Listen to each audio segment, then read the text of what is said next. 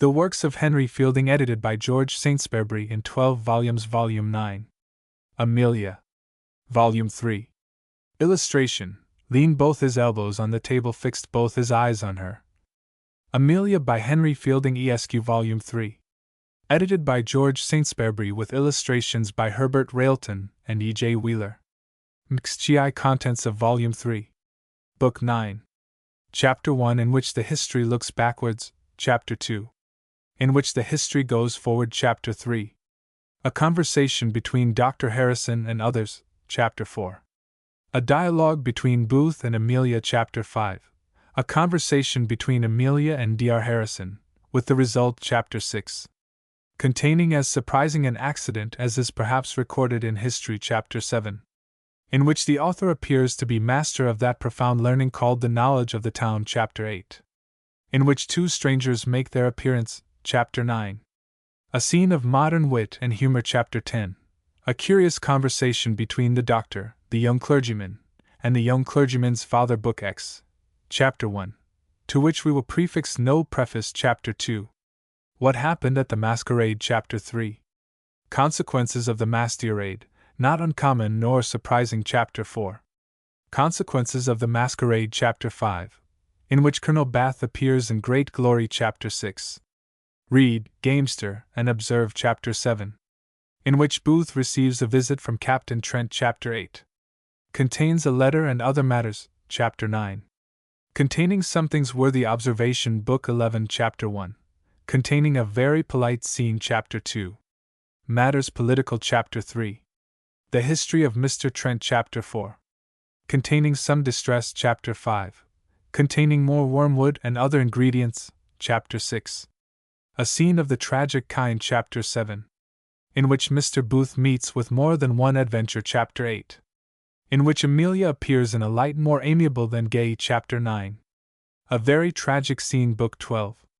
Chapter 1, the book begins with polite history. Chapter 2, in which Amelia visits her husband. Chapter 3, containing matter pertinent to the history. Chapter 4, in which Dr. Harrison visits Colonel James. Chapter 5, what passed at the bailiff's house. Chapter 6, what passed between the doctor and the sick man. Chapter 7, in which the history draws towards a conclusion. Chapter 8, thus this history draws nearer to a conclusion. Chapter 9, in which the history is concluded. Leaning both his elbows on the table, fixed his eyes on her. Booth between a blue domino and a shepherdess. Dr. Harrison. Book 9.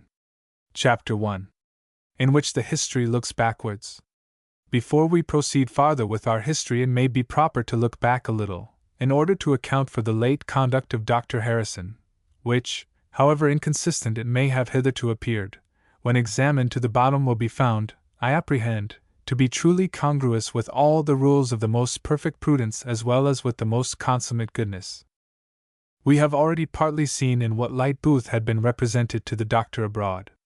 Indeed, the accounts which were sent of the captain, as well by the curate as by a gentleman of the neighborhood, were much grosser and more to his disadvantage than the doctor was pleased to set them forth in his letter to the person accused. What sense he had of Booth's conduct was, however, manifest by that letter. Nevertheless, he resolved to suspend his final judgment till his return, and though he censured him, would not absolutely condemn him without ocular demonstration. The doctor, on his return to his parish, found all the accusations which had been transmitted to him confirmed by many witnesses, of which the curate's wife, who had been formerly a friend to Amelia, and still preserved the outward appearance of friendship, was the strongest. She introduced all with, "I am sorry to say it, and it is friendship which bids me speak, and it is for their good it should be told you," after which beginnings she never concluded a single speech without some horrid slander and bitter invective. Besides the malicious turn which was given to these affairs in the country, which were owing a good deal to misfortune, and some little perhaps to imprudence, the whole neighborhood rung with several gross and scandalous lies, which were merely the inventions of his enemies, and of which the scene was laid in London since his absence. Poisoned with all this malice, the doctor came to town, and, learning where Booth lodged, went to make him a visit. Indeed, it was the doctor, and no other, who had been at his lodgings that evening when Booth and Amelia were walking in the park, and concerning which the reader may be pleased to remember so many strange and odd conjectures.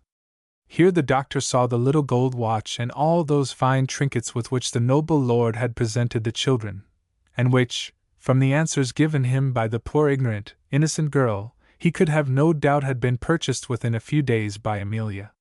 This account tallied so well with the ideas he had imbibed of Booth's extravagance in the country, that he firmly believed both the husband and wife to be the vainest, silliest, and most unjust people alive. It was, indeed, almost incredible that two rational beings should be guilty of such absurdity. But, monstrous and absurd as it was, ocular demonstration appeared to be the evidence against them. The doctor departed from their lodgings enraged at this supposed discovery, and, unhappily for Booth, was engaged to supper that very evening with the country gentleman of whom Booth had rented a farm. As the poor captain happened to be the subject of conversation, and occasioned their comparing notes, the account which the doctor gave of what he had seen that evening so incensed the gentleman, to whom Booth was likewise a debtor, that he vowed he would take a writ out against him the next morning, and have his body alive or dead, and the doctor was at last persuaded to do the same. Mr. Murphy was thereupon immediately sent for, and the doctor in his presence repeated again what he had seen at his lodgings as the foundation of his suing him, which the attorney, as we have before seen, had blabbed to Atkinson. But no sooner did the doctor hear that Booth was arrested than the wretched condition of his wife and family began to affect his mind. The children, who were to be utterly undone with their father, were entirely innocent, and as for Amelia herself, though he thought he had most convincing proofs of very blamable levity, yet his former friendship and affection to her were busy to invent every excuse, till, by very heavily loading the husband, they lightened the suspicion against the wife. In this temper of mind he resolved to pay Amelia a second visit, and was on his way to Mrs. Ellison when the sergeant met him and made himself known to him.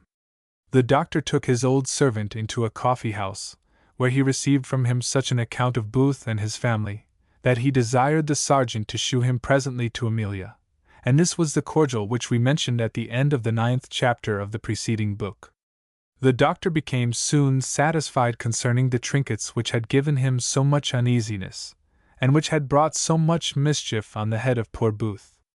Amelia likewise gave the doctor some satisfaction as to what he had heard of her husband's behavior in the country, and assured him, upon her honor, that Booth could so well answer every complaint against his conduct, that she had no doubt but that a man of the doctor's justice and candor would entirely acquit him, and would consider him as an innocent, unfortunate man, who was the object of a good man's compassion, not of his anger or resentment. This worthy clergyman, who was not desirous of finding proofs to condemn the captain or to justify his own vindictive proceedings, but, on the contrary, rejoiced heartily in every piece of evidence which tended to clear up the character of his friend, gave a ready ear to all which Amelia said.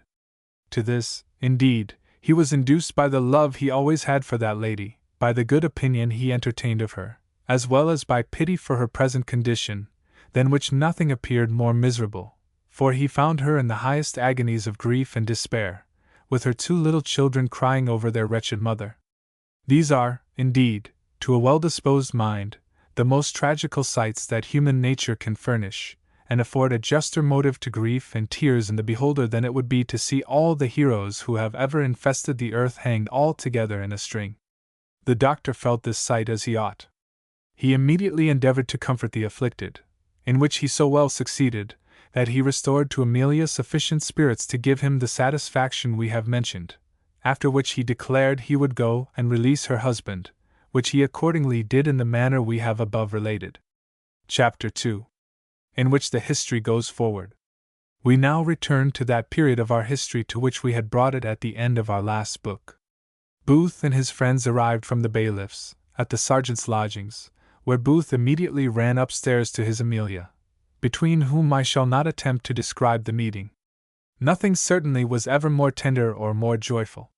This, however, I will observe, that a very few of these exquisite moments, of which the best minds only are capable, do in reality overbalance the longest enjoyments which can ever fall to the lot of the worst. Whilst Booth and his wife were feasting their souls with the most delicious mutual endearments, the doctor was fallen to play with the two little children below stairs. While he was thus engaged, the little boy did somewhat amiss, upon which the doctor said, "If you do so any more, I will take your papa away from you again." "Again? Sir?" said the child. "Why, was it you then that took away my papa before?" "Suppose it was," said the doctor. "Would not you forgive me?"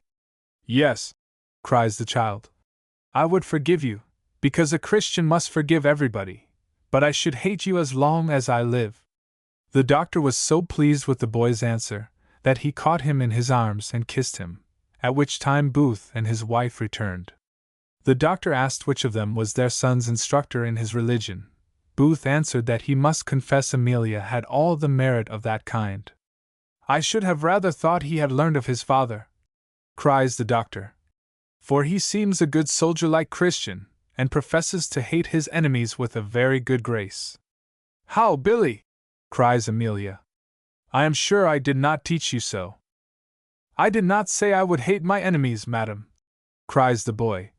"I only said I would hate papa's enemies." "Sure, mamma, there is no harm in that. Nay, I am sure there is no harm in it, for I have heard you say the same thing 1,000 times. The doctor smiled on the child, and chucking him under the chin, told him he must hate nobody. And now Mrs. Atkinson, who had provided a dinner for them all, desired them to walk up and partake of it. And now it was that Booth was first made acquainted with the sergeant's marriage, as was Dr. Harrison, both of whom greatly felicitated him upon it. Mrs. Atkinson, who was, perhaps, a little more confounded than she would have been had she married a colonel, said, "If I have done wrong, Mrs. Booth is to answer for it, for she made the match. Indeed, Mr. Atkinson, you are greatly obliged to the character which this lady gives of you." "I hope he will deserve it," said the doctor. "And if the army hath not corrupted a good boy, I believe I may answer for him." While our little company were enjoying that happiness which never fails to attend conversation where all present are pleased with each other, a visitant arrived who was, perhaps, not very welcome to any of them.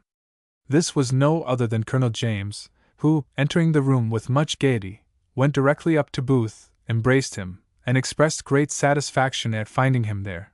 He then made an apology for not attending him in the morning, which he said had been impossible, and that he had, with the utmost difficulty, put off some business of great consequence in order to serve him this afternoon. "But I am glad on your account," cried he to Booth, "that my presence was not necessary." Booth himself was extremely satisfied with this declaration, and failed not to return him as many thanks as he would have deserved had he performed his promise. But the two ladies were not quite so well satisfied. As for the sergeant, he had slipped out of the room when the colonel entered, not entirely out of that bashfulness which we have remarked him to be tainted with, but indeed, from what had passed in the morning, he hated the sight of the colonel as well on the account of his wife as on that of his friend. The doctor, on the contrary, on what he had formerly heard from both Amelia and her husband of the colonel's generosity and friendship, had built so good an opinion of him, that he was very much pleased with seeing him, and took the first opportunity of telling him so. "Colonel," said the doctor, "I have not the happiness of being known to you, but I have long been desirous of an acquaintance with the gentleman in whose commendation I have heard so much from some present." The colonel made a proper answer to this compliment, and they soon entered into a familiar conversation together, for the doctor was not difficult of access. Indeed, he held the strange reserve which is usually practiced in this nation between people who are in any degree strangers to each other to be very unbecoming the Christian character. The two ladies soon left the room, and the remainder of the visit, which was not very long, passed in discourse on various common subjects, not worth recording. In the conclusion, the colonel invited Booth and his lady, and the doctor, to dine with him the next day. To give Colonel James his due commendation, he had shown a great command of himself and great presence of mind on this occasion, for, to speak the plain truth, the visit was intended to Amelia alone, nor did he expect, or perhaps desire, anything less than to find the captain at home. The great joy which he suddenly conveyed into his countenance at the unexpected sight of his friend is to be attributed to that noble art which is taught in those excellent schools called the several courts of Europe. By this, men are enabled to dress out their countenances as much at their own pleasure as they do their bodies, and to put on friendship with as much ease as they can a lace coat. When the colonel and doctor were gone, Booth acquainted Amelia with the invitation he had received. She was so struck with the news, and betrayed such visible marks of confusion and uneasiness, that they could not have escaped Booth's observation had suspicion given him the least hint to remark. But this, indeed, is the great optic glass helping us to discern plainly almost all that passes in the minds of others, without some use of which nothing is more purblind than human nature. Amelia, having recovered from her first perturbation, answered, "My dear, I will dine with you wherever you please to lay your commands on me." "I am obliged to you, my dear soul," cries Booth. "Your obedience shall be very easy, for my command will be that you shall always follow your own inclinations." "My inclinations," answered she, "would, I am afraid, be too unreasonable a confinement to you, for they would always lead me to be with you and your children, with at most a single friend or two now and then."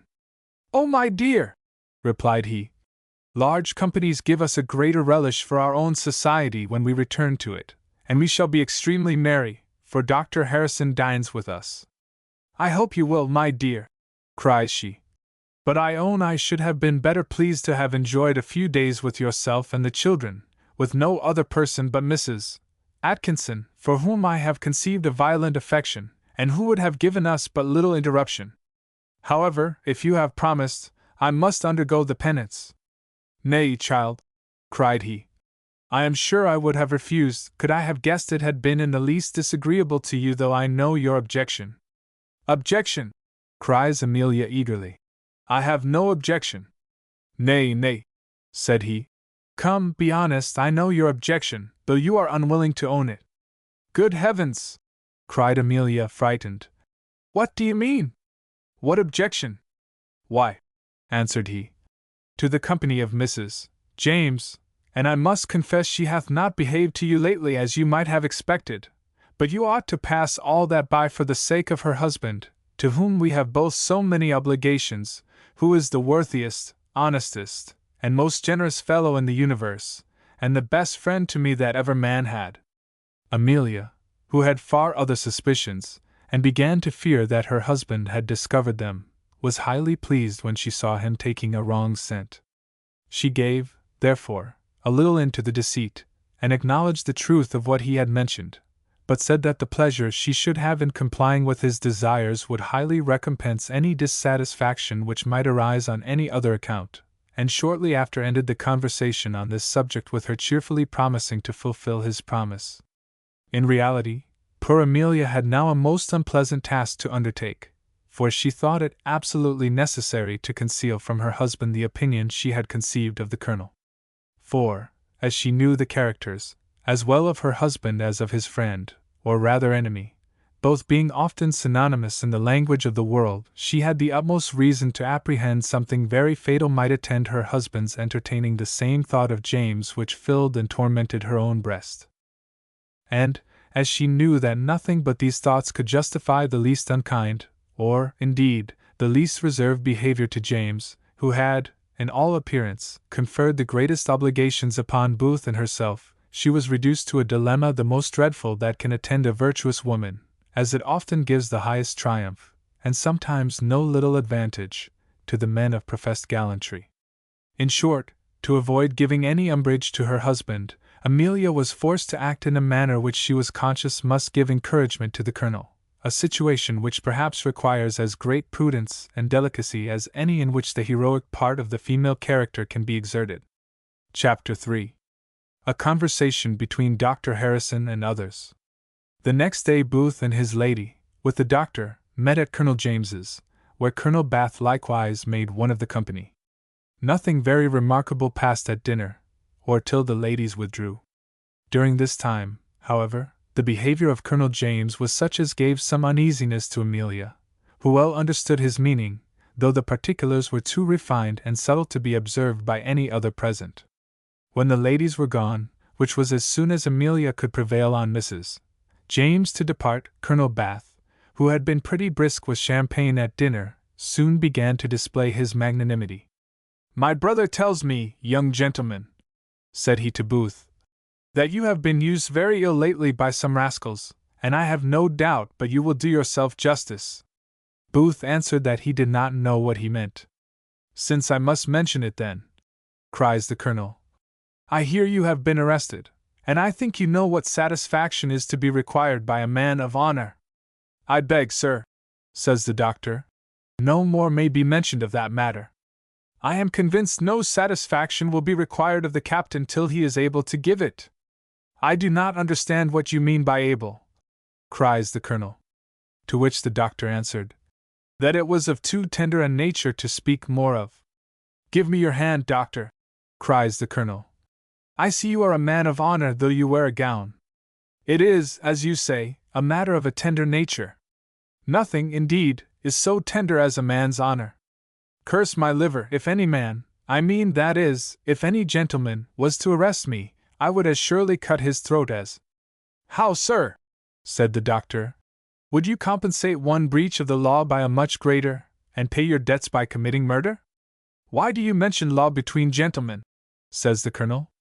A man of honor wears his law by his side, and can the resentment of an affront make a gentleman guilty of murder? And what greater affront can one man cast upon another than by arresting him?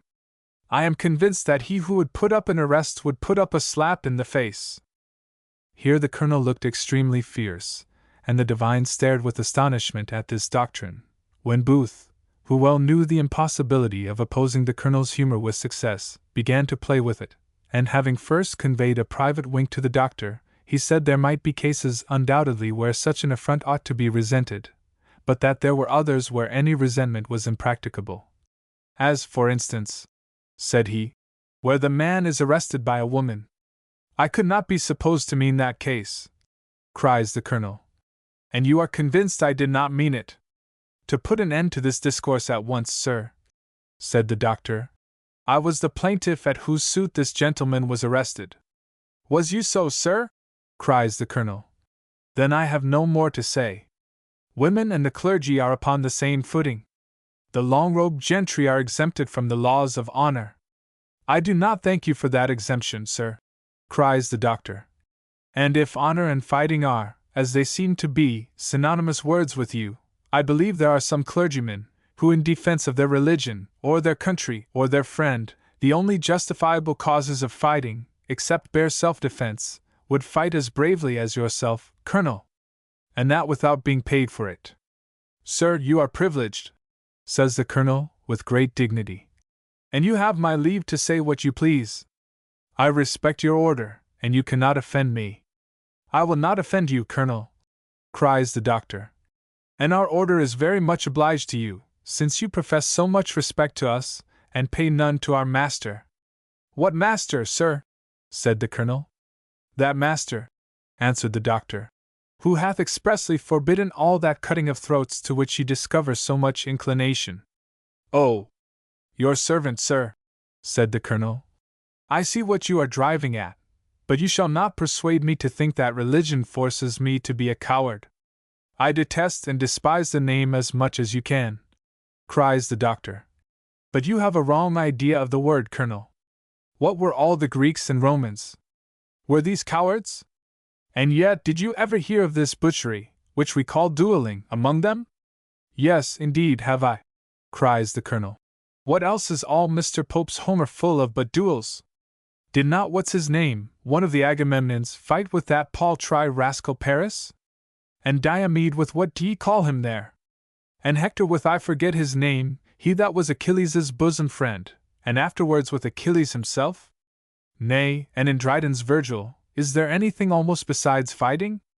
You are a man of learning, Colonel, cries the doctor. But I thank you for that compliment, said the Colonel. No, sir, I do not pretend to learning, but I have some little reading, and I am not ashamed to own it. But are you sure, Colonel, cries the doctor, that you have not made a small mistake? For I am apt to believe both Mr. Pope and Mr. Dryden, though I cannot say I ever read a word of either of them, speak of wars between nations, and not of private duels, for of the latter I do not remember one single instance in all the Greek and Roman story. In short, it is a modern custom, introduced by barbarous nations since the times of Christianity, though it is a direct and audacious defiance of the Christian law, and is consequently much more sinful in us than it would have been in the heathens. Drink about, doctor, cries the colonel, and let us call a new cause, for I perceive we shall never agree on this. You are a churchman, and I don't expect you to speak your mind. We are both of the same church, I hope, cries the doctor. I am of the Church of England, sir, answered the colonel, and will fight for it to the last drop of my blood. It is very generous in you, colonel, cries the doctor, to fight so zealously for a religion by which you are to be damned. It is well for you, doctor, cries the colonel, that you wear a gown, for, by all the dignity of a man, if any other person had said the words you have just uttered, I would have made him eat them, and me, and my sword into the bargain. Booth began to be apprehensive that this dispute might grow too warm, in which case he feared that the colonel's honor, together with the champagne, might hurry him so far as to forget the respect due, and which he professed to pay, to the sacerdotal robe.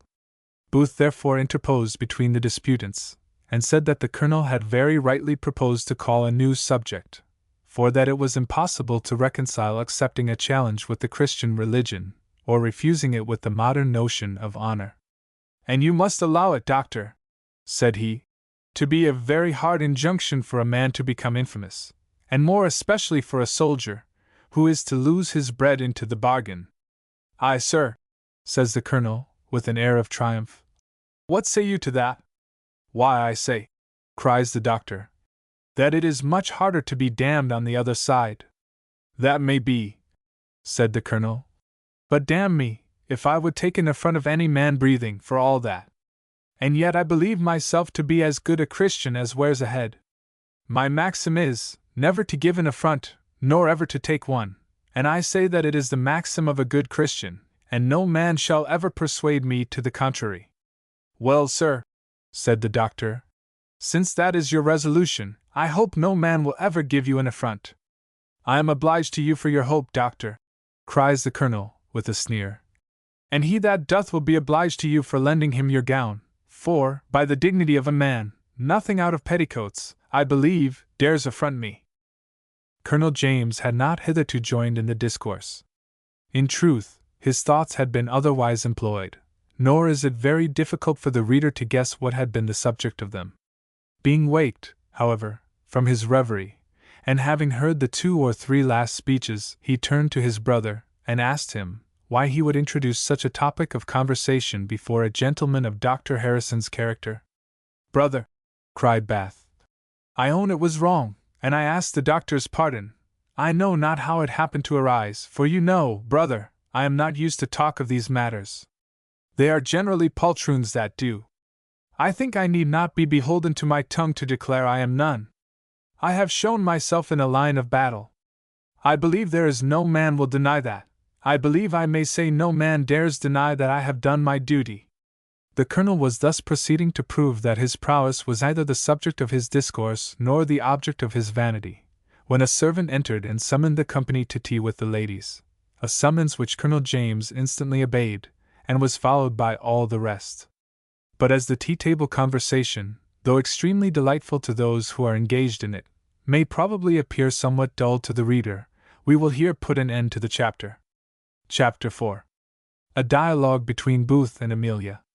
The next morning early, Booth went by appointment and waited on Colonel James, whence he returned to Amelia in that kind of disposition which the great master of human passion would describe in Andromache, when he tells us she cried and smiled at the same instant. Amelia plainly perceived the discomposure of his mind, in which the opposite affections of joy and grief were struggling for the superiority, and begged to know the occasion, upon which Booth spoke as follows. My dear, said he, I had no intention to conceal from you what hath passed this morning between me and the colonel, who hath oppressed me, if I may use that expression, with obligations. Sure never man had such a friend, for never was there so noble, so generous a heart. I cannot help this ebullition of gratitude, I really cannot. Here he paused a moment, and wiped his eyes, and then proceeded. You know, my dear, how gloomy the prospect was yesterday before our eyes, how inevitable ruin stared me in the face, and the dreadful idea of having entailed beggary on my Amelia and her posterity racked my mind, for though, by the goodness of the doctor, I had regained my liberty, the debt yet remained, and if that worthy man had a design of forgiving me his share, this must have been my utmost hope, and the condition in which I must still have found myself need not to be expatiated on. In what light, then, shall I see, in what words shall I relate, the Colonel's kindness? Oh, my dear Amelia! He hath removed the whole gloom at once, hath driven all despair out of my mind, and hath filled it with the most sanguine, and, at the same time, the most reasonable hopes of making a comfortable provision for yourself and my dear children. In the first place, then, he will advance me a sum of money to pay off all my debts, and this on a bond to be repaid only when I shall become colonel of a regiment, and not before. In the next place, he is gone this very morning to ask a company for me, which is now vacant in the West Indies. And, as he intends to push this with all his interest, neither he nor I have any doubt of his success. Now, my dear, comes the third, which, though perhaps it ought to give me the greatest joy, such is, I own, the weakness of my nature, it rends my very heartstrings asunder. I cannot mention it, for I know it will give you equal pain, though I know, on all proper occasions, you can exert a manly resolution. You will not, I am convinced, oppose it, whatever you must suffer in complying. Oh, my dear Amelia! I must suffer likewise, yet I have resolved to bear it. You know not what my poor heart has suffered since he made the proposal. It is love for you alone which could persuade me to submit to it. Consider our situation, consider that of our children, reflect but on those poor babes, whose future happiness is at stake, and it must arm your resolution. It is your interest and theirs that reconciled me to a proposal which, when the Colonel first made it, struck me with the utmost horror. He hath, indeed, from these motives, persuaded me into a resolution which I thought impossible for any one to have persuaded me into. Oh, my dear Amelia! Let me entreat you to give me up to the good of your children, as I have promised the Colonel to give you up to their interest and your own. If you refuse these terms, we are still undone, for he insists absolutely upon them. Think then, my love, however hard they may be, necessity compels us to submit to them. I know in what light a woman, who loves like you, must consider such a proposal, and yet how many instances have you of women who, from the same motives, have submitted to the same? What can you mean, Mr. Booth? Cries Amelia, trembling. Need I explain my meaning to you more? Answered Booth. Did I not say I must give up my Amelia? Give me up, said she. For a time only, I mean, answered he. For a short time perhaps. The Colonel himself will take care it shall not be long, for I know his heart. I shall scarce have more joy in receiving you back than he will have in restoring you to my arms. In the meantime, he will not only be a father to my children, but a husband to you. A husband to me, said Amelia. Yes, my dear, a kind, a fond, a tender, and affectionate husband. If I had not the most certain assurances of this, doth my Amelia think I could be prevailed on to leave her? No, my Amelia, he is the only man on earth who could have prevailed on me, but I know his house, his purse, his protection, will be all at your command. And as for any dislike you have conceived to his wife, let not that be any objection, for I am convinced he will not suffer her to insult you. Besides, she is extremely well bred, and how much soever she may hate you in her heart, she will at least treat you with civility. Nay, the invitation is not his, but hers, and I am convinced they will both behave to you with the greatest friendship. His, I am sure, will be sincere, as to the wife of a friend entrusted to his care, and hers will, from good breeding, have not only the appearances but the effects of the truest friendship.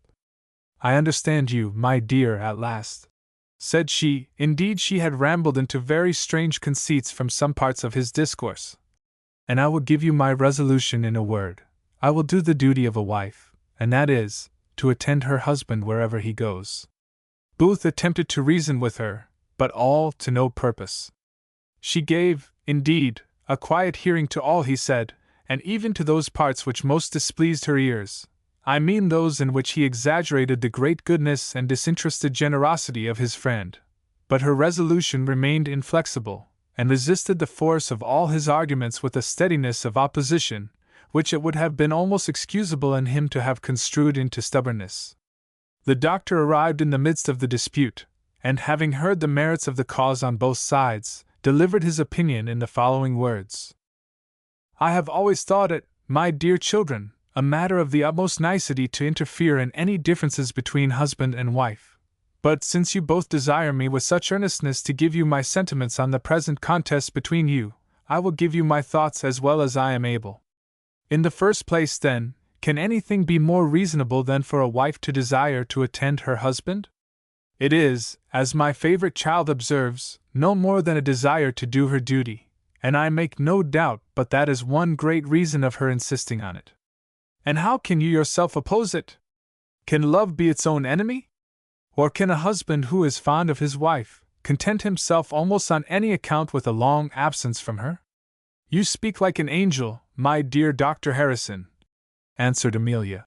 I am sure, if he loved as tenderly as I do, he could on no account submit to it. Pardon me, child, cries the doctor. There are some reasons which would not only justify his leaving you, but which must force him, if he hath any real love for you, joined with common sense, to make that election. If it was necessary, for instance, either to your good or to the good of your children, he would not deserve the name of a man, I am sure not that of a husband, if he hesitated a moment. Nay, in that case I am convinced you yourself would be an advocate for what you now oppose. I fancy therefore I mistook him when I apprehended he said that the colonel made his leaving you behind as the condition of getting him the commission, for I know my dear child hath too much goodness, and too much sense, and too much resolution, to prefer any temporary indulgence of her own passions to the solid advantages of her whole family. There, my dear, cries Booth. I knew what opinion the doctor would be of. Nay, I am certain there is not a wise man in the kingdom who would say otherwise. Don't abuse me, young gentleman, said the doctor, with appellations I don't deserve. I abuse you, my dear doctor, cries Booth. Yes, my dear sir, answered the doctor. You insinuated slyly that I was wise, which, as the world understands the phrase, I should be ashamed of, and my comfort is that no one can accuse me justly of it. I have just given an instance of the contrary by throwing away my advice. I hope, sir, cries Booth, that will not be the case. Yes, sir, answered the doctor.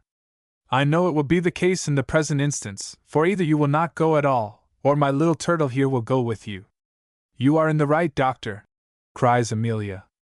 I am sorry for it, said the doctor, for then I assure you you are in the wrong. Indeed, cries Amelia. If you knew all my reasons you would say they were very strong ones. Very probably, cries the doctor. The knowledge that they are in the wrong is a very strong reason to some women to continue so. Nay, doctor, cries Amelia. You shall never persuade me of that. I will not believe that any human being ever did an action merely because they knew it to be wrong. I am obliged to you, my dear child, said the doctor, for declaring your resolution of not being persuaded. Your husband would never call me a wise man again if, after that declaration, I should attempt to persuade you. Well, I must be content, cries Amelia, to let you think as you please. That is very gracious, indeed, said the doctor. Surely, in a country where the Church suffers others to think as they please, it would be very hard if they had not themselves the same liberty.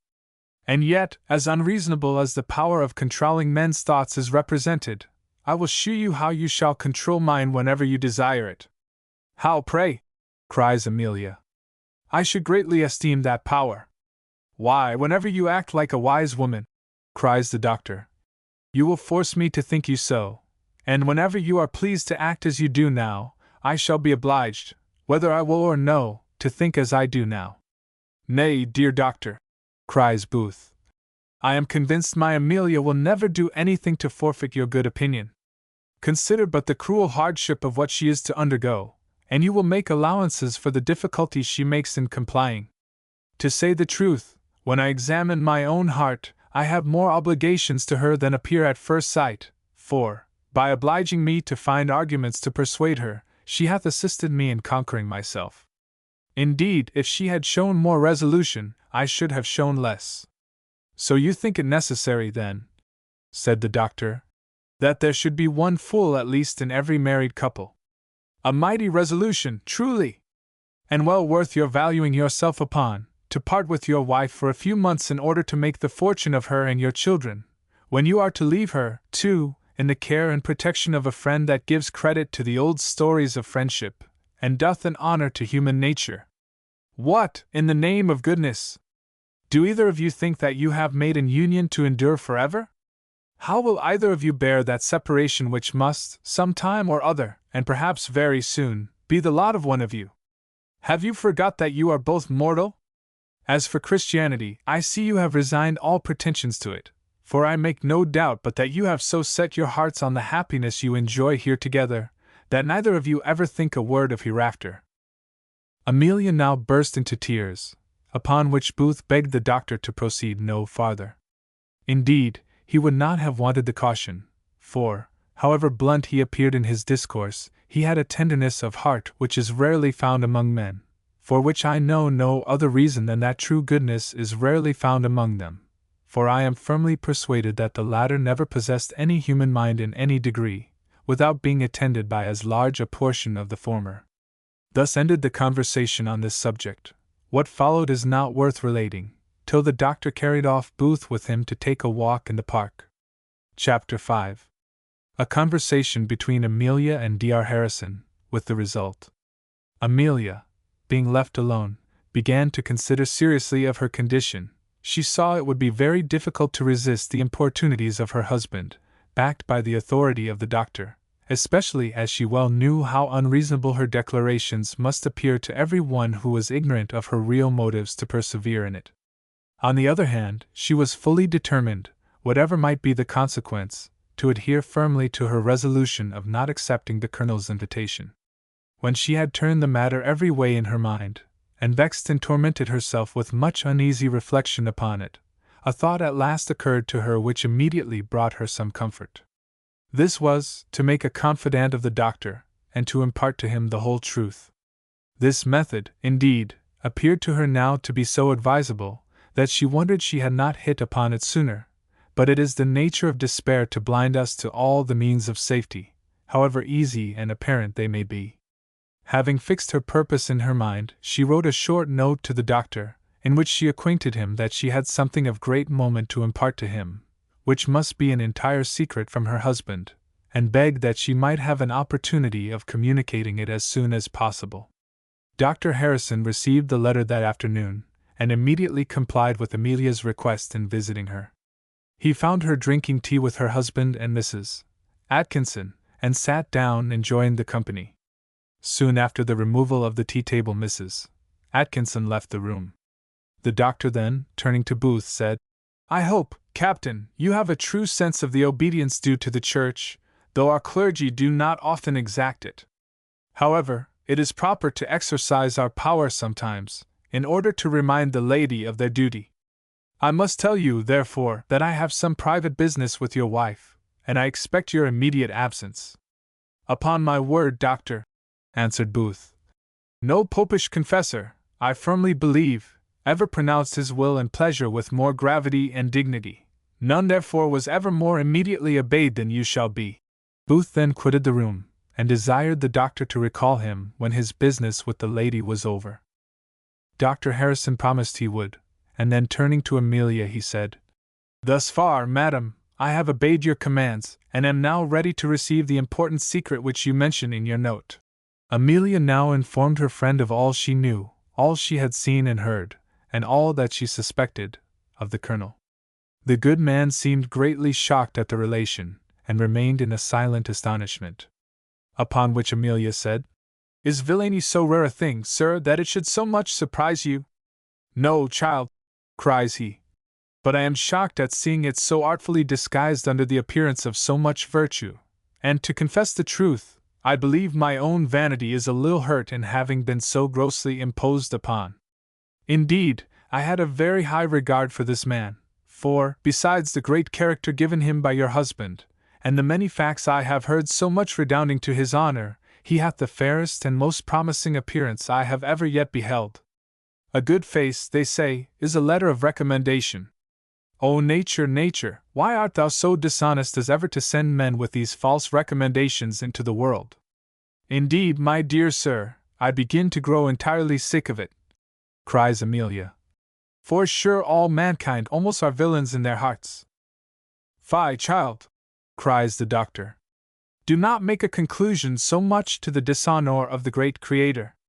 The nature of man is far from being in itself evil. It abounds with benevolence, charity, and pity, coveting praise and honor, and shunning shame and disgrace. Bad education, bad habits, and bad customs debauch our nature, and drive it headlong as it were into vice.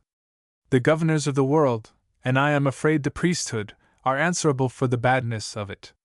Instead of discouraging wickedness to the utmost of their power, both are too apt to connive at it.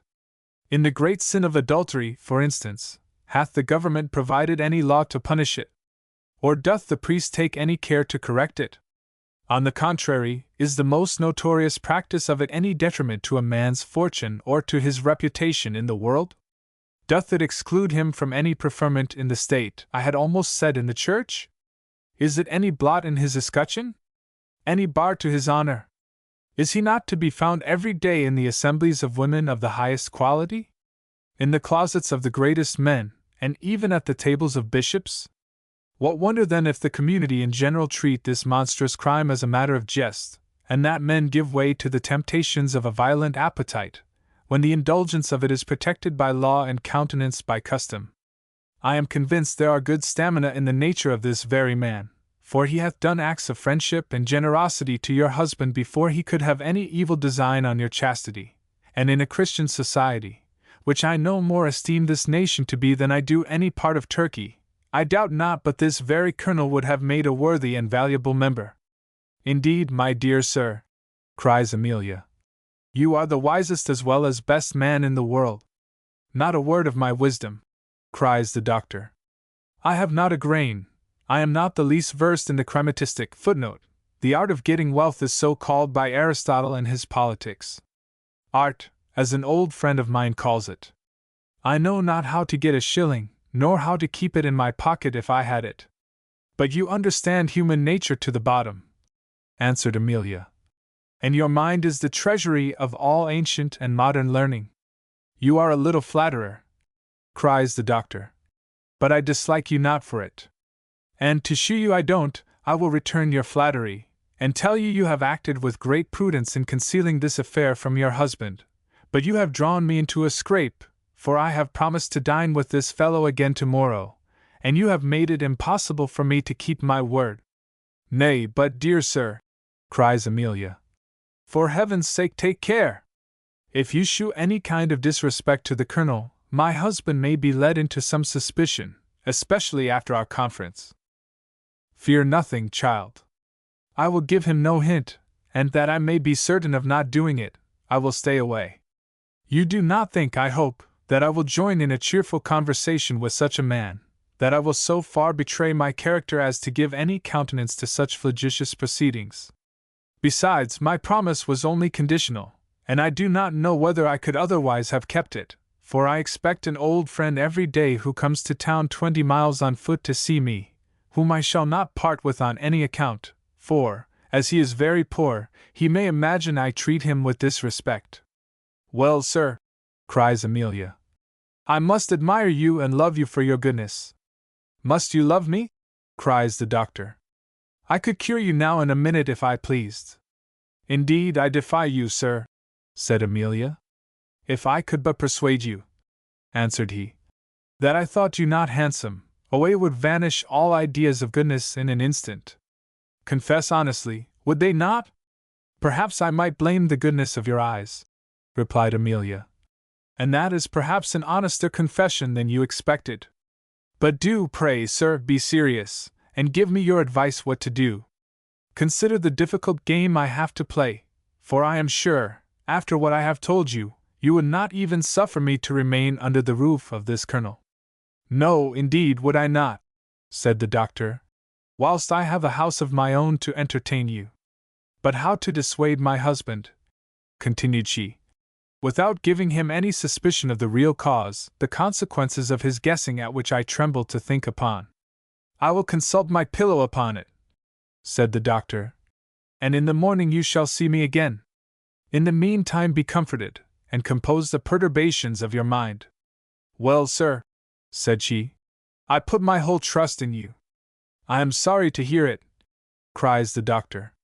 Your innocence may give you a very confident trust in a much more powerful assistance. However, I will do all I can to serve you, and now, if you please, we will call back your husband, for, upon my word, he has shown a good Catholic patience. And where is the honest sergeant and his wife? I am pleased with the behavior of you both to that worthy fellow, in opposition to the custom of the world, which, instead of being formed on the precepts of our religion to consider each other as brethren, teaches us to regard those who are a degree below us, either in rank or fortune, as a species of beings of an inferior order in the creation. The captain now returned into the room, as did the sergeant and Mrs. Atkinson, and the two couple, with the doctor, spent the evening together in great mirth and festivity, for the doctor was one of the best companions in the world, and a vein of cheerfulness, good humor, and pleasantry ran through his conversation, with which it was impossible to resist being pleased. Chapter 6. Containing as surprising an accident as is perhaps recorded in history. Booth had acquainted the sergeant with the great goodness of Colonel James, and with the cheerful prospects which he entertained from it. This Atkinson, behind the curtain, communicated to his wife. The conclusion which she drew from it need scarce be hinted to the reader. She made, indeed, no scruple of plainly and bluntly telling her husband that the colonel had a most manifest intention to attack the chastity of Amelia. This thought gave the poor sergeant great uneasiness, and, after having kept him long awake, tormented him in his sleep with a most horrid dream, in which he imagined that he saw the colonel standing by the bedside of Amelia, with a naked sword in his hand, and threatening to stab her instantly unless she complied with his desires. Upon this the sergeant started up in his bed, and catching his wife by the throat, cried out, "D.N.U., put up your sword this instant, and leave the room, or by heaven I'll drive mine to your heart's blood." This rough treatment immediately roused Mrs. Atkinson from her sleep, who no sooner perceived the position of her husband, and felt his hand grasping her throat, than she gave a violent shriek and presently fell into a fit. Atkinson now waked likewise, and soon became sensible of the violent agitations of his wife. He immediately leapt out of bed, and running for a bottle of water, began to sprinkle her very plentifully, but all to no purpose. She neither spoke nor gave any symptoms of recovery. Atkinson then began to roar aloud, upon which Booth, who lay under him, jumped from his bed, and ran up with the lighted candle in his hand. The sergeant had no sooner taken the candle than he ran with it to the bedside. Here he beheld a sight which almost deprived him of his senses. The bed appeared to be all over blood, and his wife weltering in the midst of it. Upon this the sergeant, almost in a frenzy, cried out, "Oh heavens! I have killed my wife! I have stabbed her! I have stabbed her! What can be the meaning of all this?" said Booth. "Oh, sir," cries the sergeant, "I dreamt I was rescuing your lady from the hands of Colonel James, and I have killed my poor wife." Here he threw himself upon the bed by her, caught her in his arms, and behaved like one frantic with despair. By this time Amelia had thrown on a wrapping gown, and was come up into the room, where the sergeant and his wife were lying on the bed and Booth standing like a motionless statue by the bedside. Amelia had some difficulty to conquer the effects of her own surprise on this occasion, for a more ghastly and horrible sight than the bed presented could not be conceived. Amelia sent Booth to call up the maid of the house, in order to lend her assistance, but before his return Mrs. Atkinson began to come to herself, and soon after, to the inexpressible joy of the sergeant, it was discovered she had no wound. Indeed, the delicate nose of Amelia soon made that discovery, which the grosser smell of the sergeant, and perhaps his fright, had prevented him from making, for now it appeared that the red liquor with which the bed was stained, though it may, perhaps, sometimes run through the veins of a fine lady, was not what is properly called blood, but was, indeed, no other than cherry brandy, a bottle of which Mrs. Atkinson always kept in her room to be ready for immediate use, and to which she used to apply for comfort in all her afflictions. This the poor sergeant, in his extreme hurry, had mistaken for a bottle of water. Matters were now soon accommodated, and no other mischief appeared to be done, unless to the bedclothes. Amelia and Booth returned back to their room, and Mrs. Atkinson rose from her bed in order to equip it with a pair of clean sheets. And thus this adventure would have ended without producing any kind of consequence, had not the words which the sergeant uttered in his frenzy made some slight impression on Booth, so much, at least, as to awaken his curiosity, so that in the morning when he arose he sent for the sergeant, and desired to hear the particulars of this dream, since Amelia was concerned in it.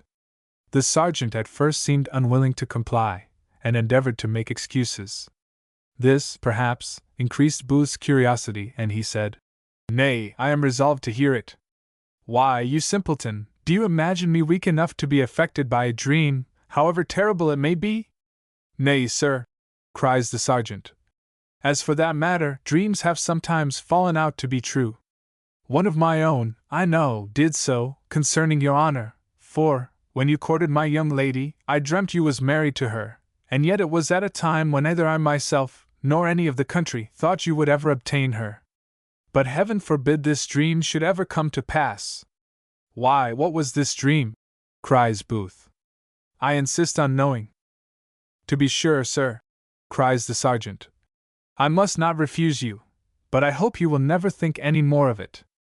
Why then, sir, I dreamt that your honor was gone to the West Indies, and had left my lady in the care of Colonel James, and last night I dreamt the colonel came to my lady's bedside, offering to ravish her, and with a drawn sword in his hand, threatening to stab her that moment unless she would comply with his desires. How I came to be by I know not, but I dreamt I rushed upon him, caught him by the throat, and swore I would put him to death unless he instantly left the room. Here I waked, and this was my dream. I never paid any regard to a dream in my life, but, indeed, I never dreamt anything so very plain as this. It appeared downright reality. I am sure I have left the marks of my fingers in my wife's throat. I would riot have taken £100 to have used her so." "Faith," cries Booth, "it was an odd dream, and not so easily to be accounted for as that you had formerly of my marriage, for, as Shakespeare says, dreams denote a foregone conclusion. Now it is impossible you should ever have thought of any such matter as this. However, sir," cries the sergeant, "it is in your honor's power to prevent any possibility of this dream's coming to pass, by not leaving my lady to the care of the colonel. If you must go from her, certainly there are other places where she may be with great safety, and since my wife tells me that my lady is so very unwilling, whatever reason she may have, I hope your honor will oblige her." "Now I recollect it," cries Booth. "Mrs. Atkinson hath once or twice dropped some disrespectful words of the colonel. He hath done something to disoblige her." "He hath indeed, sir," replied the sergeant. "He hath said that of her which she doth not deserve, and for which, if he had not been my superior officer, I would have cut both his ears off. Nay, for that matter, he can speak ill of other people besides her. Do you know, Atkinson," cries Booth, very gravely, "that you are talking of the dearest friend I have?" "To be honest, then," answered the sergeant, "I do not think so. If I did, I should love him much better than I do." "I must and will have this explained," cries Booth. "I have too good an opinion of you, Atkinson, to think you would drop such things as you have without some reason, and I will know it." "I am sorry I have dropped a word," cries Atkinson. "I am sure I did not intend it, and your honor hath drawn it from me unawares." "Indeed, Atkinson," cries Booth, "you have made me very uneasy, and I must be satisfied." "Then, sir," said the sergeant, "you shall give me your word of honor, or I will be cut into 10,000 pieces before I will mention another syllable." "What shall I promise?" said Booth. "That you will not resent anything I shall lay to the colonel," answered Atkinson. "Resent? Well, I give you my honor," said Booth. The sergeant made him bind himself over and over again, and then related to him the scene which formerly passed between the colonel and himself, as far as concerned Booth himself, but concealed all that more immediately related to Amelia. "Atkinson," cries Booth, I cannot be angry with you, for I know you love me, and I have many obligations to you, but you have done wrong in censuring the Colonel for what he said of me. I deserve all that he said, and his censures proceeded from his friendship. But it was not so kind, sir, said Atkinson, to say such things to me who am but a sergeant, and at such a time too. I will hear no more, cries Booth. Be assured you are the only man I would forgive on this occasion, and I forgive you only on condition you never speak a word more of this nature. This silly dream hath intoxicated you. I have done, sir, cries the sergeant. I know my distance, and whom I am to obey, but I have one favor to beg of your honor, never to mention a word of what I have said to my lady, for I know she never would forgive me, I know she never would, by what my wife hath told me. Besides, you need not mention it, sir, to my lady, for she knows it all already, and a great deal more. Booth presently parted from the sergeant, having desired him to close his lips on this occasion, and repaired to his wife, to whom he related the sergeant's dream. Amelia turned as white as snow, and fell into so violent a trembling that Booth plainly perceived her emotion, and immediately partook of it himself. Sure, my dear, said he, staring wildly, there is more in this than I know. A silly dream could not so discompose you. I beg you, I entreat you to tell me, hath ever Colonel James— At the very mention of the Colonel's name Amelia fell on her knees, and begged her husband not to frighten her. What do I say, my dear love? Cried Booth. That can frighten you? Nothing, my dear, said she. But my spirits are so discomposed with the dreadful scene I saw last night, that a dream, which at another time I should have laughed at, has shocked me. Do but promise me that you will not leave me behind you, and I am easy. You may be so, cries Booth, for I will never deny you anything. But make me easy too. I must know if you have seen anything in Colonel James to displease you. Why should you suspect it? Cries Amelia. You torment me to death, cries Booth. By heavens! I will know the truth. Hath he ever said or done anything which you dislike? How, my dear, said Amelia, can you imagine I should dislike a man who is so much your friend? Think of all the obligations you have to him, and then you may easily resolve yourself. Do you think, because I refuse to stay behind you in his house, that I have any objection to him? No, my dear, had he done 1,000 times more than he hath, was he an angel instead of a man, I would not quit my Billy. There's the sore, my dear, there's the misery, to be left by you. Booth embraced her with the most passionate raptures, and, looking on her with inexpressible tenderness, cried, Upon my soul, I am not worthy of you, I am a fool, and yet you cannot blame me. If the stupid miser hoards, with such care, his worthless treasure, if he watches it with such anxiety, if every apprehension of another's sharing the least part fills his soul with such agonies, O Amelia! What must be my condition, what terrors must I feel, while I am watching over a jewel of such real, such inestimable worth? I can, with great truth, return the compliment, cries Amelia. I have my treasure too, and am so much a miser that no force shall ever tear me from it. I am ashamed of my folly, cries Booth. And yet it is all from extreme tenderness. Nay, you yourself are the occasion. Why will you ever attempt to keep a secret from me? Do you think I should have resented to my friend his just censure of my conduct? What censure, my dear love? Cries Amelia. Nay, the sergeant hath told me all, cries Booth. Nay, and that he hath told it to you. Poor soul!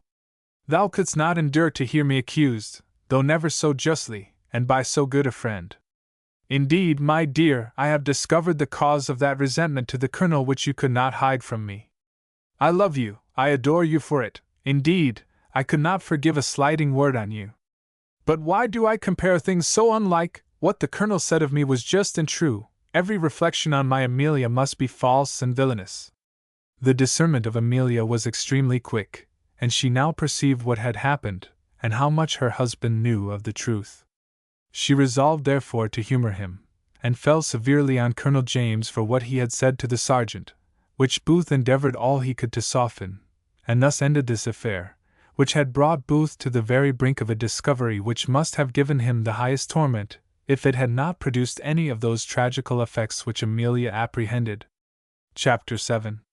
In which the author appears to be master of that profound learning called the knowledge of the town. Mrs.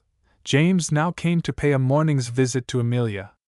She entered the room with her usual gaiety, and after a slight preface, addressing herself to Booth, said she had been quarrelling with her husband on his account.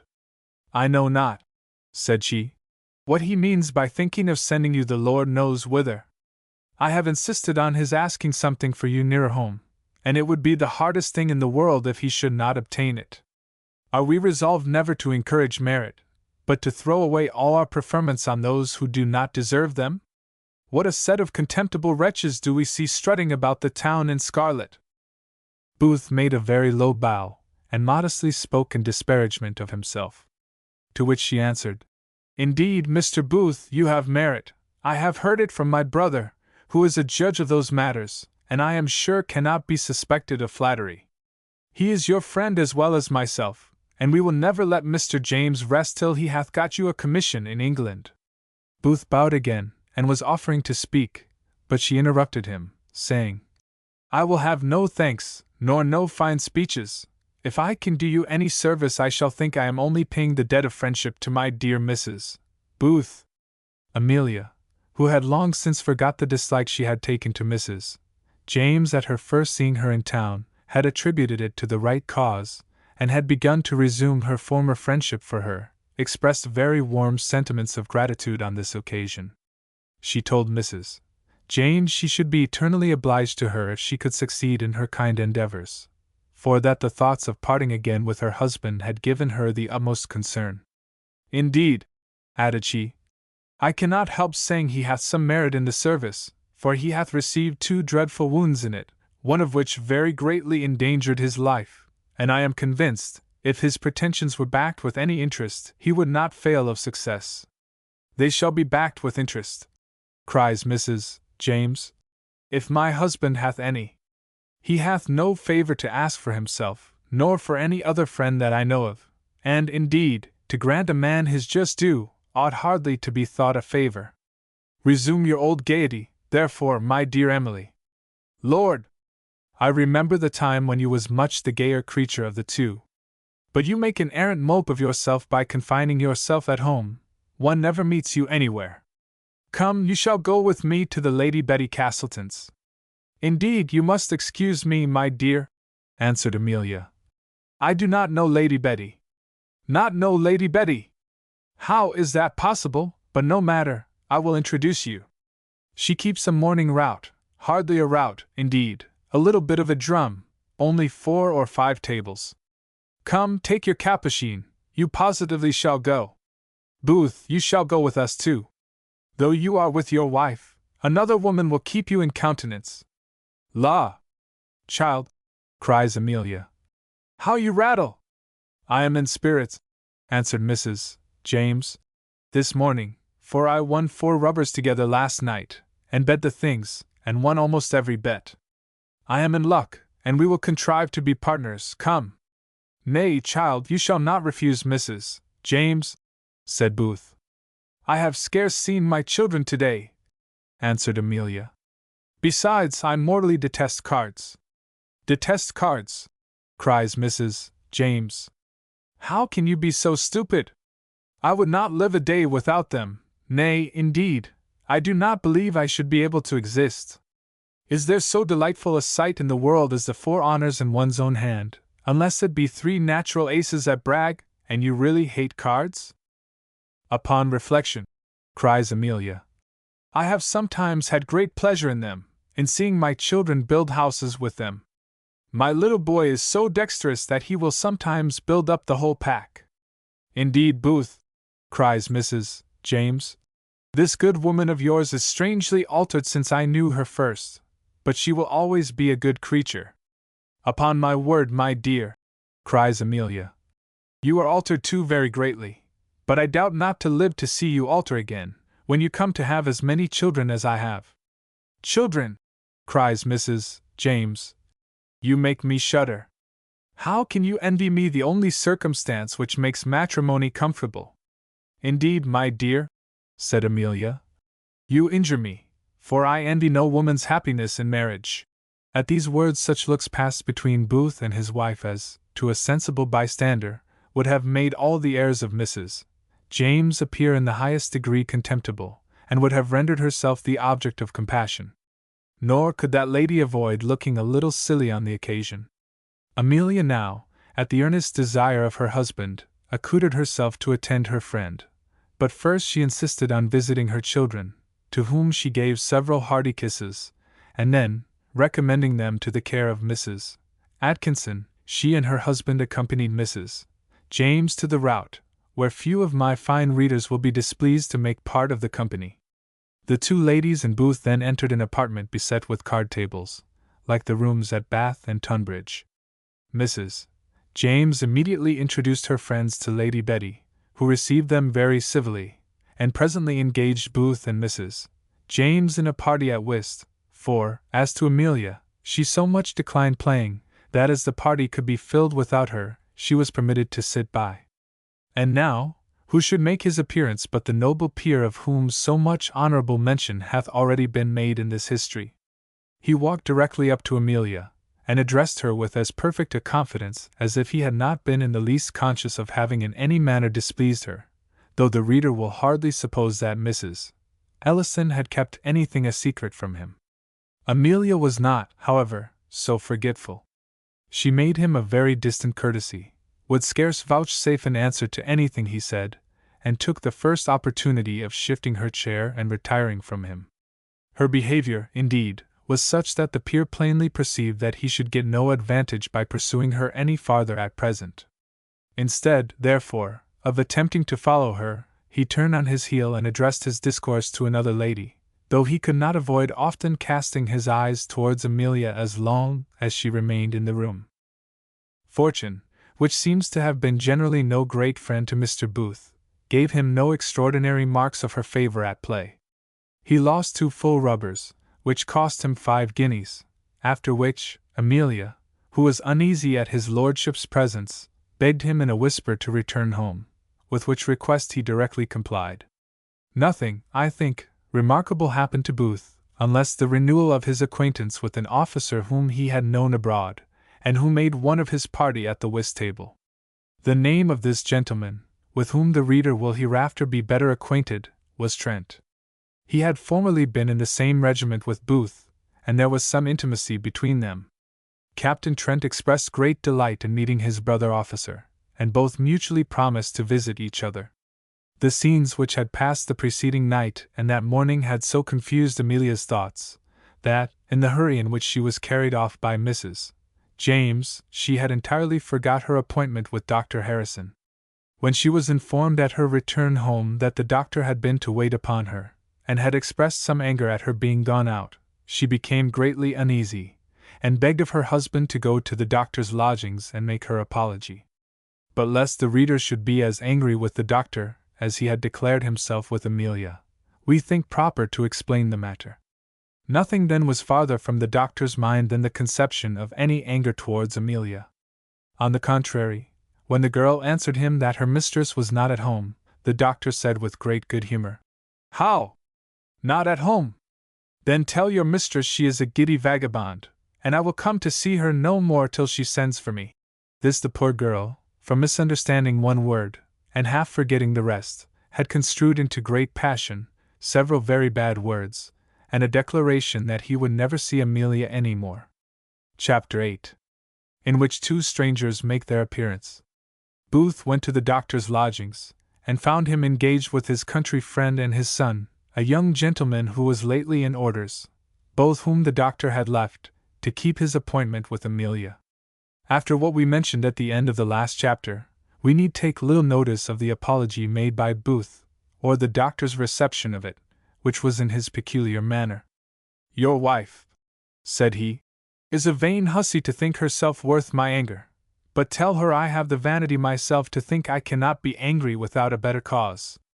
And yet tell her I intend to punish her for her levity, for, if you go abroad, I have determined to take her down with me into the country, and make her do penance there till you return. Dear sir, said Booth, I know not how to thank you if you are in earnest. I assure you then I am in earnest, cries the doctor. But you need not thank me, however, since you know not how. But would not that, sir, said Booth, be shewing a slight to the Colonel's invitation? And you know I have so many obligations to him. Don't tell me of the Colonel, cries the doctor. The church is to be first served. Besides, sir, I have priority of right, even to you yourself. You stole my little lamb from me, for I was her first love.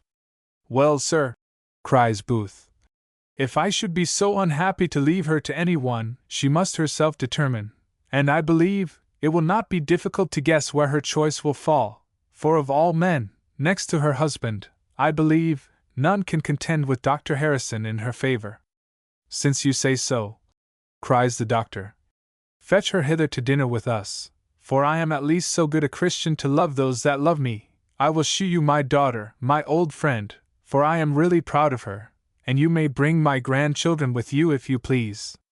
Booth made some compliments, and then went on his errand. As soon as he was gone, the old gentleman said to the doctor, Pray, my good friend, what daughter is this of yours? I never so much as heard that you was married. And what then? Cries the doctor. Did you ever hear that a pope was married? And yet some of them have had sons and daughters, I believe. But however, this young gentleman will absolve me without obliging me to penance. I have not yet that power, answered the young clergyman, for I am only in deacon's orders. Are you not? Cries the doctor. Why then I will absolve myself. You are to know then, my good friend, that this young lady was the daughter of a neighbor of mine, who is since dead, and whose sins I hope are forgiven, for she had too much to answer for on her child's account.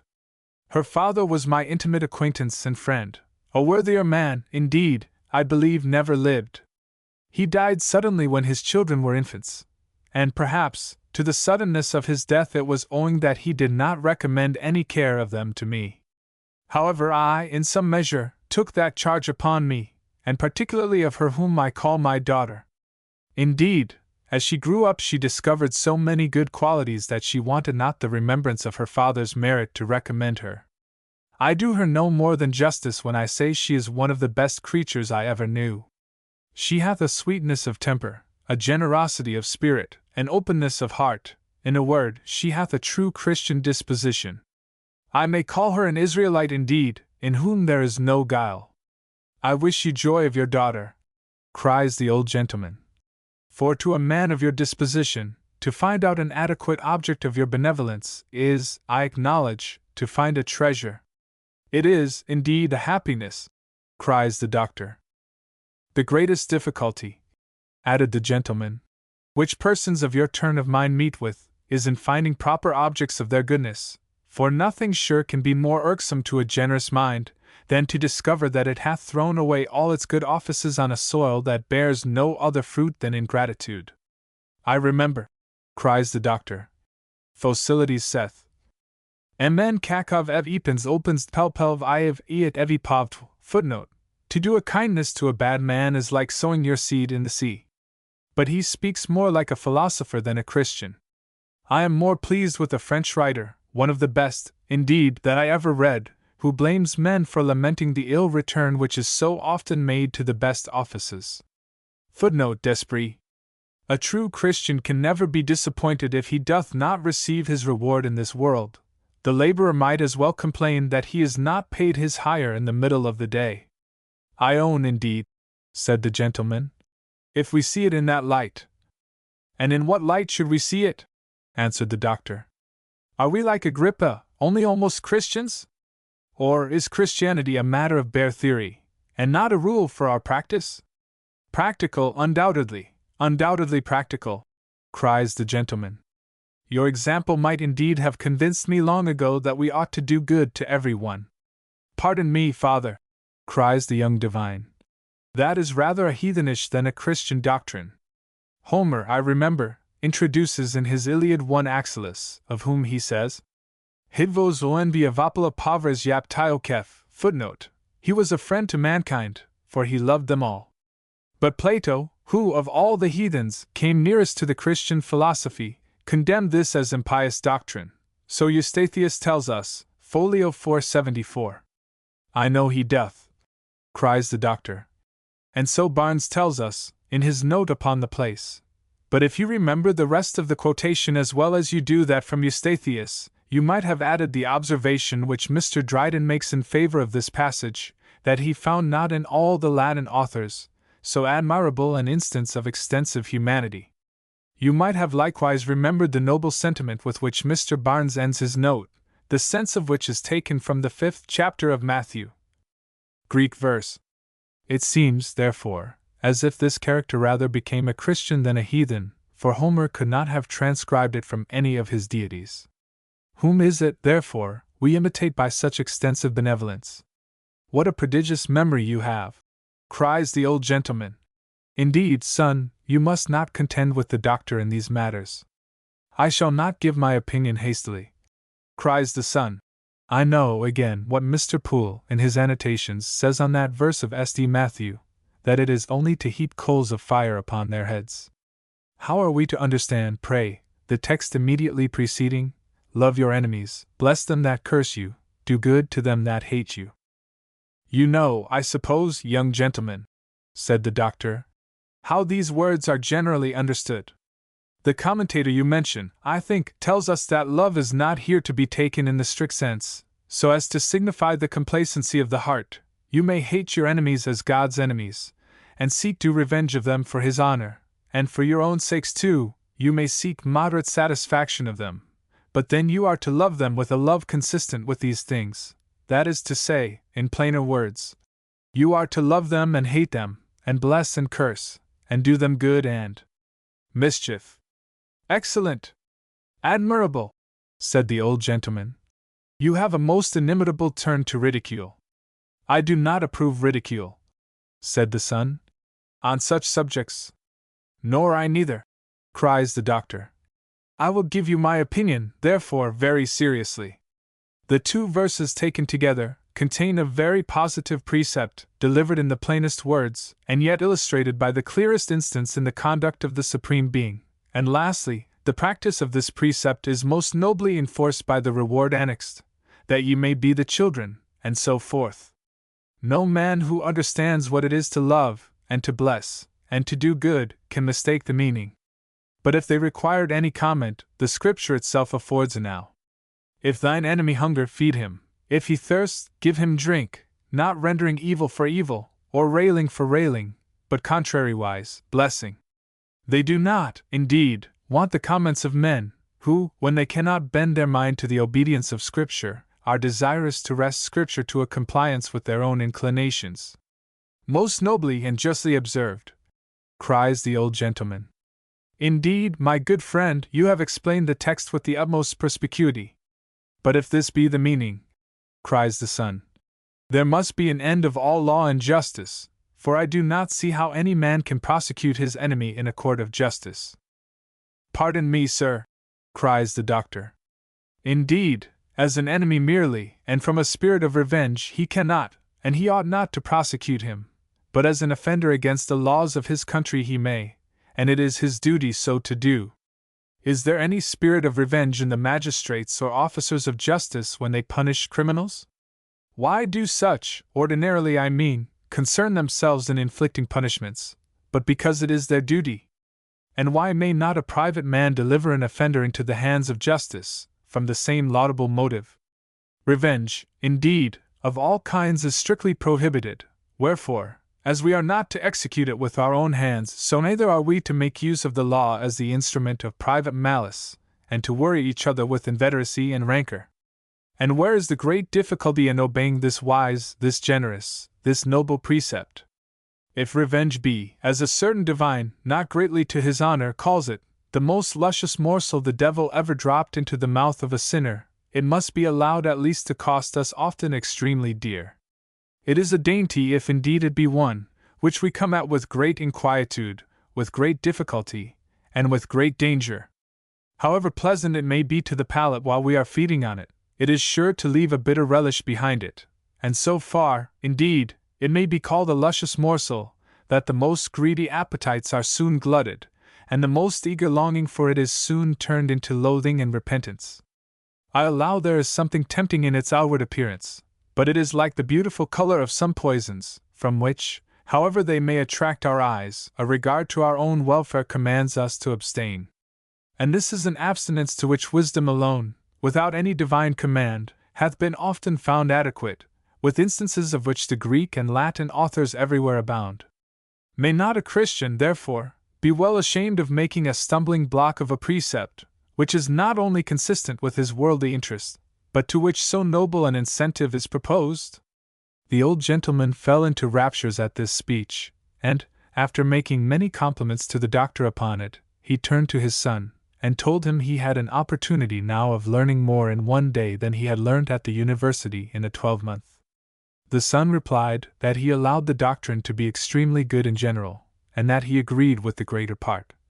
But I must make a distinction, said he. However, he was interrupted from his distinction at present, for now Booth returned with Amelia and the children. Chapter 9. A scene of modern wit and humor. In the afternoon the old gentleman proposed a walk to Vauxhall, a place of which, he said, he had heard much, but had never seen it. The doctor readily agreed to his friend's proposal, and soon after ordered 2 coaches to be sent for to carry the whole company. But when the servant was gone for them, Booth acquainted the doctor that it was yet too early. "Is it so?" said the doctor. "Why, then, I will carry you first to one of the greatest and highest entertainments in the world." The children pricked up their ears at this, nor did any of the company guess what he meant, and Amelia asked what entertainment he could carry them to at that time of day. "Suppose," says the doctor, "I should carry you to court." "At 5 o'clock in the afternoon," cries Booth. "I suppose I should have interest enough to introduce you into the presence." "You are jesting, dear sir," cries Amelia. "Indeed, I am serious," answered the doctor. "I will introduce you into that presence, compared to whom the greatest emperor on the earth is many millions of degrees meaner than the most contemptible reptile is to him. What entertainment can there be to a rational being equal to this? Was not the taste of mankind most wretchedly depraved? Where would the vain man find an honor, or where would the love of pleasure propose so adequate an object as divine worship? With what ecstasy must the contemplation of being admitted to such a presence fill the mind? The pitiful courts of princes are open to few, and to those only at particular seasons. But from this glorious and gracious presence we are none of us, and at no time excluded." The doctor was proceeding thus when the servant returned, saying the coaches were ready, and the whole company with the greatest alacrity attended the doctor to St. James's Church. When the service was ended, and they were again got into their coaches, Amelia returned the doctor many thanks for the light in which he had placed divine worship, assuring him that she had never before had so much transport in her devotion as at this time, and saying she believed she should be the better for this notion he had given her as long as she lived. The coaches being come to the waterside, they all alighted, and getting into one boat, proceeded to Vauxhall. The extreme beauty and elegance of this place is well known to almost every one of my readers, and happy is it for me that it is so, since to give an adequate idea of it would exceed my power of description.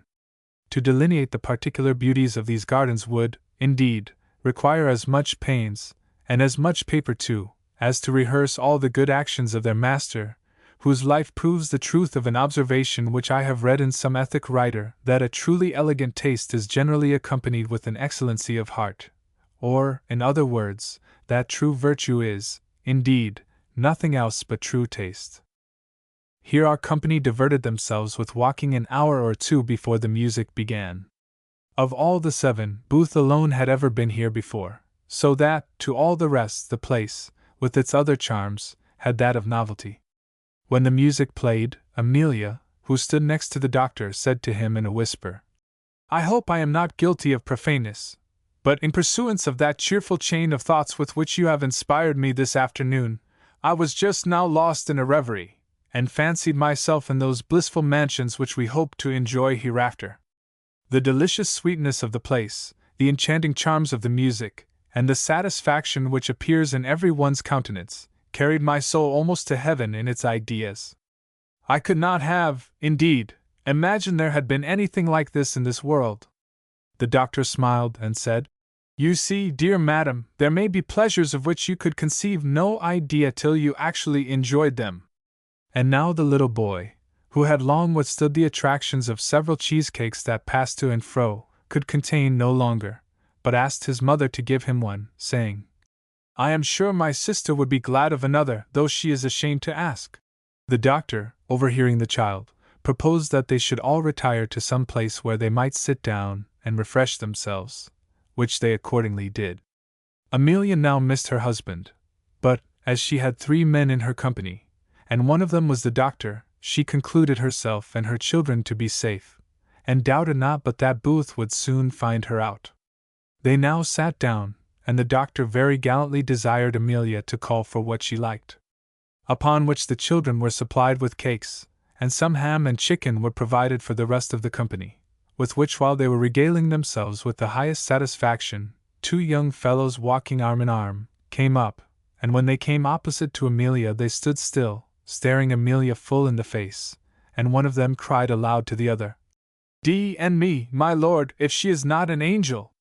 My lord stood still, staring likewise at her, without speaking a word, when 2 others of the same gang came up, and one of them cried, Come along, Jack, I have seen her before, but she is too well manned already.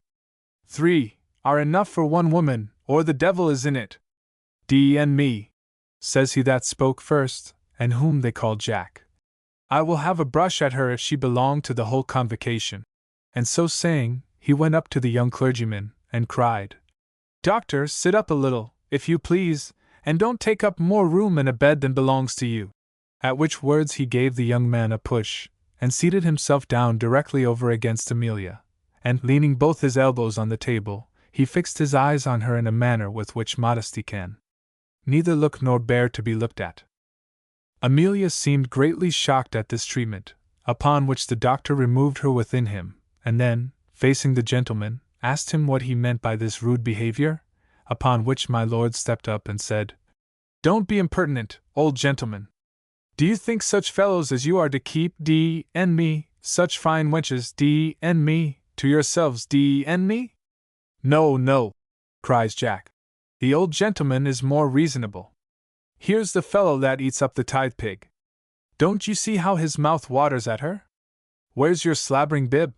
For, though the gentleman had rightly guessed he was a clergyman, yet he had not any of those insignia on with which it would have been improper to have appeared there. Such boys as you, cries the young clergyman, ought to be well whipped at school, instead of being suffered to become nuisances in society. Boys, sir, says Jack, I believe I am as good a man as yourself, mister, and as good a scholar too. Bos for sus quoque sacerdos. Tell me what's next. D.N.me, I'll hold you £50 you don't tell me what's next. You have him, Jack, cries my lord. It is over with him, D.N.me. He can't strike another blow. If I had you in a proper place, cries the clergyman, you should find I would strike a blow, and a pretty hard one too. There, cries my lord. There is the meekness of the clergyman, there spoke the wolf in sheep's clothing. D.N.me, how big he looks! You must be civil to him, faith! Or else he will burst with pride. Aye, cries Jack. Let the clergy alone for pride. There's not a lord in the kingdom now hath half the pride of that fellow. Pray, sir, cries the doctor, turning to the other, are you a lord? Yes, mister, cries he. I have that honor indeed. And I suppose you have pride too, said the doctor. I hope I have, sir, answered he. At your service. If such a one as you, sir, cries the doctor, who are not only a scandal to the title you bear as a lord, but even as a man, can pretend to pride, why will you not allow it to a clergyman? I suppose, sir, by your dress you are in the army?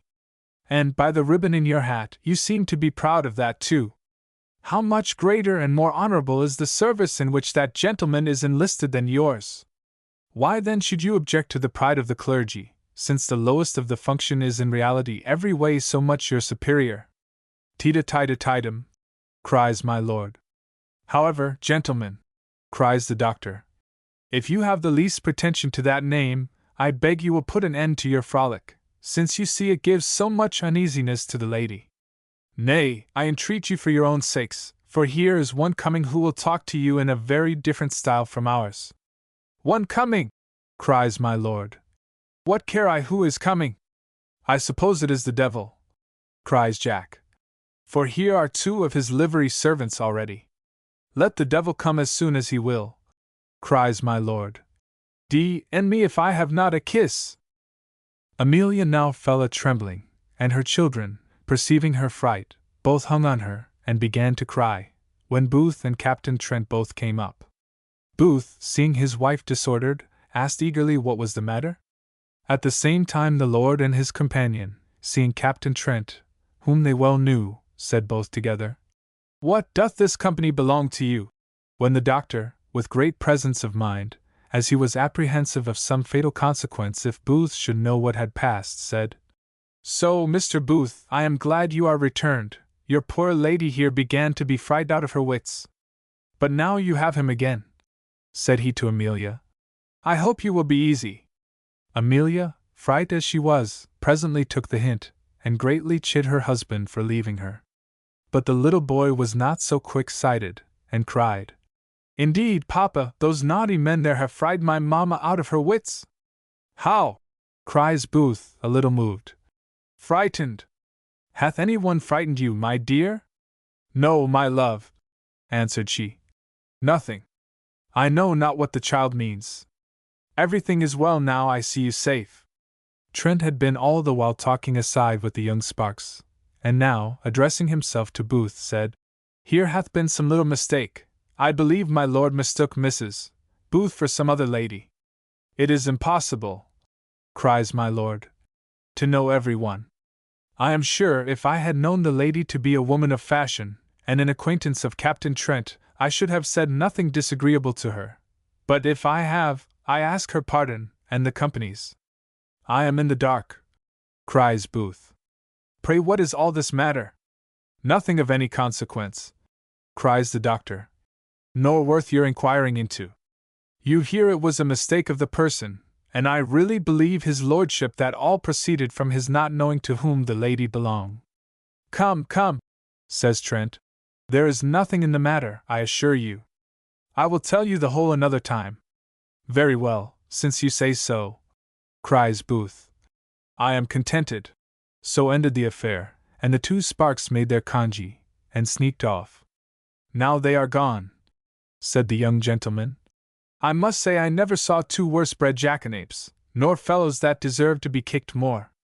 If I had had them in another place I would have taught them a little more respect to the church. You took rather a better way, answered the doctor, to teach them that respect. Booth now desired his friend Trent to sit down with them, and proposed to call for a fresh bottle of wine. But Amelia's spirits were too much disconcerted to give her any prospect of pleasure that evening. She therefore laid hold of the pretence of her children, for whom she said the hour was already too late, with which the doctor agreed. So they paid their reckoning and departed, leaving to the 2 rakes the triumph of having totally dissipated the mirth of this little innocent company, who were before enjoying complete satisfaction. Chapter 10. A curious conversation between the doctor, the young clergyman, and the young clergyman's father. The next morning, when the doctor and his 2 friends were at breakfast, the young clergyman, in whose mind the injurious treatment he had received the evening before was very deeply impressed, renewed the conversation on that subject. It is a scandal, said he, to the government that they do not preserve more respect to the clergy, by punishing all rudeness to them with the utmost severity. It was very justly observed of you, sir, said he to the doctor, that the lowest clergyman in England is in real dignity superior to the highest nobleman. What then can be so shocking as to see that gown, which ought to entitle us to the veneration of all we meet, treated with contempt and ridicule? Are we not, in fact, ambassadors from heaven to the world? And do they not, therefore, in denying us our due respect, deny it in reality to him that sent us? If that be the case, says the doctor, it behoves them to look to themselves, for he who sent us is able to exact most severe vengeance for the ill treatment of his ministers. Very true, sir, cries the young one. And I heartily hope he will, but those punishments are at too great a distance to infuse terror into wicked minds. The government ought to interfere with its immediate censures. Fines and imprisonments and corporal punishments operate more forcibly on the human mind than all the fears of damnation. Do you think so? Cries the doctor. Then I am afraid men are very little in earnest in those fears. Most justly observed, says the old gentleman. Indeed, I am afraid that is too much the case. In that, said the son, the government is to blame. Are not books of infidelity, treating our holy religion as a mere imposture, nay, sometimes as a mere jest, published daily, and spread abroad amongst the people with perfect impunity? You are certainly in the right, says the doctor. There is a most blamable remissness with regard to these matters, but the whole blame doth not lie there. Some little share of the fault is, I am afraid, to be imputed to the clergy themselves.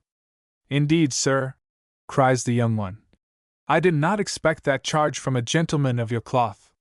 Do the clergy give any encouragement to such books? Do they not, on the contrary, cry loudly out against the suffering them? This is the invidious aspersion of the laity, and I did not expect to hear it confirmed by one of our own cloth. Be not too impatient, young gentleman, said the doctor. I do not absolutely confirm the charge of the laity. It is much too general and too severe. But even the laity themselves do not attack them in that part to which you have applied your defense. They are not supposed such fools as to attack that religion to which they owe their temporal welfare.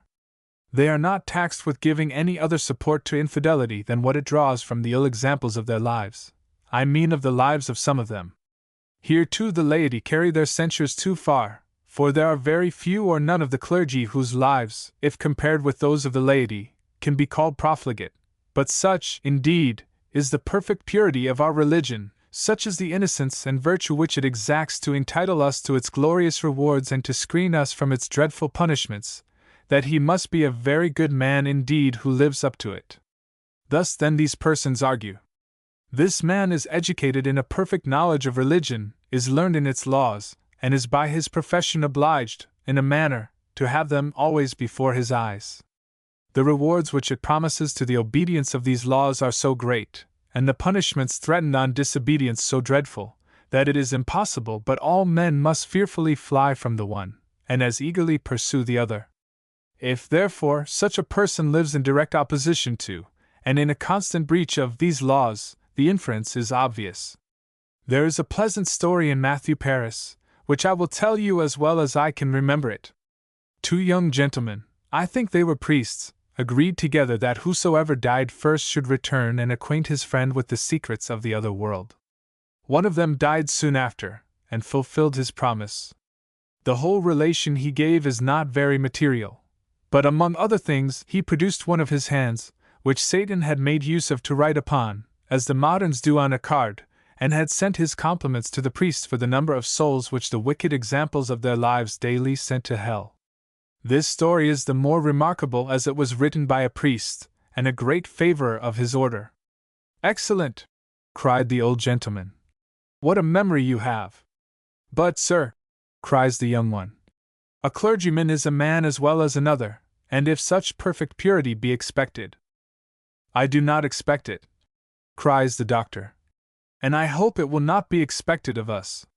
The Scripture itself gives us this hope, where the best of us are said to fall 20 times 8a. But sure we may not allow the practice of any of those grosser crimes which contaminate the whole mind. We may expect an obedience to the 10 Commandments, and an abstinence from such notorious vices as, in the first place, avarice, which, indeed, can hardly subsist without the breach of more commandments than one. Indeed, it would be excessive candor to imagine that a man who so visibly sets his whole heart, not only on this world, but on one of the most worthless things in it, for so is money, without regard to its uses, should be, at the same time, laying up his treasure in heaven. Ambition is a second vice of this sort. We are told we cannot serve God and mammon. I might have applied this to avarice, but I chose rather to mention it here. When we see a man sneaking about in courts and levees, and doing the dirty work of great men, from the hopes of preferment, Can we believe that a fellow whom we see to have so many hard taskmasters upon earth ever thinks of his master which is in heaven?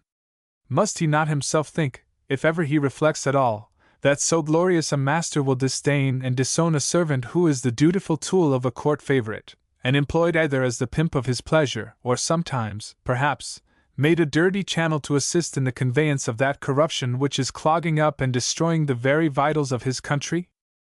The last vice which I shall mention is pride. There is not in the universe a more ridiculous nor a more contemptible animal than a proud clergyman. A turkey cock or a jackdaw are objects of veneration when compared with him. I don't mean by pride that noble dignity of mind to which goodness can only administer an adequate object, which delights in the testimony of its own conscience, and could not, without the highest agonies, bear its condemnation. By pride I mean that saucy passion which exults in every little eventual preeminence over other men. Such are the ordinary gifts of nature, and the paltry presents of fortune, wit, knowledge, birth, strength, beauty, riches, titles, and rank. That passion which is ever aspiring, like a silly child, to look over the heads of all about them, which, while it servilely adheres to the great, flies from the poor, as if afraid of contamination, devouring greedily every murmur of applause and every look of admiration, pleased and elated with all kind of respect, and hurt and inflamed with the contempt of the lowest and most despicable of fools, even with such as treated you last night disrespectfully at Vauxhall. Can such a mind as this be fixed on things above? Can such a man reflect that he hath the ineffable honor to be employed in the immediate service of his great Creator? Or can he please himself with the heart-warming hope that his ways are acceptable in the sight of that glorious, that incomprehensible being? Hear, child, hear, cries the old gentleman. Hear, and improve your understanding. Indeed, my good friend, no one retires from you without carrying away some good instructions with him. Learn of the doctor, Tom, and you will be the better man as long as you live. Undoubtedly, sir, answered Tom. The doctor hath spoken a great deal of excellent truth, and without a compliment to him, I was always a great admirer of his sermons, particularly of their oratory. But, ne tamen hoc tribuens didirum quoque citera. I cannot agree that a clergyman is obliged to put up with an affront any more than another man, and more especially when it is paid to the order. I am very sorry, young gentleman, cries the doctor, that you should be ever liable to be affronted as a clergyman, and I do assure you, if I had known your disposition formerly, the order should never have been affronted through you. The old gentleman now began to check his son for his opposition to the doctor, when a servant delivered the latter a note from Amelia, which he read immediately to himself, and it contained the following words. My dear sir, something hath happened since I saw you which gives me great uneasiness, and I beg the favor of seeing you as soon as possible to advise with you upon it. I am your most obliged and dutiful daughter, Amelia Booth.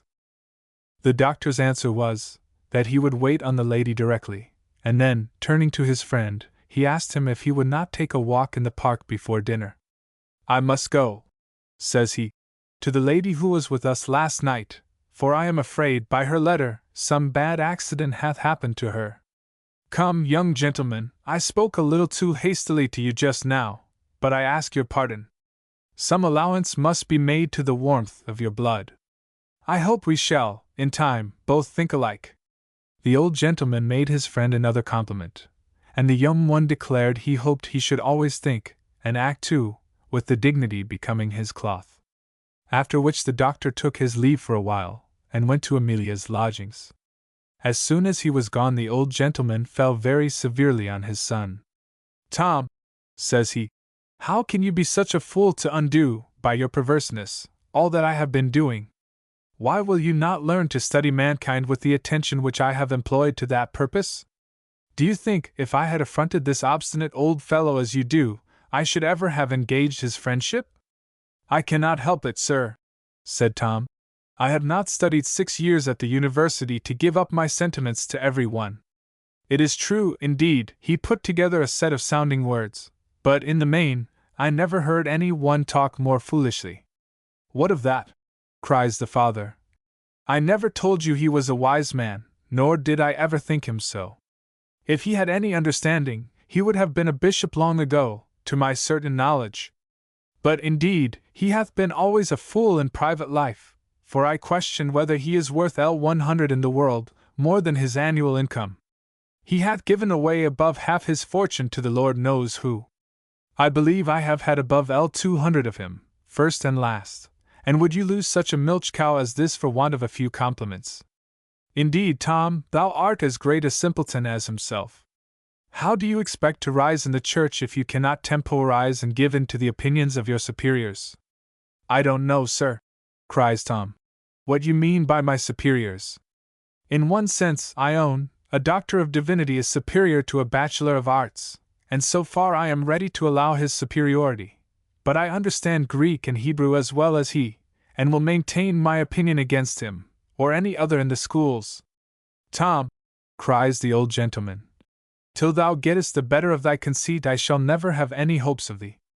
If thou art wise, thou wilt think every man thy superior of whom thou canst get anything, at least thou wilt persuade him that thou thinkest so, and that is sufficient. Tom, thou hast no policy in thee. What have I been learning these 7 years? Answered he. In the university? However, father, I can account for your opinion. It is the common failing of old men to attribute all wisdom to themselves. Nestor did it long ago, but if you will inquire my character at college, I fancy you will not think I want to go to school again. The father and son then went to take their walk, during which the former repeated many good lessons of policy to his son, not greatly perhaps to his edification. In truth, if the old gentleman's fondness had not in a great measure blinded him to the imperfections of his son, he would have soon perceived that he was sowing all his instructions in a soil so choked with self-conceit that it was utterly impossible they should ever bear any fruit. Book X, Chapter 1. To which we will prefix no preface. The doctor found Amelia alone, for Booth was gone to walk with his new revived acquaintance, Captain Trent, who seemed so pleased with the renewal of his intercourse with his old brother officer, that he had been almost continually with him from the time of their meeting at the Drum. Amelia acquainted the doctor with the purport of her message, as follows.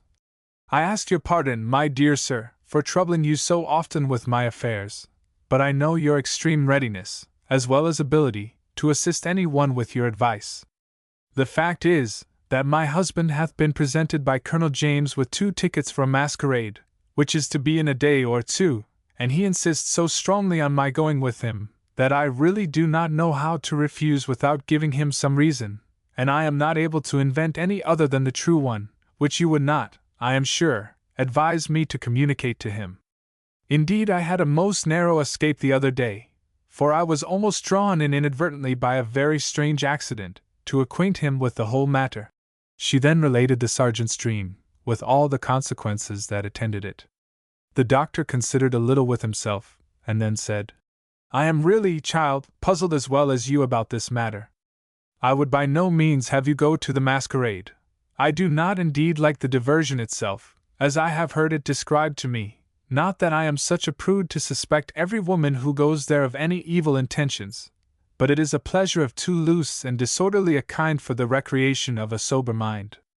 Indeed, you have still a stronger and more particular objection. I will try myself to reason him out of it. Indeed, it is impossible, answered she, and therefore I would not set you about it. I never saw him more set on anything. There is a party, as they call it, made on the occasion, and he tells me my refusal will disappoint all. I really do not know what to advise you, cries the doctor. I have told you I do not approve of these diversions, but yet, as your husband is so very desirous, I cannot think there will be any harm in going with him. However, I will consider of it, and do all in my power for you. Here Mrs. Atkinson came in, and the discourse on this subject ceased, but soon after Amelia renewed it, saying there was no occasion to keep anything a secret from her friend. They then fell to debating on the subject, but could not come to any resolution. But Mrs. Atkinson, who was in an unusual flow of spirits, cried out, Fear nothing, my dear Amelia, 2 women surely will be too hard for 1 man. I think, doctor, it exceeds Virgil. Una dolo divum si femina victa duorum est. Very well repeated, indeed, cries the doctor. Do you understand all Virgil as well as you seem to do that line? I hope I do, sir, said she. And Horace too, or else my father threw away his time to very little purpose in teaching me. I ask your pardon, madam, cries the doctor. I own it was an impertinent question. Not at all, sir, says she. And if you are one of those who imagine women incapable of learning, I shall not be offended at it. I know the common opinion, but interdum vulgus rectum vidit, est ubi peccat. If I was to profess such an opinion, madam, said the doctor, Madame Dacier and yourself would bear testimony against me. The utmost indeed that I should venture would be to question the utility of learning in a young lady's education. I own, said Mrs. Atkinson, as the world is constituted, it cannot be as serviceable to her fortune as it will be to that of a man. But you will allow, doctor, that learning may afford a woman, at least, a reasonable and an innocent entertainment. But I will suppose, cried the doctor, it may have its inconveniences. As, for instance, if a learned lady should meet with an unlearned husband, might she not be apt to despise him? I think not, cries Mrs. Atkinson. And if I may be allowed the instance, I think I have shown myself that women who have learning themselves can be contented without that qualification in a man. To be sure, cries the doctor, there may be other qualifications which may have their weight in the balance. But let us take the other side of the question, and suppose the learned of both sexes to meet in the matrimonial union. May it not afford one excellent subject of disputation, which is the most learned? Not at all, cries Mrs. Atkinson. For if they had both learning and good sense, they would soon see on which side the superiority lay. But if the learned man, said the doctor, should be a little unreasonable in his opinion, are you sure that the learned woman would preserve her duty to her husband, and submit? But why, cries Mrs. Atkinson, must we necessarily suppose that a learned man would be unreasonable? Nay, madam, said the doctor, I am not your husband, and you shall not hinder me from supposing what I please. Surely it is not such a paradox to conceive that a man of learning should be unreasonable. Are there no unreasonable opinions in very learned authors, even among the critics themselves? For instance, what can be a more strange, and indeed unreasonable opinion, than to prefer the Metamorphoses of Ovid to the Aeneid of Virgil? It would be indeed so strange, cries the lady, that you shall not persuade me it was ever the opinion of any man. Perhaps not, cries the doctor. And I believe you, and I should not differ in our judgments of any person who maintains such an opinion. What a taste must he have! A most contemptible one indeed, cries Mrs. Atkinson. I am satisfied, cries the doctor. And in the words of your own Horace, verbum non amplius adum. But how provoking is this, cries Mrs. Atkinson, to draw one in such a manner! I protest I was so warm in the defense of my favorite Virgil, that I was not aware of your design, but all your triumph depends on a supposition that one should be so unfortunate as to meet with the silliest fellow in the world. Not in the least, cries the doctor. Dr. Bentley was not such a person, and yet he would have quarreled, I am convinced, with any wife in the world, in behalf of one of his corrections. I don't suppose he would have given up his ingentia fata to an angel. But do you think, said she, if I had loved him, I would have contended with him? Perhaps you might sometimes, said the doctor, be of these sentiments, but you remember your own Virgil, varium et mutabile semper femina. Nay, Amelia, said Mrs. Atkinson, you are now concerned as well as I am, for he hath now abused the whole sex, and quoted the severest thing that ever was said against us, though I allow it is one of the finest. With all my heart, my dear, cries Amelia. I have the advantage of you, however, for I don't understand him. Nor doth she understand much better than yourself, cries the doctor.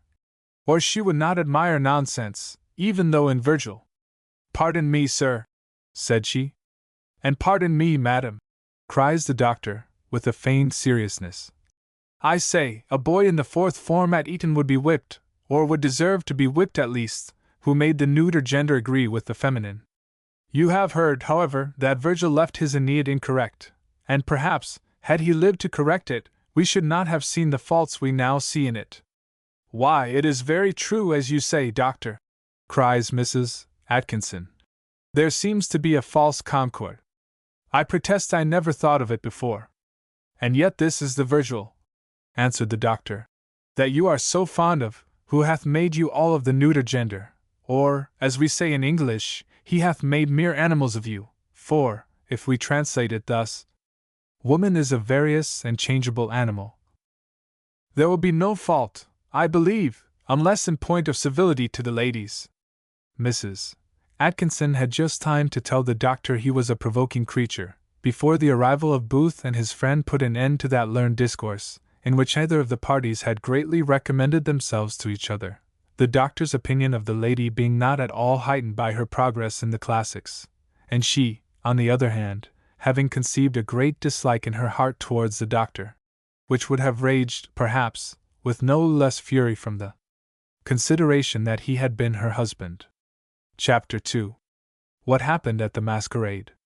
From this time to the day of the masquerade nothing happened of consequence enough to have a place in this history. On that day Colonel James came to Booth's about 9 in the evening, where he stayed for Mrs. James, who did not come till near 11. The 4 masks then set out together in several chairs, and all proceeded to the Haymarket. When they arrived at the Opera House the Colonel and Mrs.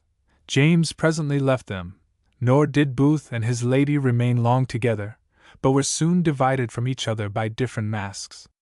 A domino soon accosted the lady, and had her away to the upper end of the farthest room on the right hand, where both the masks sat down, nor was it long before the he domino began to make very fervent love to the she. It would, perhaps, be tedious to the reader to run through the whole process, which was not indeed in the most romantic style. The lover seemed to consider his mistress as a mere woman of this world, and seemed rather to apply to her avarice and ambition than to her softer passions. As he was not so careful to conceal his true voice as the lady was, she soon discovered that this lover of hers was no other than her old friend the peer, and presently a thought suggested itself to her of making an advantage of this accident. She gave him therefore an intimation that she knew him, and expressed some astonishment at his having found her out. I suspect, says she, my lord, that you have a friend in the woman where I now lodge, as well as you had in Mrs. Ellison. My lord protested the contrary. To which she answered, Nay, my lord, do not defend her so earnestly till you are sure I should have been angry with her. At these words, which were accompanied with a very bewitching softness, my lord flew into raptures rather too strong for the place he was in. These the lady gently checked, and begged him to take care they were not observed, for that her husband, for aught she knew, was then in the room. Colonel James came now up, and said, So, madam, I have the good fortune to find you again. I have been extremely miserable since I lost you. The lady answered in her masquerade voice that she did not know him. I am Colonel James, said he in a whisper. Indeed, sir, answered she. You are mistaken. I have no acquaintance with any Colonel James. Madam, answered he, in a whisper likewise, I am positive I am not mistaken, you are certainly Mrs. Booth. Indeed, sir, said she, you are very impertinent, and I beg you will leave me. My lord then interposed, and speaking in his own voice, assured the colonel that the lady was a woman of quality, and that they were engaged in a conversation together, upon which the colonel asked the lady's pardon, for, as there was nothing remarkable in her dress, he really believed he had been mistaken.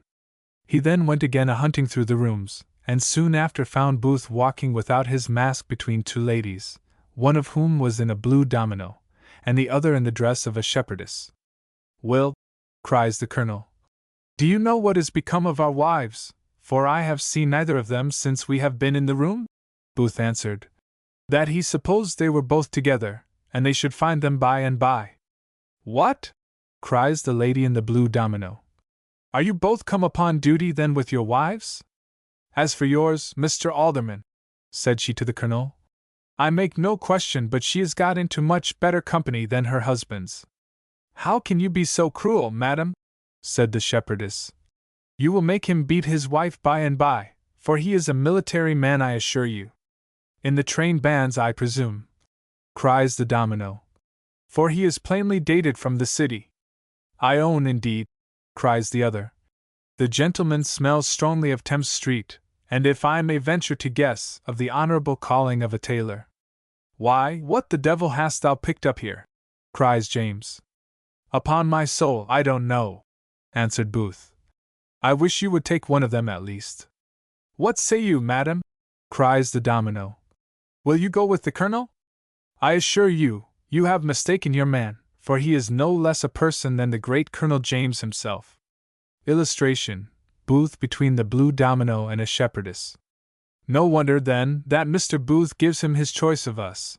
It is the proper office of a caterer, in which capacity Mr. Booth hath, I am told, the honor to serve the noble colonel. Much good may it do you with your ladies, said James. I will go in pursuit of better game.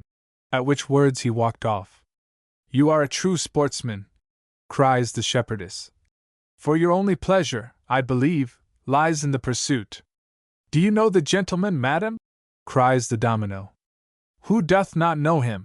Answered the shepherdess. What is his character? Cries the domino. For, though I have jested with him, I only know him by sight.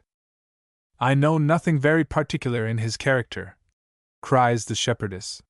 He gets every handsome woman he can, and so they do all. I suppose then he is not married? Said the domino. Oh yes!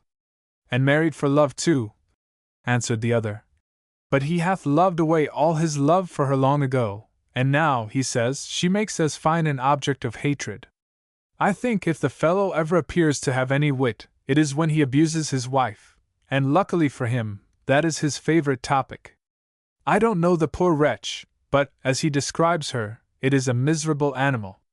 I know her very well, cries the other, and I am much mistaken if she is not even with him, but hang him! What is become of Booth? At this instant a great noise arose near that part where the two ladies were. This was occasioned by a large assembly of young fellows whom they call bucks, who were got together, and were enjoying, as the phrase is, a letter, which one of them had found in the room. Curiosity hath its votaries among all ranks of people. Whenever therefore an object of this appears, it is as sure of attracting a crowd in the assemblies of the polite as in those of their inferiors. When this crowd was gathered together, one of the bucks, at the desire of his companions, as well as of all present, performed the part of a public orator, and read out the following letter, which we shall give the reader, together with the comments of the orator himself, and of all his audience.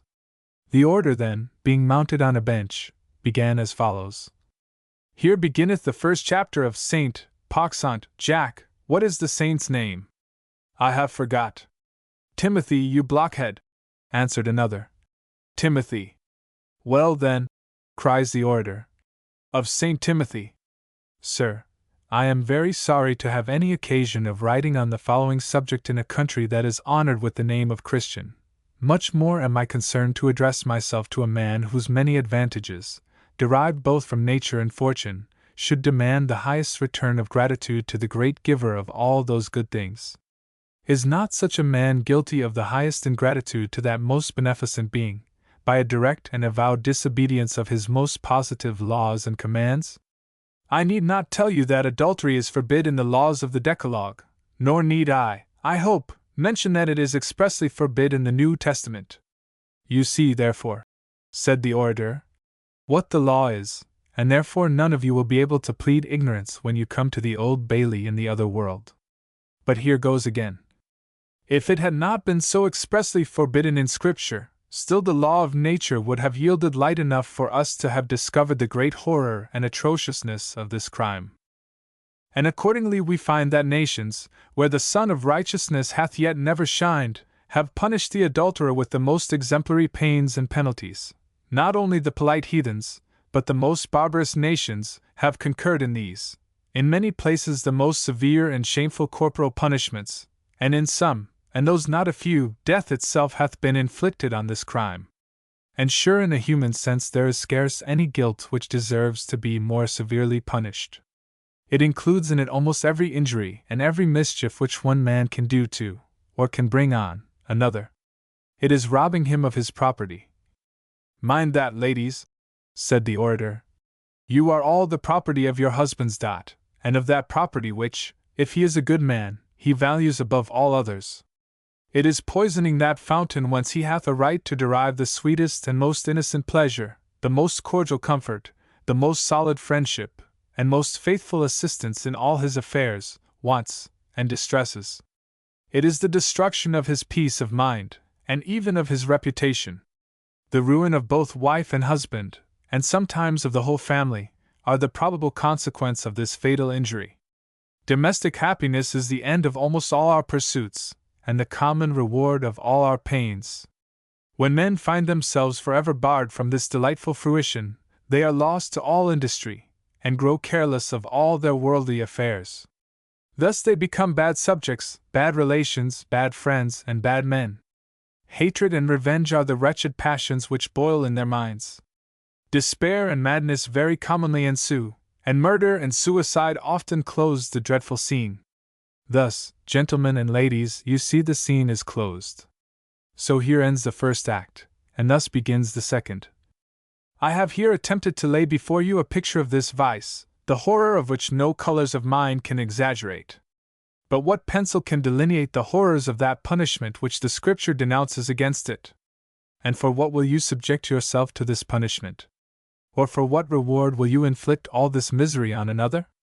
I will add, on your friend? For the possession of a woman, for the pleasure of a moment? But if neither virtue nor religion can restrain your inordinate appetites, are there not many women as handsome as your friend's wife, whom, though not with innocence, you may possess with a much less degree of guilt? What motive then can thus hurry you on to the destruction of yourself and your friend? Doth the peculiar rankness of the guilt add any zest to the sin? Doth it enhance the pleasure as much as we may be assured it will the punishment? But if you can be so lost to all sense of fear, and of shame, and of goodness, as not to be debarred by the evil which you are to bring on yourself, by the extreme baseness of the action, nor by the ruin in which you are to involve others, let me still urge the difficulty, I may say, the impossibility of the success. You are attacking a fortress on a rock, a chastity so strongly defended, as well by a happy natural disposition of mind as by the strongest principles of religion and virtue, implanted by education and nourished and improved by habit, that the woman must be invincible even without that firm and constant affection of her husband which would guard a much looser and worse disposed heart. What therefore are you attempting but to introduce distrust, and perhaps disunion, between an innocent and a happy couple, in which two you cannot succeed without bringing, I am convinced, certain destruction on your own head? Desist, therefore, let me advise you, from this enormous crime. Retreat from the vain attempt of climbing a precipice which it is impossible you should ever ascend, where you must probably soon fall into utter perdition, and can have no other hope but of dragging down your best friend into perdition with you. I can think of but one argument more, and that, indeed, a very bad one. You throw away that time in an impossible attempt, which might, in other places, crown your sinful endeavors with success. And so ends the dismal ditty. D and me. Cries one. Did ever mortal hear such Ned stuff? Upon my soul, said another, I like the last argument well enough.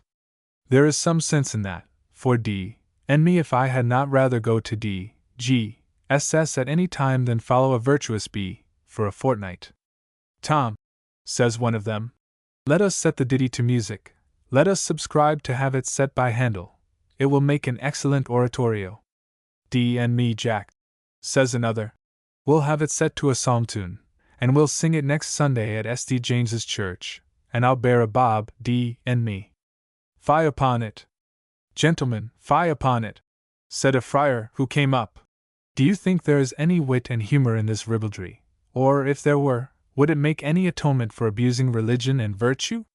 Heyday, cries one. This is a friar in good earnest. Whatever I am, said the friar, I hope at least you are what you appear to be. Heaven forbid, for the sake of our posterity, that you should be gentlemen. Jack, cries one, let us toss the friar in a blanket.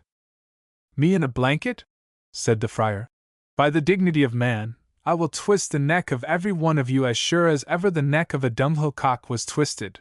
At which words he pulled off his mask, and the tremendous majesty of Colonel Bath appeared, from which the bucks fled away as fast as the Trojans heretofore from the face of Achilles.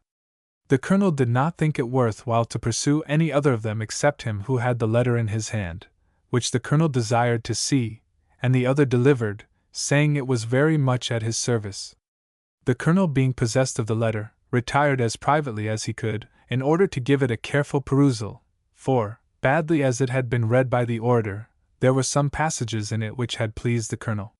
He had just gone through it when Booth passed by him, upon which the colonel called to him, and delivering him the letter, bid him put it in his pocket and read it at his leisure. He made many encomiums upon it, and told Booth it would be of service to him, and was proper for all young men to read. Booth had not yet seen his wife, but, as he concluded she was safe with Mrs. James, he was not uneasy. He had been prevented searching farther after her by the lady in the blue domino, who had joined him again. Booth had now made these discoveries: that the lady was pretty well acquainted with him, that she was a woman of fashion, and that she had a particular regard for him. But though he was a gay man, he was in reality so fond of his Amelia, that he thought of no other woman, wherefore, though not absolutely a Joseph, as we have already seen, yet could he not be guilty of premeditated inconstancy. He was indeed so very cold and insensible to the hints which were given him, that the lady began to complain of his dullness. When the shepherdess again came up and heard this accusation against him, she confirmed it, saying, "I do assure you, madam, he is the dullest fellow in the world. Indeed, I should almost take you for his wife, by finding you a second time with him, for I do assure you the gentleman very seldom keeps any other company." "Are you so well acquainted with him, madam?" said the domino. "I have had that honor longer than your ladyship, I believe," answered the shepherdess. "Possibly you may, madam," cries the domino. "But I wish you would not interrupt us at present, for we have some business together." "I believe, madam," answered the shepherdess, "my business with the gentleman is altogether as important as yours, and therefore your ladyship may withdraw if you please." "My dear ladies," cries Booth, "I beg you will not quarrel about me." "Not at all," answered the domino. "Since you are so indifferent, I resign my pretensions with all my heart. If you had not been the dullest fellow upon earth, I am convinced you must have discovered me." She then went off, muttering to herself that she was satisfied the shepherdess was some wretched creature whom nobody knew. The shepherdess overheard the sarcasm, and answered it by asking Booth what contemptible wretch he had picked up. "Indeed, madam," said he, "you know as much of her as I do. She is a masquerade acquaintance like yourself."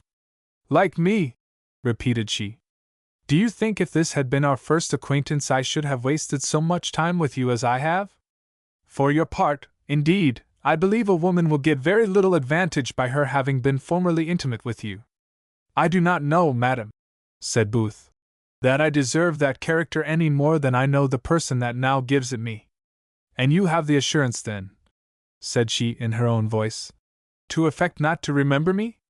"I think," cries Booth, "I have heard that voice before, but upon my soul, I do not recollect it."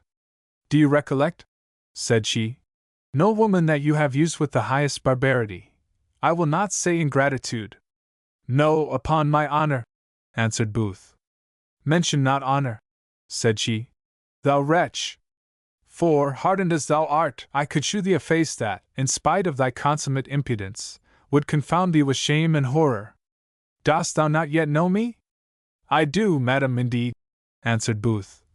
"And I confess that of all women in the world you have the most reason for what you said." Here a long dialogue ensued between the gentleman and the lady, whom, I suppose, I need not mention to have been Miss Matthews. But, as it consisted chiefly of violent upbraidings on her side, and excuses on his, I despair of making it entertaining to the reader, and shall therefore return to the colonel, who, having searched all the rooms with the utmost diligence, without finding the woman he looked for, began to suspect that he had before fixed on the right person, and that Amelia had denied herself to him, being pleased with her paramour, whom he had discovered to be the noble peer. He resolved, therefore, as he could have no sport himself, to spoil that of others. Accordingly he found out Booth, and asked him again what was become of both their wives, for that he had searched all over the rooms, and could find neither of them. Booth was now a little alarmed at this account, and parting with Miss Matthews, went along with the Colonel in search of his wife. As for Miss Matthews, he had at length pacified her with a promise to make her a visit, which promise she extorted from him, swearing bitterly, in the most solemn manner, unless he made it to her, she would expose both him and herself at the masquerade. As he knew the violence of the ladies' passions, and to what heights they were capable of rising, he was obliged to come into these terms, for he had, I am convinced, no fear upon earth equal to that of Amelia's knowing what it was in the power of Miss Matthews to communicate to her, and which to conceal from her. He had already undergone so much uneasiness. The Colonel led Booth directly to the place where he had seen the peer and Amelia. Such he was now well convinced she was, sitting together. Booth no sooner saw her than he said to the Colonel, "Sure that is my wife in conversation with that mask? I took her for your lady myself," said the Colonel, "but I found I was mistaken. Hark ye, that is my lord, and I have seen that very lady with him all this night."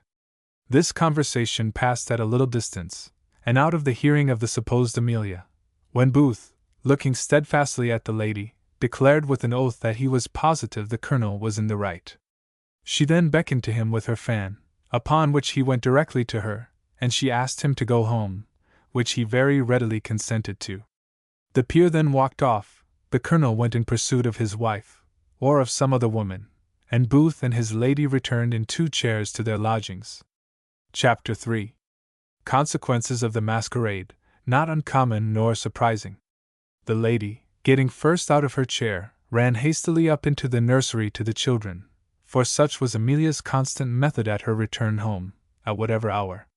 Booth then walked into the dining room, where he had not been long before Amelia came down to him, and with a most cheerful countenance said, "My dear, I fancy we have either of us supped. Shall I go down and see whether there is any cold meat in the house?"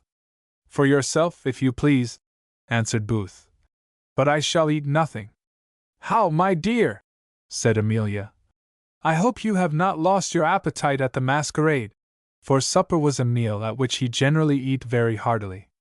"I know not well what I have lost," said Booth. "I find myself disordered. My head aches. I know not what is the matter with me." "Indeed, my dear, you frighten me," said Amelia. "You look, indeed, disordered. I wish the masquerade had been far enough before you had gone thither." "Would to heaven it had!" cries Booth. "But that is over now.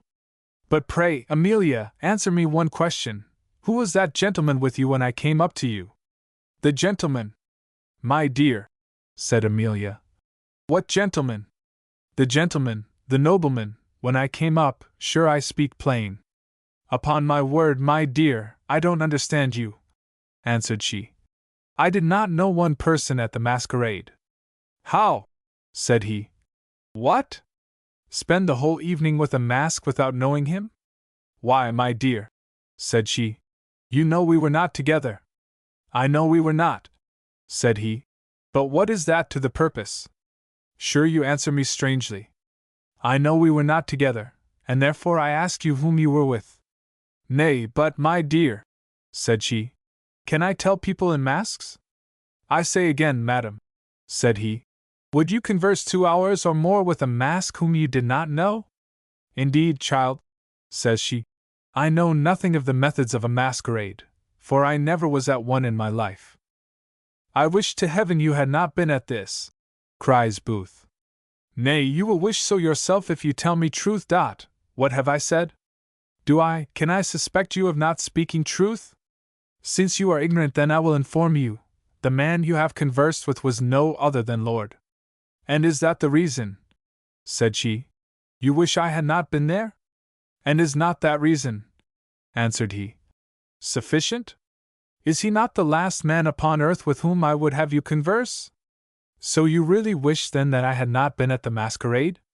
"I do," cried he, "from my soul. So may I ever be able," cried she, "to indulge you in every wish as in this. I was not there." "Do not trifle, Amelia," cried he. "You would not jest with me if you knew the situation of my mind." "Indeed, I do not jest with you," said she. "Upon my honor, I was not there. Forgive me this first deceit I ever practiced, and indeed it shall be the last, for I have paid severely for this by the uneasiness it hath given me. She then revealed to him the whole secret, which was thus. I think it hath been already mentioned in some part of this history that Amelia and Mrs. Atkinson were exactly of the same make and stature, and that there was likewise a very near resemblance between their voices. When Mrs. Atkinson, therefore, found that Amelia was so extremely averse to the masquerade, she proposed to go thither in her stead, and to pass upon Booth for his own wife. This was afterwards very easily executed, for, when they left Booth's lodgings, Amelia, who went last to her chair, ran back to fetch her mask, as she pretended, which she had purposely left behind. She then whipped off her domino, and threw it over Mrs. Atkinson, who stood ready to receive it, and ran immediately downstairs, and stepping into Amelia's chair, proceeded with the rest to the masquerade. As her stature exactly suited that of Amelia, she had very little difficulty to carry on the imposition, for, besides the natural resemblance of their voices, and the opportunity of speaking in a feigned one, she had scarce an intercourse of 6 words with Booth during the whole time. For the moment they got into the crowd she took the first opportunity of slipping from him. And he, as the reader may remember, being seized by other women, and concluding his wife to be safe with Mrs. James, was very well satisfied, till the Colonel set him upon the search, as we have seen before. Mrs. Atkinson, the moment she came home, ran upstairs to the nursery, where she found Amelia, and told her in haste that she might very easily carry on the deceit with her husband, for that she might tell him what she pleased to invent, as they had not been a minute together during the whole evening. Booth was no sooner satisfied that his wife had not been from home that evening than he fell into raptures with her, gave her 1,000 tender caresses, blamed his own judgment, acknowledged the goodness of hers, and vowed never to oppose her will more in any one instance during his life. Mrs. Atkinson, who was still in the nursery with her masquerade dress, was then summoned downstairs, and when Booth saw her and heard her speak in her mimic tone, he declared he was not surprised at his having been imposed upon, for that, if they were both in the same disguise, he should scarce be able to discover the difference between them. They then sat down to half an hour's cheerful conversation, after which they retired all in the most perfect good humor. Chapter 4. Consequences of the Masquerade. When Booth rose in the morning he found in his pocket that letter which had been delivered to him by Colonel Bath, which, had not chance brought to his remembrance, he might possibly have never recollected. He had now, however, the curiosity to open the letter, and beginning to read it, the matter of it drew him on till he perused the whole, for, notwithstanding the contempt cast upon it by those learned critics the Bucks, neither the subject nor the manner in which it was treated was altogether contemptible. But there was still another motive which induced Booth to read the whole letter, and this was, that he presently thought he knew the hand. He did, indeed, immediately conclude it was Dr. Harrison, for the doctor wrote a very remarkable one, and this letter contained all the particularities of the doctor's character. He had just finished a second reading of this letter when the doctor himself entered the room. The good man was impatient to know the success of Amelia's stratagem, for he bore towards her all that love which esteem can create in a good mind, without the assistance of those selfish considerations from which the love of wives and children may be ordinarily deduced. The latter of which, nature, by very subtle and refined reasoning, suggests to us to be part of our dear selves, and the former, as long as they remain the objects of our liking, that same nature is furnished with very plain and fertile arguments to recommend to our affections. But to raise that affection in the human breast which the doctor had for Amelia, nature is forced to use a kind of logic which is no more understood by a bad man than Sir Isaac Newton's doctrine of colors is by one born blind. And yet in reality it contains nothing more abstruse than this, that an injury is the object of anger, danger of fear, and praise of vanity, for in the same simple manner it may be asserted that goodness is the object of love. The doctor inquired immediately for his child, for so he often called Amelia. Booth answered that he had left her asleep, for that she had had but a restless night. "I hope she is not disordered by the masquerade," cries the doctor. Booth answered he believed she would be very well when she waked. "I fancy," said he, Her gentle spirits were a little too much fluttered last night, that is all. I hope, then, said the doctor, you will never more insist on her going to such places, but know your own happiness in having a wife that hath the discretion to avoid those places, which, though perhaps they may not be as some represent them, such brothels of vice and debauchery as would impeach the character of every virtuous woman who was seen at them, are certainly, however, scenes of riot, disorder, and intemperance, very improper to be frequented by a chaste and sober Christian matron. Booth declared that he was very sensible of his error, and that, so far from soliciting his wife to go to another masquerade, he did not intend ever to go thither any more himself. The doctor highly approved the resolution, and then Booth said, "And I thank you, my dear friend, as well as my wife's discretion, that she was not at the masquerade last night." He then related to the doctor the discovery of the plot, and the good man was greatly pleased with the success of the stratagem, and that Booth took it in such good part. "But, sir," says Booth, "I had a letter given me by a noble colonel there, which is written in a hand so very like yours, that I could almost swear to it. Nor is the style, as far as I can guess, unlike your own. Here it is, sir. Do you own the letter, doctor, or do you not?" The doctor took the letter, and, having looked at it a moment, said, "And did the colonel himself give you this letter?" "The colonel himself," answered Booth. "Why then," cries the doctor, "he is surely the most impudent fellow that the world ever produced." "What? Did he deliver it with an air of triumph?" "He delivered it me with air enough," cries Booth, "after his own manner, and bid me read it for my edification. To say the truth, I am a little surprised that he should single me out of all mankind to deliver the letter to. I do not think I deserve the character of such a husband. It is well I am not so very forward to take an affront as some folks." "I am glad to see you are not," said the doctor, "and your behavior in this affair becomes both the man of sense and the Christian, for it would be surely the greatest folly, as well as the most daring impiety, to risk your own life for the impertinence of a fool. As long as you are assured of the virtue of your own wife, it is wisdom in you to despise the efforts of such a wretch. Not, indeed, that your wife accuses him of any downright attack, though she hath observed enough in his behavior to give offense to her delicacy." "You astonish me, doctor," said Booth. "What can you mean? My wife dislike his behavior? Hath the colonel ever offended her? I do not say he hath ever offended her by any open declarations, nor hath he done anything which, according to the most romantic notion of honor, you can or ought to resent, but there is something extremely nice in the chastity of a truly virtuous woman. And hath my wife really complained of anything of that kind in the colonel? Look ye, young gentleman," cries the doctor, "I will have no quarreling or challenging. I find I have made some mistake, and therefore I insist upon it by all the rights of friendship, that you give me your word of honor you will not quarrel with the colonel on this account." "I do, with all my heart," said Booth. "For if I did not know your character, I should absolutely think you was jesting with me.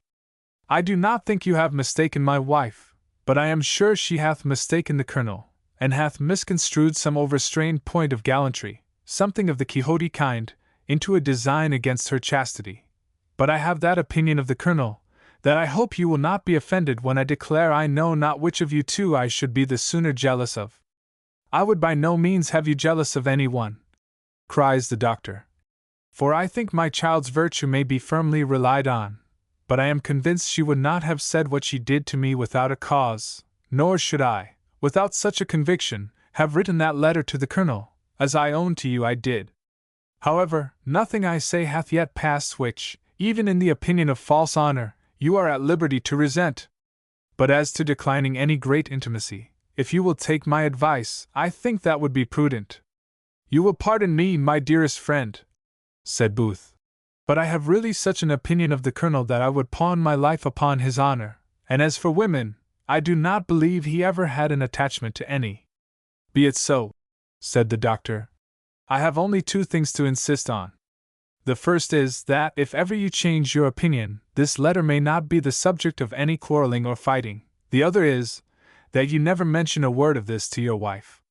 By the latter I shall see whether you can keep a secret, and if it is no otherwise material, it will be a wholesome exercise to your mind, for the practice of any virtue is a kind of mental exercise, and serves to maintain the health and vigor of the soul. I faithfully promise both, cries Booth. And now the breakfast entered the room, as did soon after Amelia and Mrs. Atkinson. The conversation ran chiefly on the masquerade, and Mrs. Atkinson gave an account of several adventures there, but whether she told the whole truth with regard to herself I will not determine, for certain it is, she never once mentioned the name of the noble peer. Amongst the rest, she said there was a young fellow that had preached a sermon there upon a stool, in praise of adultery, she believed, for she could not get near enough to hear the particulars. During that transaction Booth had been engaged with the blue domino in another room, so that he knew nothing of it, so that what Mrs. Atkinson had now said only brought to his mind the doctor's letter to Colonel Bath, for to him he supposed it was written, and the idea of the colonel being a lover to Amelia struck him in so ridiculous a light, that it threw him into a violent fit of laughter. The doctor, who, from the natural jealousy of an author, imputed the agitation of Booth's muscles to his own sermon or letter on that subject, was a little offended, and said gravely, I should be glad to know the reason of this immoderate mirth. Is adultery a matter of jest in your opinion? Far otherwise, answered Booth. But how is it possible to refrain from laughter at the idea of a fellow preaching a sermon in favor of it at such a place? I am very sorry, cries the doctor, to find the age is grown to so scandalous a degree of licentiousness, that we have thrown off not only virtue, but decency. How abandoned must be the manners of any nation where such insults upon religion and morality can be committed with impunity! No man is fonder of true wit and humor than myself, but to profane sacred things with jest and scoffing is a sure sign of a weak and a wicked mind. It is the very vice which Homer attacks in the odious character of the Sites. The ladies must excuse my repeating the passage to you, as I know you have Greek enough to understand it. Osrh epiaphresen essen akosmati, politi maps, adder ou kata kosmon epizemenai basilusin, allo, ti izedo geloiten argiosin emini. Footnote, thus paraphrased by Mr. Pope. Awed by no shame, by no respect controlled, in scandal busy, in reproaches bold, with witty malice, studious to defame, scorn all his joy, and laughter all his aim. And immediately adds, I skistos de einer ipo alien elthi. Footnote, he was the greatest scoundrel in the whole army. Horace, again, describes such a rascal. Salutos cacaptat risus hominum famam dicasis. Footnote, who trivial bursts of laughter strives to raise, and courts of prating petulance to praise. Francis. And says of him, Hic niger est, hunc tu, Romain cavito. Footnote, this man is black, do thou, O Roman, shun this man. O charming Homer, said Mrs. Atkinson, how much above all other writers. I ask your pardon, madam, said the doctor. I forgot you was a scholar, but indeed, I did not know you understood Greek as well as Latin. I do not pretend, said she, to be a critic in the Greek, but I think I am able to read a little of Homer, at least with the help of looking now and then into the Latin. Pray, madam, said the doctor, how do you like this passage in the speech of Hector to Andromache? Ias oikon iosata sautes erga komais, istantia lacet ti, kai amphipoloisi kili ergan epokestai? Footnote, go home and mind your own business. Follow your spinning, and keep your maids to their work. Or how do you like the character of Hippodamia, who, by being the prettiest girl and best workwoman of her age, got one of the best husbands in all Troy? I think, indeed, Homer enumerates her discretion with her other qualifications, but I do not remember he gives us one character of a woman of learning. Don't you conceive this to be a great omission in that who, by being the prettiest girl and best workwoman of her age, got one of the best husbands in all Troy? I think, indeed, Homer enumerates her discretion with her other qualifications, but I do not remember. Don't you conceive this to be a great omission in that charming poet?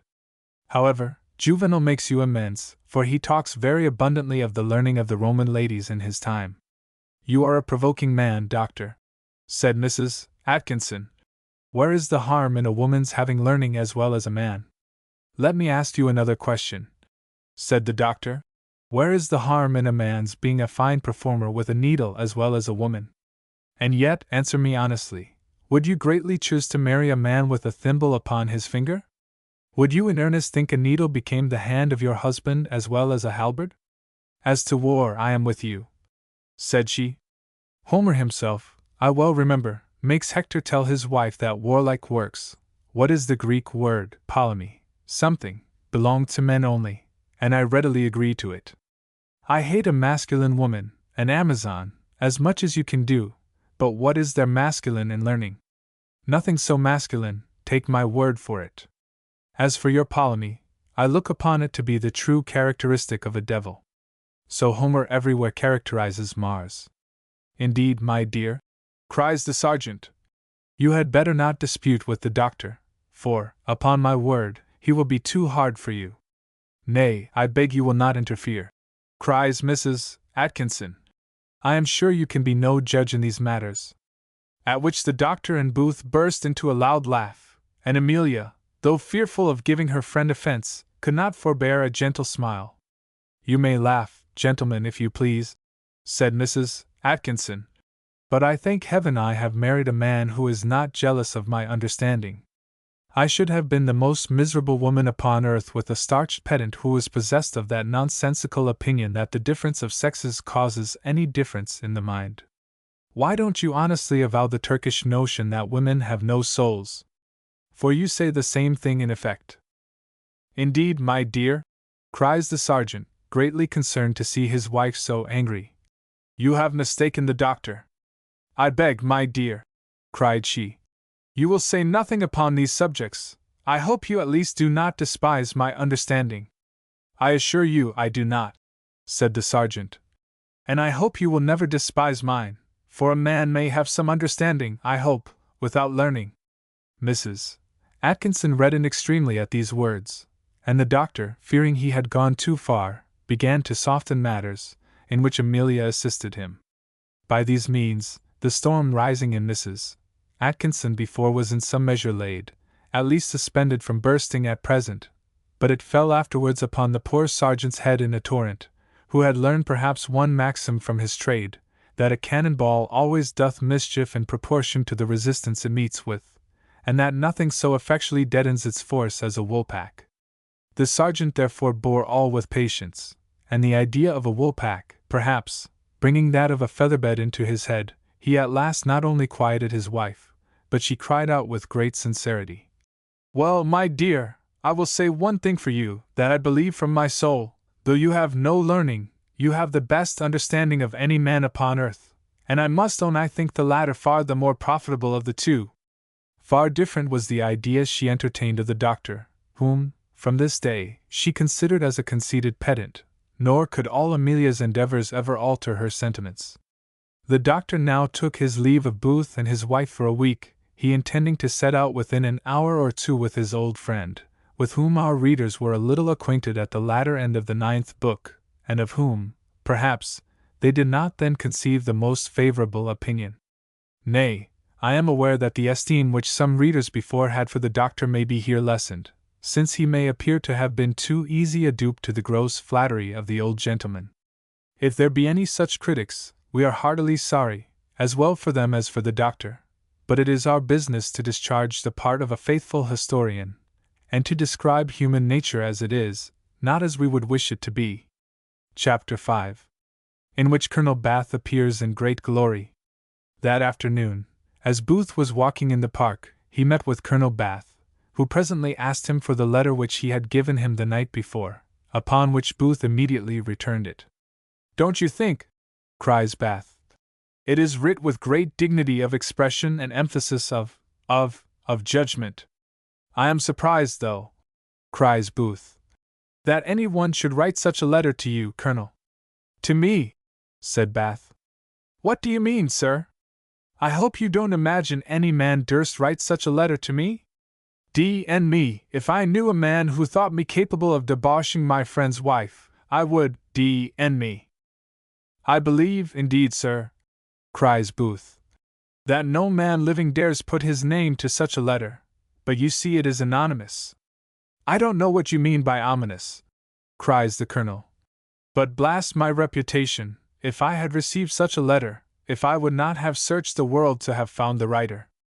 D.N.me, I would have gone to the East Indies to have pulled off his nose. He would indeed have deserved it, cries Booth. But pray, sir, how came you by it? I took it, said the Colonel, from a set of idle young rascals, one of whom was reading it out aloud upon a stool, while the rest were attempting to make a jest, not only of the letter, but of all decency, virtue, and religion. A set of fellows that you must have seen or heard of about the town, that are, D.N.me, a disgrace to the dignity of manhood, puppies that mistake noise and impudence, rudeness and profaneness for wit. If the drummers of my company had not more understanding than 20 such fellows, I'd have them both whipped out of the regiment. So, then, you do not know the person to whom it was writ? Said Booth. Lieutenant, cries the Colonel, your question deserves no answer. I ought to take time to consider whether I ought not to resent the supposition. Do you think, sir, I am acquainted with a rascal? I do not suppose, Colonel, cries Booth, that you would willingly cultivate an intimacy with such a person, but a man must have good luck who hath any acquaintance if there are not some rascals among them. I am not offended with you, child, says the Colonel. I know you did not intend to offend me. No man, I believe, dares intend it, said Booth. I believe so too, said the Colonel. D.N.me, I know it. But you know, child, how tender I am on this subject. If I had been ever married myself, I should have cleft the man's skull who had dared look wantonly at my wife. It is certainly the most cruel of all injuries, said Booth. How finely doth Shakespeare express it in his Othello! But there, where I had treasured up my soul. That Shakespeare, cries the Colonel, was a fine fellow. He was a very pretty poet indeed. Was it not Shakespeare that wrote the play about Hotspur? You must remember these lines. I got them almost by heart at the playhouse, for I never missed that play whenever it was acted, if I was in town.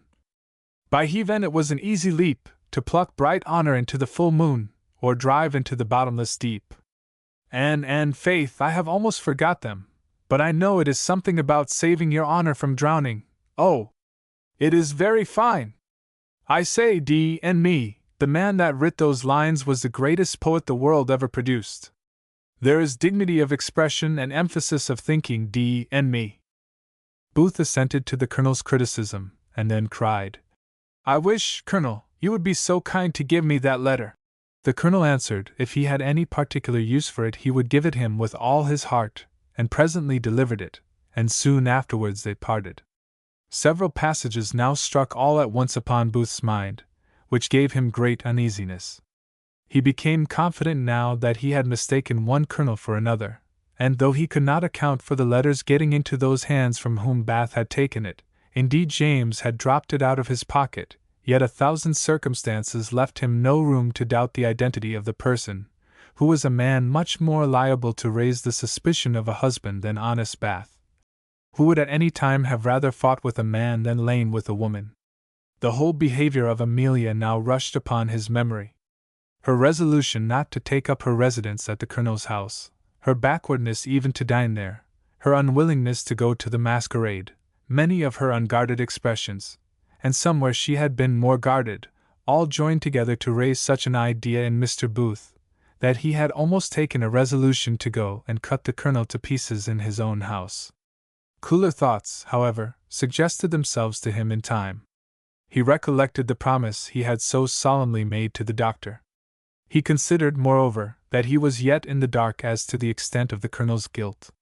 Having nothing, therefore, to fear from it, he contented himself to postpone a resentment which he nevertheless resolved to take of the Colonel hereafter, if he found he was in any degree a delinquent.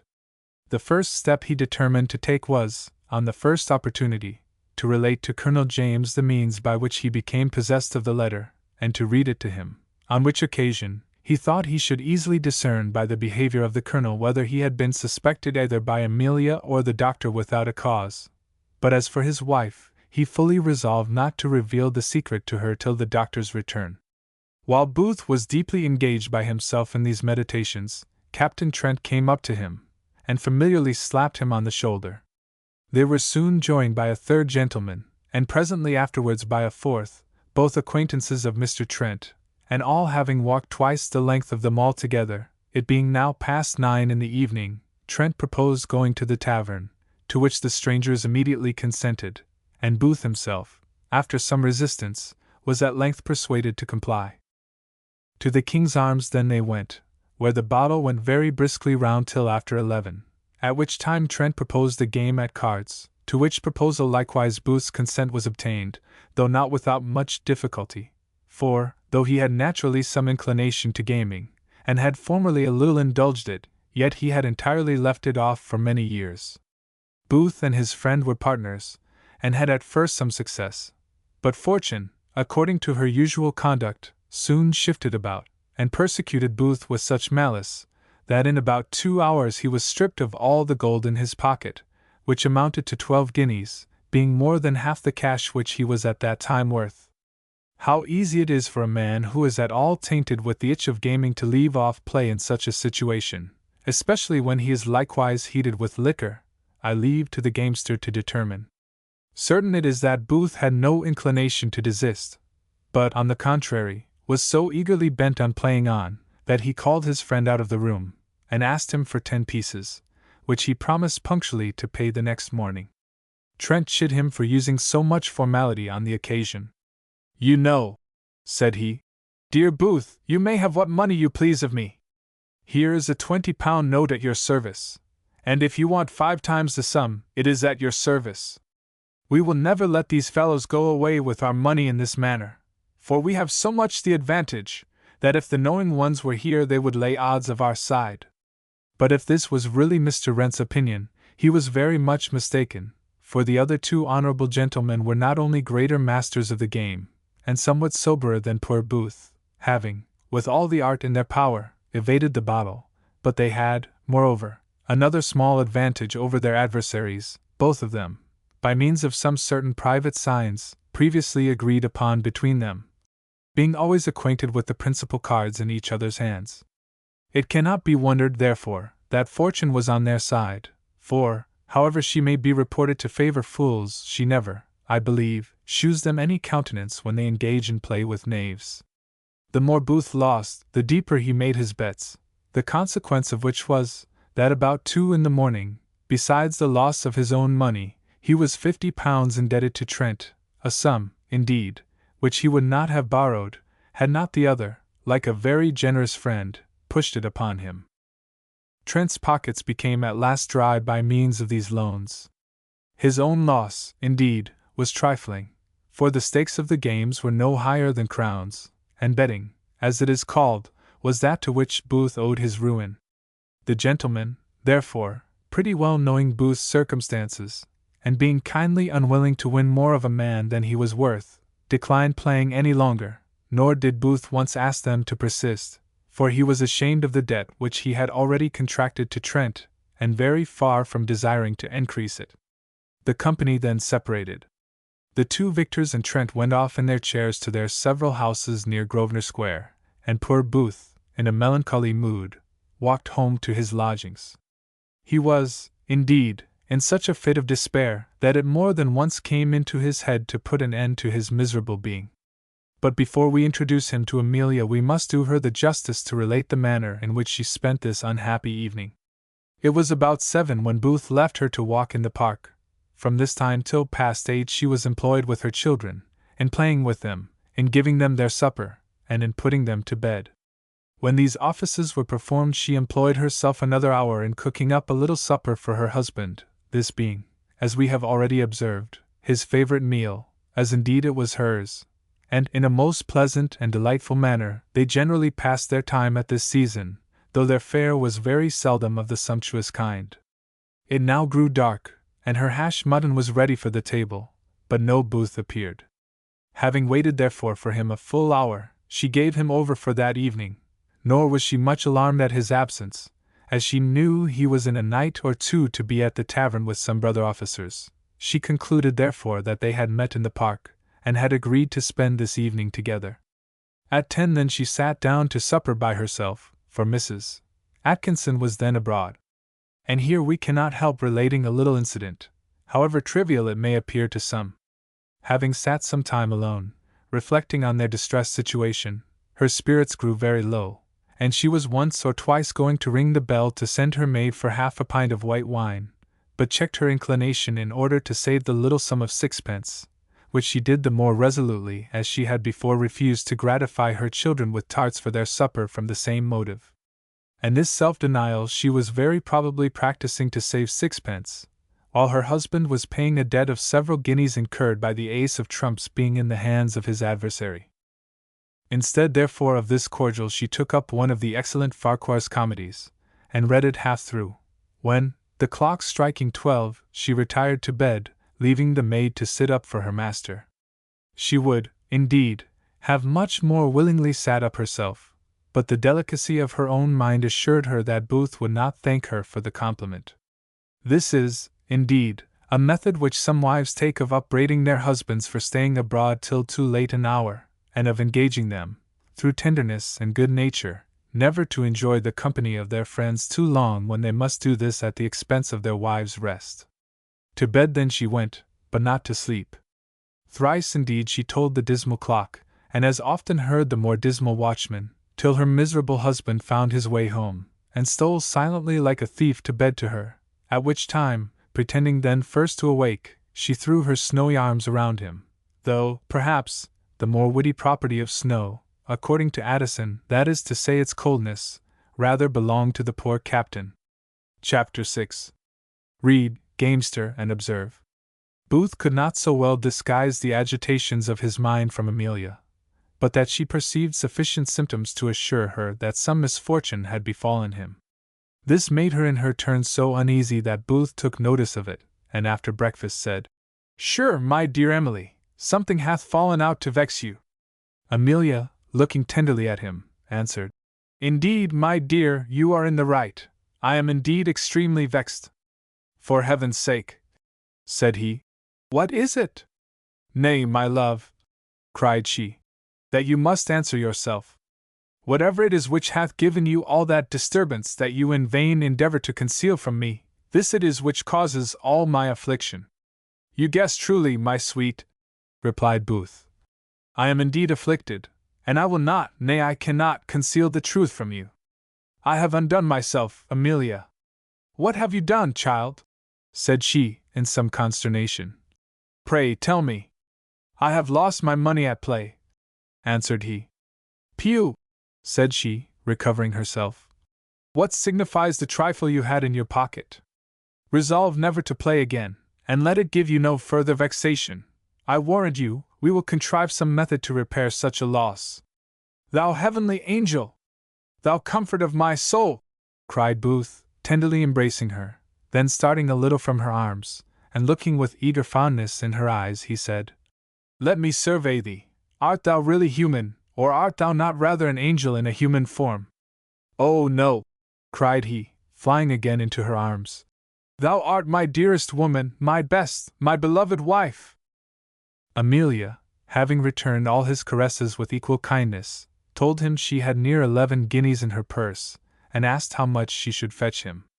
"I would not advise you, Billy, to carry too much in your pocket, for fear it should be a temptation to you to return to gaming, in order to retrieve your past losses. Let me beg you, on all accounts, never to think more, if possible, on the trifle you have lost, any more than if you had never possessed it." Booth promised her faithfully he never would, and refused to take any of the money.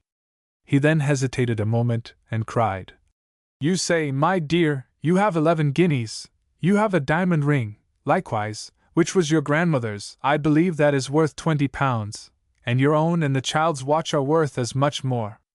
"I believe they would sell for as much," cried Amelia. "For a pawnbroker of Mrs. Atkinson's acquaintance offered to lend me 35 pounds upon them when you was in your last distress." "But why are you computing their value now?" "I was only considering," answered he, "how much we could raise in any case of exigency." "I have computed it myself," said she.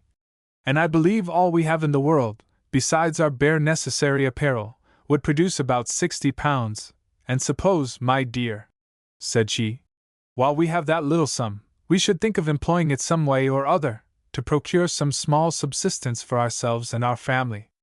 As for your dependence on the Colonel's friendship, it is all vain, I am afraid, and fallacious. Nor do I see any hopes you have from any other quarter, of providing for yourself again in the army.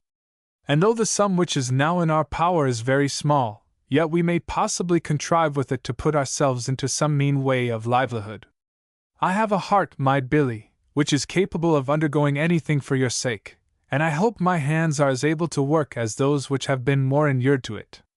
But think, my dear, think what must be our wretched condition, when the very little we now have is all mouldered away, as it will soon be in this town. When poor Booth heard this, and reflected that the time which Amelia foresaw was already arrived, for that he had already lost every farthing they were worth, it touched him to the quick. He turned pale, gnashed his teeth, and cried out, "Damnation! This is too much to bear." Amelia was thrown into the utmost consternation by this behavior, and with great terror in her countenance, cried out, "Good heavens! My dear love, what is the reason of this agony? Ask me no questions," cried he, "unless you would drive me to madness. My Billy! My love!" said she, "what can be the meaning of this? I beg you will deal openly with me, and tell me all your griefs." "Have you dealt fairly with me, Amelia?" said he. "Yes, surely," said she. "Heaven is my witness how fairly." "Nay, do not call heaven," cried he, "to witness a falsehood.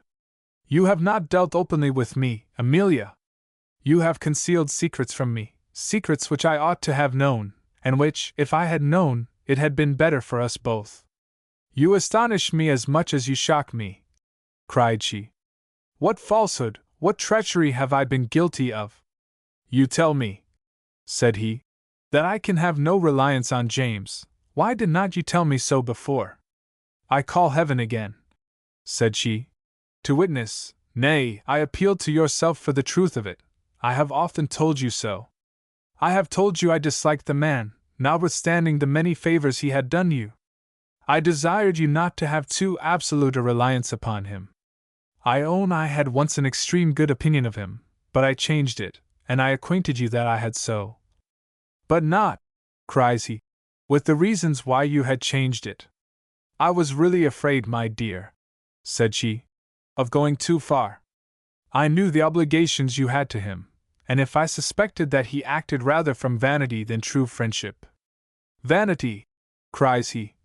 "Take care, Amelia, you know his motive to be much worse than vanity, a motive which, if he had piled obligations on me till they had reached the skies, would tumble all down to hell.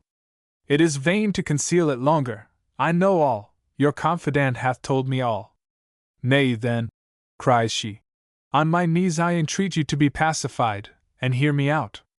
It was, my dear, for you, my dread of your jealous honor, and the fatal consequences. Is not Amelia, then," cried he, "equally jealous of my honor? Would she, from a weak tenderness for my person, go privately about to betray, to undermine the most invaluable treasure of my soul? Would she have me pointed at as the credulous dupe, the easy fool, the tame, the kind cuckold of a rascal with whom I conversed as a friend? Indeed you injure me," said Amelia. "Heaven forbid I should have the trial! But I think I could sacrifice all I hold most dear to preserve your honor. I think I have shown I can. But I will, when you are cool, I will satisfy you I have done nothing you ought to blame." "I am cool then," cries he. "I will with the greatest coolness hear you. But do not think, Amelia, I have the least jealousy, the least suspicion, the least doubt of your honor. It is your want of confidence in me alone which I blame. When you are calm," cried she, "I will speak, and not before." He assured her he was calm, and then she said, "You have justified my conduct by your present passion, in concealing from you my suspicions, for they were no more, nay, it is possible they were unjust, for since the doctor, in betraying the secret to you, hath so far falsified my opinion of him, why may I not be as well deceived in my opinion of the Colonel, since it was only formed on some particulars in his behavior which I disliked? For, upon my honor, he never spoke a word to me, nor hath been ever guilty of any direct action, which I could blame. She then went on, and related most of the circumstances which she had mentioned to the doctor, omitting one or two of the strongest, and giving such a turn to the rest, that, if Booth had not had some of Othello's blood in him, his wife would have almost appeared a prude in his eyes. Even he, however, was pretty well pacified by this narrative, and said he was glad to find a possibility of the Colonel's innocence, but that he greatly commended the prudence of his wife, and only wished she would for the future make him her only confidant. Amelia, upon that, expressed some bitterness against the doctor for breaking his trust, when Booth, in his excuse, related all the circumstances of the letter, and plainly convinced her that the secret had dropped by mere accident from the mouth of the doctor. Thus the husband and wife became again reconciled, and poor Amelia generously forgave a passion of which the sagacious reader is better acquainted with the real cause than was that unhappy lady. Chapter 7. In which Booth receives a visit from Captain Trent. When Booth grew perfectly cool, and began to reflect that he had broken his word to the doctor, in having made the discovery to his wife which we have seen in the last chapter, that thought gave him great uneasiness, and now, to comfort him, Captain Trent came to make him a visit. This was, indeed, almost the last man in the world whose company he wished for he was the only man he was ashamed to see, for a reason well known to gamesters, among whom the most dishonorable of all things is not to pay a debt, contracted at the gaming table, the next day, or the next time at least that you see the party. Booth made no doubt but that Trent was come on purpose to receive this debt. The latter had been therefore scarce a minute in the room before Booth began, in an awkward manner, to apologize, but Trent immediately stopped his mouth, and said, "I do not want the money, Mr. Booth, and you may pay it me whenever you are able, and if you are never able, I assure you I will never ask you for it." This generosity raised such a tempest of gratitude in Booth, if I may be allowed the expression, that the tears burst from his eyes, and it was some time before he could find any utterance for those sentiments with which his mind overflowed. But, when he began to express his thankfulness, Trent immediately stopped him, and gave a sudden turn to their discourse. Mrs. Trent had been to visit Mrs. Booth on the masquerade evening, which visit Mrs. Booth had not yet returned. Indeed, this was only the second day since she had received it. Trent therefore now told his friend that he should take it extremely kind if he and his lady would waive all ceremony, and sup at their house the next evening. Booth hesitated a moment, but presently said, "I am pretty certain my wife is not engaged, and I will undertake for her. I am sure she will not refuse anything Mr. Trent can ask." And soon after Trent took Booth with him to walk in the park. There were few greater lovers of a bottle than Trent. He soon proposed therefore to adjourn to the King's Arms Tavern, where Booth, though much against his inclination, accompanied him. But Trent was very importunate, and Booth did not think himself at liberty to refuse such a request to a man from whom he had so lately received such obligations. When they came to the tavern, however, Booth recollected the omission he had been guilty of the night before. He wrote a short note therefore to his wife, acquainting her that he should not come home to supper, but comforted her with a faithful promise that he would on no account engage himself in gaming.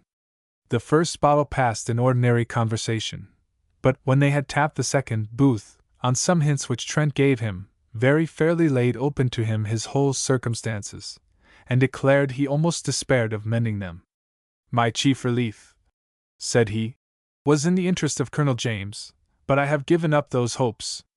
"And very wisely too," said Trent. "I say nothing of the Colonel's goodwill. Very likely he may be your sincere friend, but I do not believe he hath the interest he pretends to. He hath had too many favors in his own family to ask any more yet awhile. But I am mistaken if you have not a much more powerful friend than the Colonel, one who is both able and willing to serve you. I dined at his table within these 2 days, and I never heard kinder nor warmer expressions from the mouth of man than he made use of towards you. I make no doubt you know whom I mean."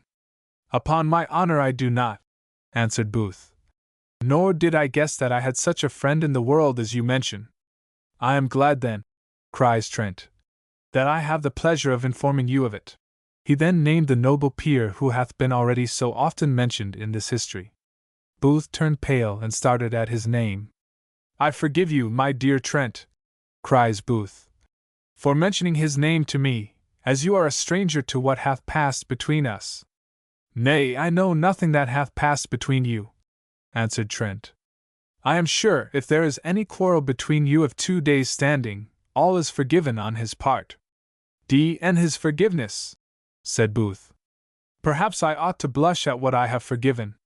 You surprise me, cries Trent. Pray what can be the matter? Indeed, my dear Trent, cries Booth, very gravely, he would have injured me in the tenderest part. I know not how to tell it you, but he would have dishonored me with my wife. Sure, you are not in earnest, answered Trent. But if you are, you will pardon me for thinking that impossible. Indeed, cries Booth, I have so good an opinion of my wife as to believe it impossible for him to succeed, but that he should intend me the favor you will not, I believe, think an impossibility. Faith, not in the least, said Trent. Mrs. Booth is a very fine woman, and if I had the honor to be her husband, I should not be angry with any man for liking her. But you would be angry, said Booth, with a man who should make use of stratagems and contrivances to seduce her virtue, especially if he did this under the color of entertaining the highest friendship for yourself. Not at all, cries Trent. It is human nature. Perhaps it is, cries Booth. But it is human nature depraved, stripped of all its worth, and loveliness, and dignity, and degraded down to a level with the vilest brutes. Look ye, Booth, cries Trent, I would not be misunderstood. I think when I am talking to you, I talk to a man of sense and to an inhabitant of this country, not to one who dwells in a land of saints. If you have really such an opinion as you express of this noble lord, you have the finest opportunity of making a complete fool and bubble of him that any man can desire, and of making your own fortune at the same time. I do not say that your suspicions are groundless, for, of all men upon earth I know, my lord is the greatest bubble to women, though I believe he hath had very few. And this I am confident of, that he hath not the least jealousy of these suspicions. Now, therefore, if you will act the part of a wise man, I will undertake that you shall make your fortune without the least injury to the chastity of Mrs. Booth. I do not understand you, sir, said Booth. Nay, cries Trent, if you will not understand me, I have done. I meant only your service, and I thought I had known you better. Booth begged him to explain himself. If you can, said he, shew me any way to improve such circumstances as I have opened to you, you may depend on it I shall readily embrace it, and own my obligations to you. That is spoken like a man, cries Trent. Why, what is it more than this? Carry your suspicions in your own bosom. Let Mrs. Booth, in whose virtue I am sure you may be justly confident, go to the public places. There let her treat my lord with common civility only. I am sure he will bite. And thus, without suffering him to gain his purpose, you will gain yours. I know several who have succeeded with him in this manner. I am very sorry, sir, cries Booth, that you are acquainted with any such rascals. I do assure you, rather than I would act such a part, I would submit to the hardest sentence that fortune could pronounce against me. Do as you please, sir, said Trent. I have only ventured to advise you as a friend. But do you not think your nicety is a little over-scrupulous? You will excuse me, sir, said Booth, but I think no man can be too scrupulous in points which concern his honor. I know many men of very nice honor, answered Trent, who have gone much farther, and no man, I am sure, had ever a better excuse for it than yourself. You will forgive me, Booth, since what I speak proceeds from my love to you, nay, indeed, by mentioning your affairs to me, which I am heartily sorry for, you have given me a right to speak. You know best what friends you have to depend upon. But if you have no other pretensions than your merit, I can assure you you would fail. If it was possible, you could have 10 times more merit than you have. And if you love your wife, as I am convinced you do, what must be your condition in seeing her want the necessaries of life? I know my condition is very hard, cries Booth, But I have one comfort in it, which I will never part with, and that is innocence. As to the mere necessaries of life, however, it is pretty difficult to deprive us of them. This I am sure of, no one can want them long. Upon my word, sir, cries Trent, I did not know you had been so great a philosopher. But believe me, these matters look much less terrible at a distance than when they are actually present. You will then find, I am afraid, that honor hath no more skill in cookery than Shakespeare tells us it hath in surgery. And me if I don't wish his lordship loved my wife as well as he doth yours. I promise you I would trust her virtue, and if he should get the better of it, I should have people of fashion enough to keep me in countenance. Their second bottle being now almost out, Booth, without making any answer, called for a bill. Trent pressed very much the drinking another bottle, but Booth absolutely refused, and presently afterwards they parted, not extremely well satisfied with each other. They appeared, indeed, one to the other, in disadvantageous lights of a very different kind. Trent concluded Booth to be a very silly fellow, and Booth began to suspect that Trent was very little better than a scoundrel. Chapter 8 contains a letter and other matters. We will now return to Amelia, to whom, immediately upon her husband's departure to walk with Mr. Trent, a porter brought the following letter, which she immediately opened and read. Madam, the quick dispatch which I have given to your first commands will I hope assure you of the diligence with which I shall always obey every command that you are pleased to honor me with. I have, indeed, in this trifling affair, acted as if my life itself had been at stake. Nay, I know not but it may be so, for this insignificant matter, you was pleased to tell me, would oblige the charming person in whose power is not only my happiness, but, as I am well persuaded, my life too. Let me reap therefore some little advantage in your eyes, as you have in mine, from this trifling occasion, for, if anything could add to the charms of which you are mistress, it would be perhaps that amiable zeal with which you maintain the cause of your friend. I hope, indeed, she will be my friend and advocate with the most lovely of her sex, as I think she hath reason, and as you was pleased to insinuate she had been. Let me beseech you, madam, let not that dear heart, whose tenderness is so inclined to compassionate the miseries of others, be hardened only against the sufferings which itself occasions. Let not that man alone have reason to think you cruel, who, of all others, would do the most to procure your kindness. How often have I lived over in my reflections, in my dreams, those 2 short minutes we were together! But, alas! How faint are these mimicries of the imagination! What would I not give to purchase the reality of such another blessing? This, madam, is in your power to bestow on the man who hath no wish, no will, no fortune, no heart, no life, but what are at your disposal. Grant me only the favor to be at Lady S. assembly. You can have nothing to fear from indulging me with a moment's sight, a moment's conversation. I will ask no more. I know your delicacy, and had rather die than offend it. Could I have seen you sometimes, I believe the fear of offending you would have kept my love forever buried in my own bosom. But to be totally excluded even from the sight of what my soul dotes on is what I cannot bear.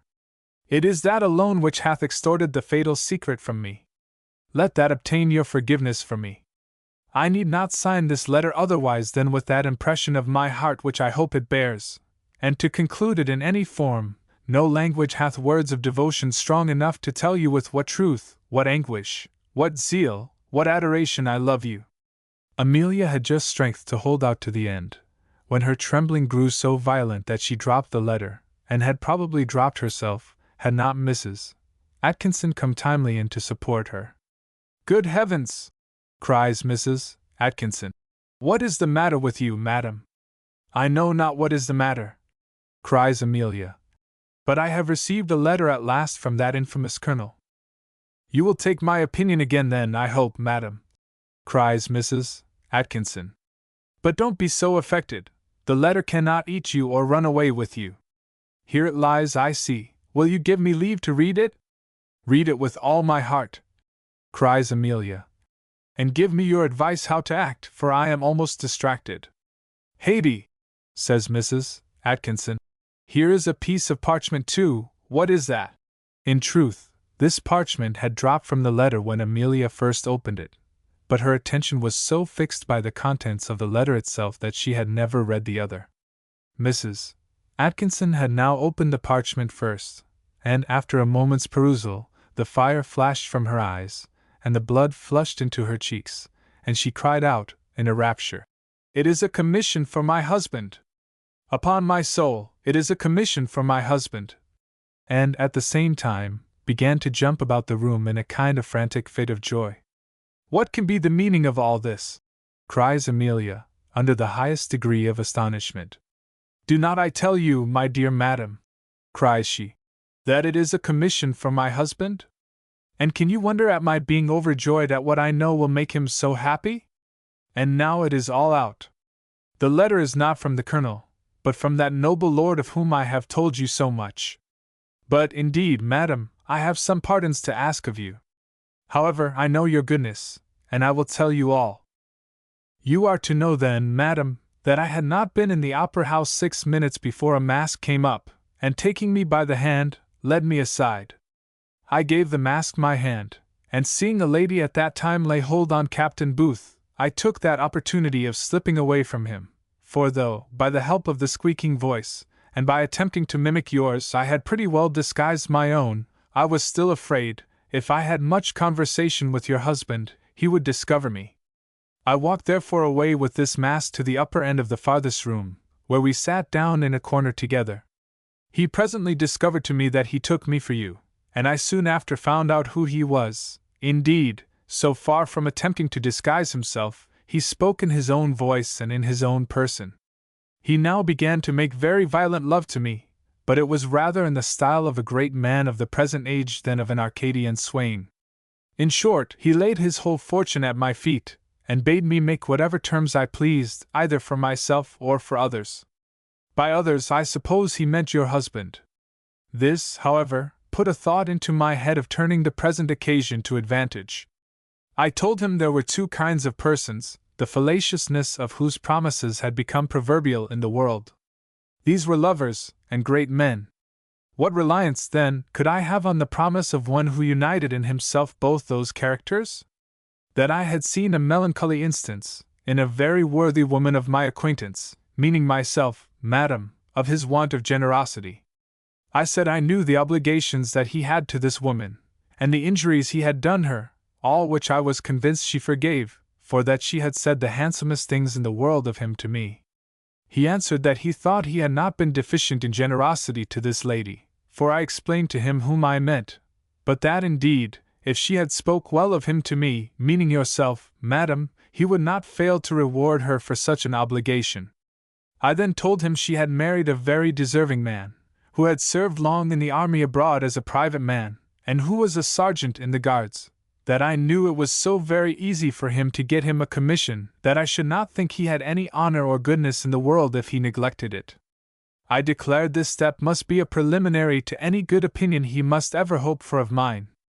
I then professed the greatest friendship to that lady, in which I am convinced you will think me serious, and assured him he would give me one of the highest pleasures in letting me be the instrument of doing her such a service. He promised me in a moment to do what you see, madam, he has since done. And to you I shall always think myself indebted for it. I know not how you are indebted to me, cries Amelia. Indeed, I am very glad of any good fortune that can attend poor Atkinson, but I wish it had been obtained some other way. Good heavens! What must be the consequence of this? What must this lord think of me for listening to his mention of love? Nay, for making any terms with him?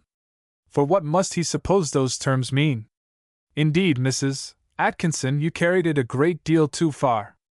No wonder he had the assurance to write to me in the manner he hath done. It is too plain what he conceives of me, and who knows what he may say to others. You may have blown up my reputation by your behavior. How is that possible? Answered Mrs. Atkinson. Is it not in my power to clear up all matters? If you will but give me leave to make an appointment in your name, I will meet him myself, and declare the whole secret to him. I will consent to no such appointment, cries Amelia. I am heartily sorry I ever consented to practice any deceit.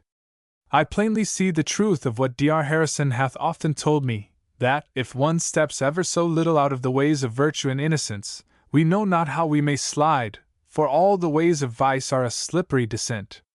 That sentiment, cries Mrs. Atkinson, is much older than Dr. Harrison.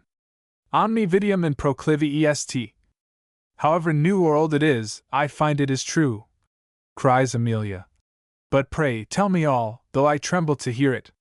Indeed, my dear friend, said Mrs. Atkinson, you are terrified at nothing. Indeed, you are too great a prude. I do not know what you mean by prudery, answered Amelia.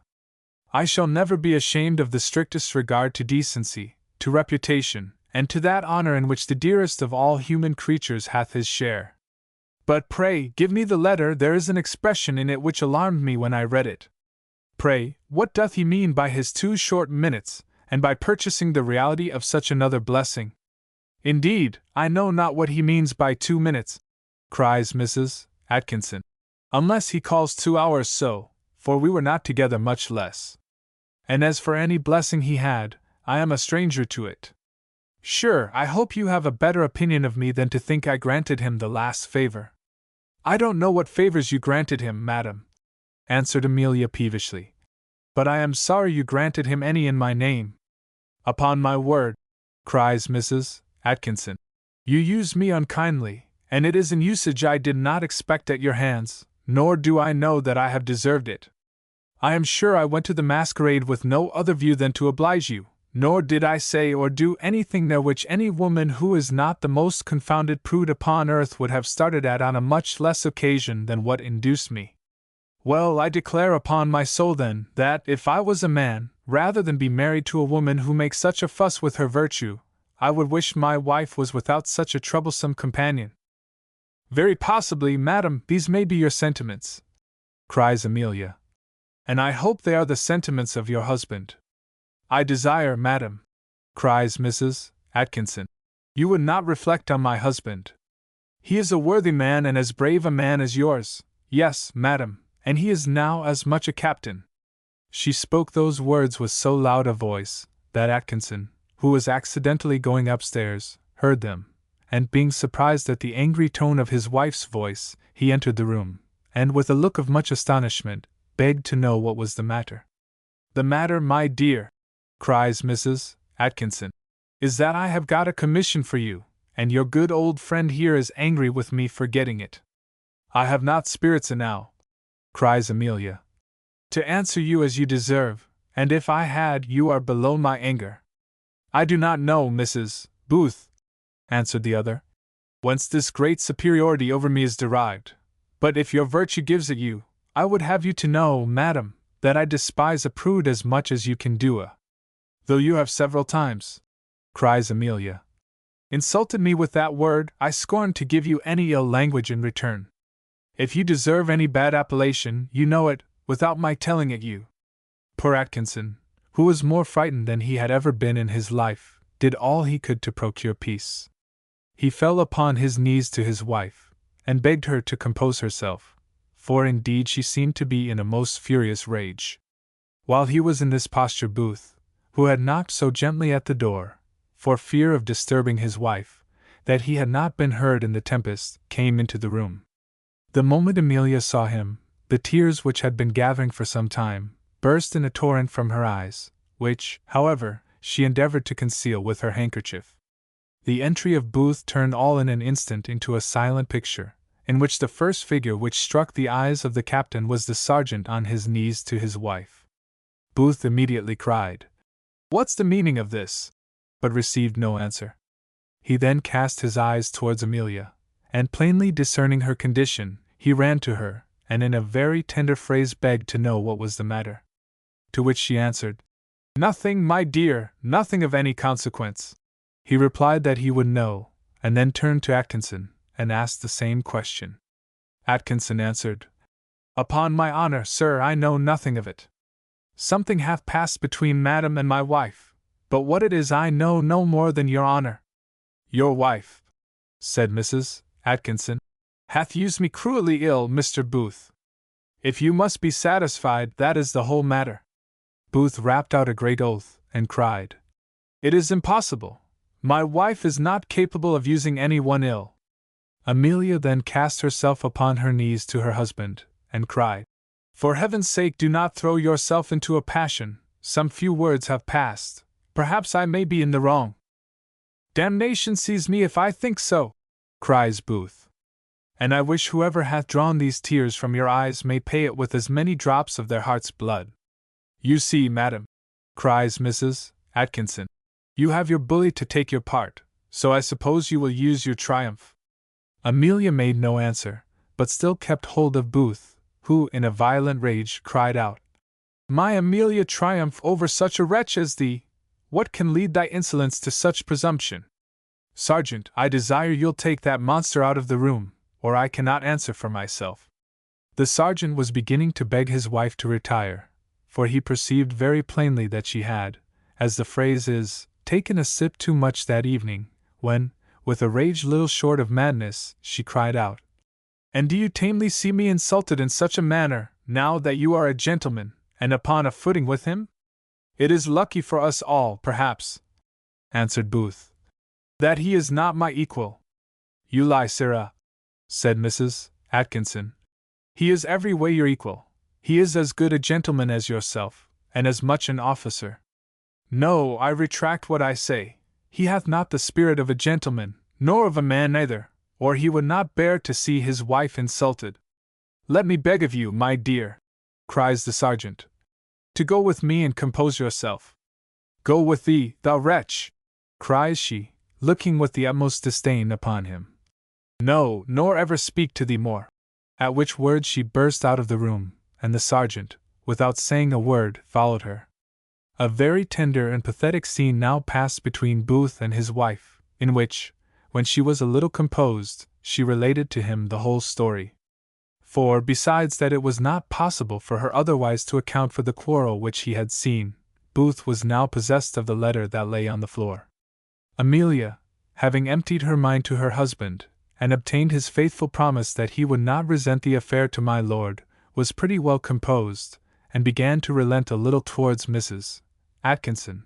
But Booth was so highly incensed with her, that he declared he would leave her house the next morning, which they both accordingly did, and immediately accommodated themselves with convenient apartments within a few doors of their friend the doctor. Chapter 9. Containing some things worthy observation. Notwithstanding the exchange of his lodgings, Booth did not forget to send an excuse to Mr. Trent, of whose conversation he had taken a full surfeit the preceding evening. That day in his walks Booth met with an old brother officer, who had served with him at Gibraltar, and was on half-pay as well as himself. He had not, indeed, had the fortune of being broke with his regiment, as was Booth, but had gone out, as they call it, on half-pay as a lieutenant, a rank to which he had risen in 35 years. This honest gentleman, after some discourse with Booth, desired him to lend him half-a-crown, which he assured him he would faithfully pay the next day, when he was to receive some money for his sister. The sister was the widow of an officer that had been killed in the sea service, and she and her brother lived together, on their joint stock, out of which they maintained likewise an old mother and two of the sister's children, the eldest of which was about 9 years old.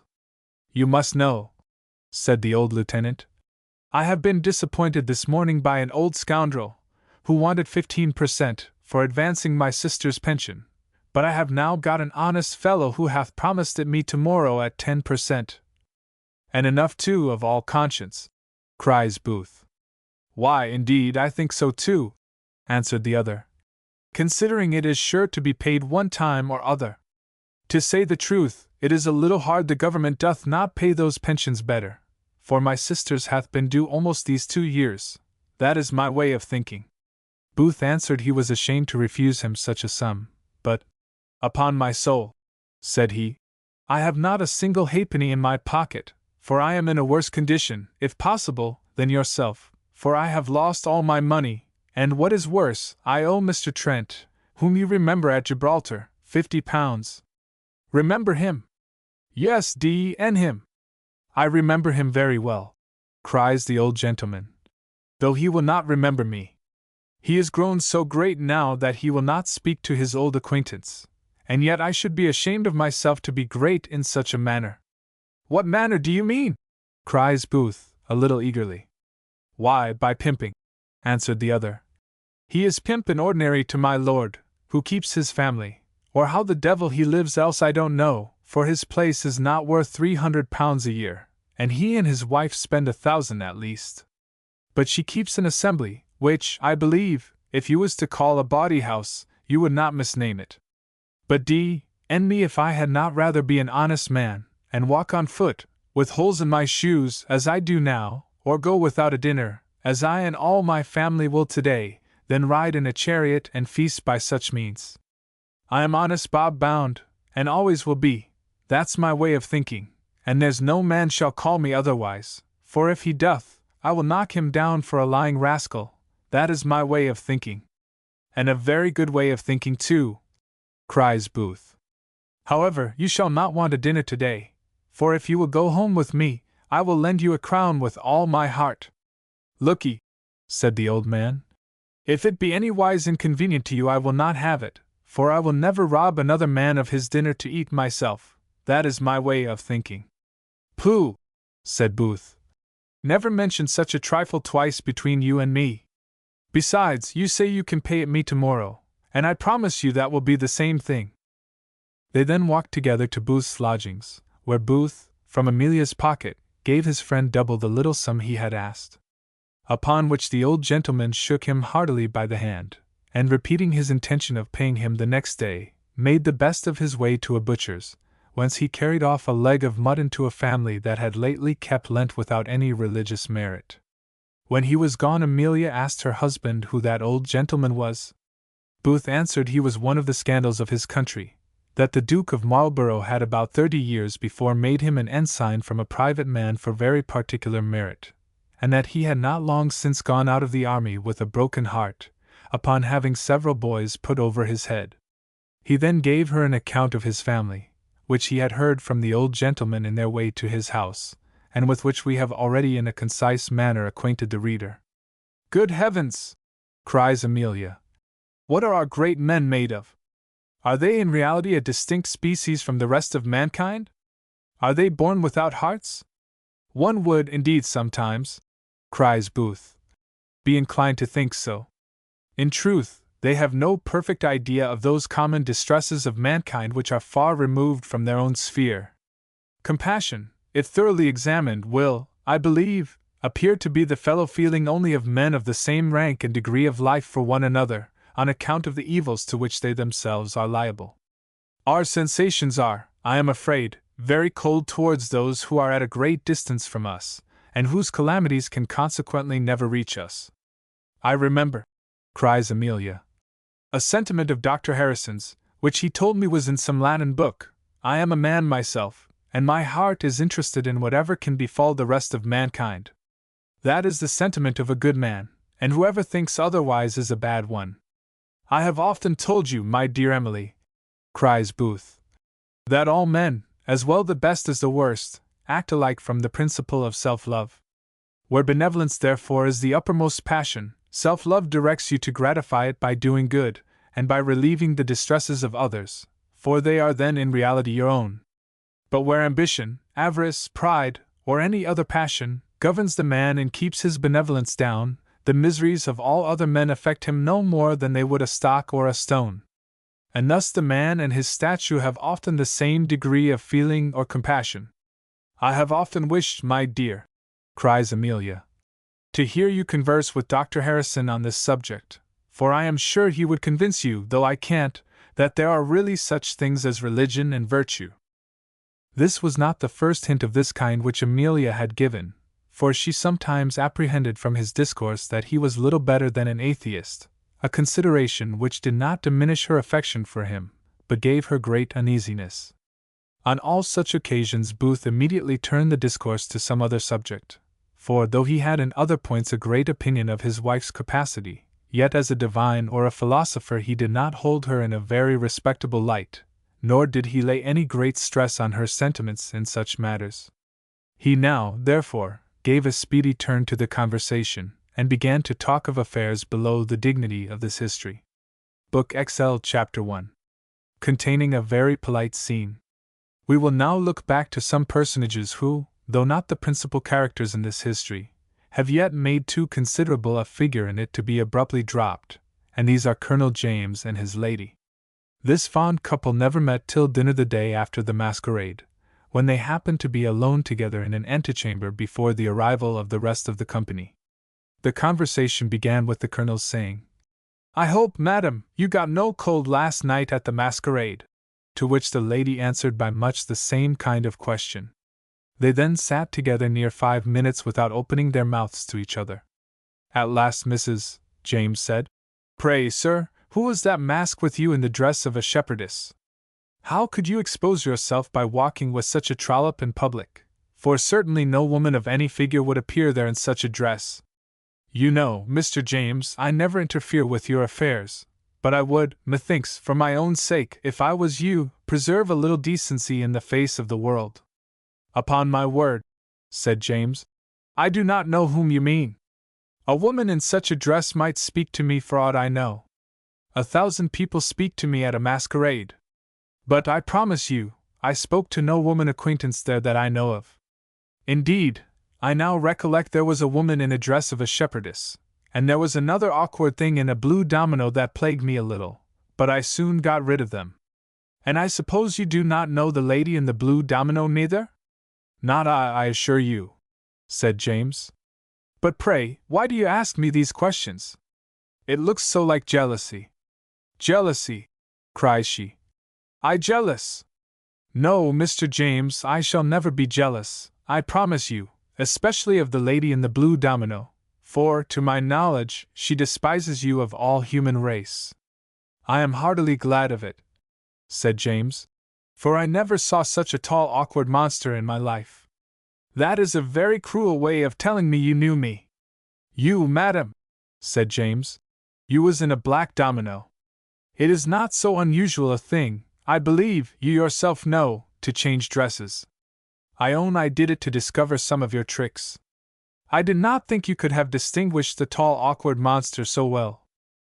"Upon my soul," said James, "if it was you I did not even suspect it, so you ought not to be offended at what I have said ignorantly." "Indeed, sir," cries she, "you cannot offend me by anything you can say to my face. No, by my soul, I despise you too much. But I wish, Mr. James, you would not make me the subject of your conversation amongst your wenches. I desire I may not be afraid of meeting them for fear of their insults, that I may not be told by a dirty trollop you make me the subject of your wit amongst them, of which, it seems, I am the favorite topic. Though you have married a tall awkward monster, Mr. James, I think she hath a right to be treated, as your wife, with respect at least. Indeed, I shall never require any more. Indeed, Mr. James, I never shall. I think a wife hath a title to that." "Who told you this, madam?" said James. "Your slut," said she. "Your wench, your shepherdess." "By all that's sacred!" cries James. "I do not know who the shepherdess was." "By all that's sacred then," says she. "She told me so, and I am convinced she told me truth.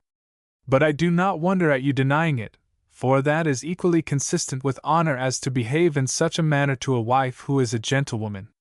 I hope you will allow me that, sir. Because I had not quite so great a fortune, I hope you do not think me beneath you, or that you did me any honor in marrying me. I am come of as good a family as yourself, Mr. James, and if my brother knew how you treated me he would not bear it." "Do you threaten me with your brother, madam?" said James. "I will not be ill-treated, sir," answered she. "Nor I neither, madam," cries he. "And therefore I desire you will prepare to go into the country tomorrow morning." "Indeed, sir," said she, "I shall not." "By heavens!" "Madam, but you shall," answered he. "I will have my coach at the door tomorrow morning by 7, and you shall either go into it or be carried." "I hope, sir, you are not in earnest," said she. "Indeed, madam," answered he, "but I am in earnest, and resolved, and into the country you go tomorrow." "But why into the country?" said she. "Mr. James? Why will you be so barbarous to deny me the pleasures of the town?" "Because you interfere with my pleasures," cried James. which I have told you long ago I would not submit to. It is enough for fond couples to have these scenes together. I thought we had been upon a better footing, and had cared too little for each other to become mutual plagues. I thought you had been satisfied with the full liberty of doing what you pleased. So I am. I defy you to say I have ever given you any uneasiness. How? Cries he. Have you not just now upbraided me with what you heard at the masquerade? I own, said she, to be insulted by such a creature to my face stung me to the soul. I must have had no spirit to bear the insults of such an animal. Nay, she spoke of you with equal contempt. Whoever she is, I promise you Mr. Booth is her favorite. But indeed she is unworthy any one's regard, for she behaved like an errant dragoon. Hang her! Cries the colonel. I know nothing of her. Well, but Mr. James, I am sure you will not send me into the country. Indeed, I will not go into the country. If you was a reasonable woman, cries James, perhaps I should not desire it. And on one consideration. Come, name your consideration, said she. Let me first experience your discernment, said he. Come, Molly, let me try your judgment. Can you guess at any woman of your acquaintance that I like? Sure, said she. It cannot be Mrs. Booth. And why not Mrs. Booth? Answered he. Is she not the finest woman in the world? Very far from it, replied she. In my opinion. Pray what faults, said he, can you find in her? In the first place, cries Mrs. James, her eyes are too large, and she hath a look with them that I don't know how to describe, but I know I don't like it. Then her eyebrows are too large, therefore, indeed, she doth all in her power to remedy this with her pincers, for if it was not for those her eyebrows would be preposterous. Then her nose, as well proportioned as it is, has a visible scar on one side. Her neck, likewise, is too protuberant for the genteel size, especially as she laces herself, for no woman, in my opinion, can be genteel who is not entirely flat before. And lastly, she is both too short and too tall. Well, you may laugh, Mr. James, I know what I mean, though I cannot well express it. I mean that she is too tall for a pretty woman and too short for a fine woman. There is such a thing as a kind of insipid medium, a kind of something that is either one thing nor another. I know not how to express it more clearly, but when I say such a one is a pretty woman, a pretty thing, a pretty creature, you know very well I mean a little woman, and when I say such a one is a very fine woman, a very fine person of a woman, to be sure I must mean a tall woman. Now a woman that is between both is certainly neither the one nor the other. Well, I own, said he, you have explained yourself with great dexterity, but with all these imperfections, I cannot help liking her. That you need not tell me, Mr. James, answered the lady, for that I knew before you desired me to invite her to your house. And nevertheless, did not I, like an obedient wife, comply with your desires? Did I make any objection to the party you proposed for the masquerade, though I knew very well your motive? What can the best of wives do more? To procure you success is not in my power, and if I may give you my opinion, I believe you will never succeed with her. Is her virtue so very impregnable? Said he, with a sneer. Her virtue, answered Mrs. James, hath the best guard in the world, which is a most violent love for her husband. All pretense and affectation, cries the colonel. It is impossible she should have so little taste, or indeed so little delicacy, as to like such a fellow. Nay, I do not much like him myself, said she. He is not indeed at all such a sort of man as I should like, but I thought he had been generally allowed to be handsome. He handsome, cries James.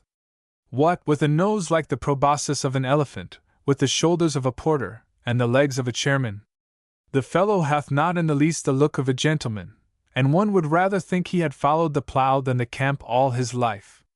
Nay, now I protest, said she, I think you do him injustice. He is genteel enough in my opinion. It is true, indeed, he is not quite of the most delicate make, but whatever he is, I am convinced she thinks him the finest man in the world. I cannot believe it, answered he peevishly. But will you invite her to dinner here tomorrow? With all my heart, and as often as you please, answered she. But I have some favors to ask of you. First, I must hear no more of going out of town till I please. Very well, cries he. In the next place, said she, I must have 200 guineas within these 2 or 3 days. Well, I agree to that too, answered he. And when I do go out of town, I go to Tunbridge, I insist upon that, and from Tunbridge I go to Bath, positively to Bath. And I promise you faithfully I will do all in my power to carry Mrs. Booth with me.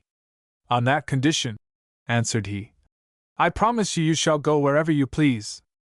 And to shew you, I will even prevent your wishes by my generosity. As soon as I receive the £5,000 which I am going to take up on one of my estates, you shall have 200 more.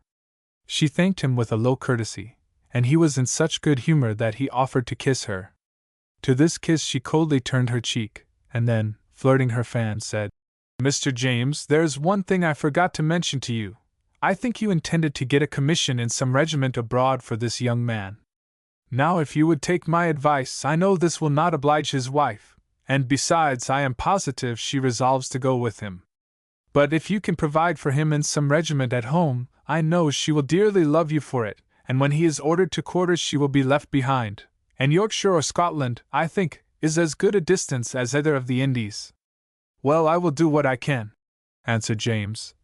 But I cannot ask anything yet, for I got 2 places of 100 a year each for 2 of my footmen, within this fortnight. At this instant a violent knock at the door signified the arrival of their company, upon which both husband and wife put on their best looks to receive their guests, and from their behavior to each other during the rest of the day, a stranger might have concluded he had been in company with the fondest couple in the universe. Chapter 2. Matters Political. Before we return to Booth we will relate a scene in which Dr. Harrison was concerned. This good man, whilst in the country, happened to be in the neighbourhood of a nobleman of his acquaintance, and whom he knew to have very considerable interest with the ministers at that time. The doctor, who was very well known to this nobleman, took this opportunity of paying him a visit in order to recommend poor Booth to his favour. Nor did he much doubt of his success, the favour he was to ask being a very small one, and to which he thought the service of Booth gave him so just a title. The doctor's name soon gained him an admission to the presence of this great man, who, indeed, received him with much courtesy and politeness, not so much, perhaps, from any particular regard to the sacred function, nor from any respect to the doctor's personal merit, as from some considerations which the reader will perhaps guess anon. After many ceremonials, and some previous discourse on different subjects, the doctor opened the business, and told the great man that he was come to him to solicit a favour for a young gentleman who had been an officer in the army, and was now on half-pay. All the favour I ask, my lord, said he, is that this gentleman may be again admitted ad undem. I am convinced your lordship will do me the justice to think I would not ask for a worthless person, but, indeed, the young man I mean hath very extraordinary merit. He was at the siege of Gibraltar, in which he behaved with distinguished bravery, and was dangerously wounded at 2 several times in the service of his country. I will add that he is at present in great necessity, and hath a wife and several children, for whom he hath no other means of providing, and if it will recommend him farther to your lordship's favour, his wife, I believe, is one of the best and worthiest of all her sex. As to that, my dear doctor, cries the nobleman, I shall make no doubt. Indeed, any service I shall do the gentleman will be upon your account. As to necessity, it is the plea of so many that it is impossible to serve them all. And with regard to the personal merit of these inferior officers, I believe I need not tell you that it is very little regarded. But if you recommend him, let the person be what he will, I am convinced it will be done, for I know it is in your power at present to ask for a greater matter than this. I depend entirely upon your lordship, answered the doctor. Indeed, my worthy friend, replied the lord, I will not take a merit to myself which will so little belong to me. You are to depend on yourself. It falls out very luckily too at this time, when you have it in your power so greatly to oblige us. What, my lord, is in my power? Cries the doctor. You certainly know, answered his lordship. how hard Colonel Trompington is run at your town in the election of a mayor. They tell me it will be a very near thing unless you join us. But we know it is in your power to do the business, and turn the scale. I heard your name mentioned the other day on that account, and I know you may have anything in reason if you will give us your interest. Sure, my lord, cries the doctor. You are not in earnest in asking my interest for the colonel? Indeed I am, answered the peer. Why should you doubt it? For many reasons, answered the doctor. First, I am an old friend and acquaintance of Mr. Fairfield, as your lordship, I believe, very well knows. The little interest, therefore, that I have, you may be assured, will go in his favor. Indeed, I do not concern myself deeply in these affairs, for I do not think it becomes my cloth so to do. But as far as I think it decent to interest myself, it will certainly be on the side of Mr. Fairfield. Indeed, I should do so if I was acquainted with both the gentlemen only by reputation, the one being a neighboring gentleman of a very large estate, a very sober and sensible man, of known probity and attachment to the true interest of his country. The other is a mere stranger, a boy, a soldier of fortune, and, as far as I can discern from the little conversation I have had with him, of a very shallow capacity. And no education.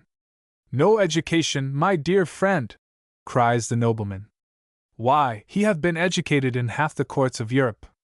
Perhaps so, my lord, answered the doctor. But I shall always be so great a pedant as to call a man of no learning a man of no education. And from my own knowledge I can aver that I am persuaded there is scarce a foot soldier in the army who is more illiterate than the colonel. Why, as to Latin and Greek, you know, replied the lord, they are not much required in the army. It may be so, said the doctor. Then let such persons keep to their own profession. It is a very low civil capacity indeed for which an illiterate man can be qualified. And to speak a plain truth, if your lordship is a friend to the colonel, you would do well to advise him to decline an attempt in which I am certain he hath no probability of success. Well, sir, said the lord, if you are resolved against us, I must deal as freely with you, and tell you plainly I cannot serve you in your affair. Nay, it will be the best thing I can do to hold my tongue, for, if I should mention his name with your recommendation after what you have said, he would perhaps never get provided for as long as he lives. Is his own merit, then, my lord, no recommendation? Cries the doctor. My dear, dear sir, cries the other, what is the merit of a subaltern officer?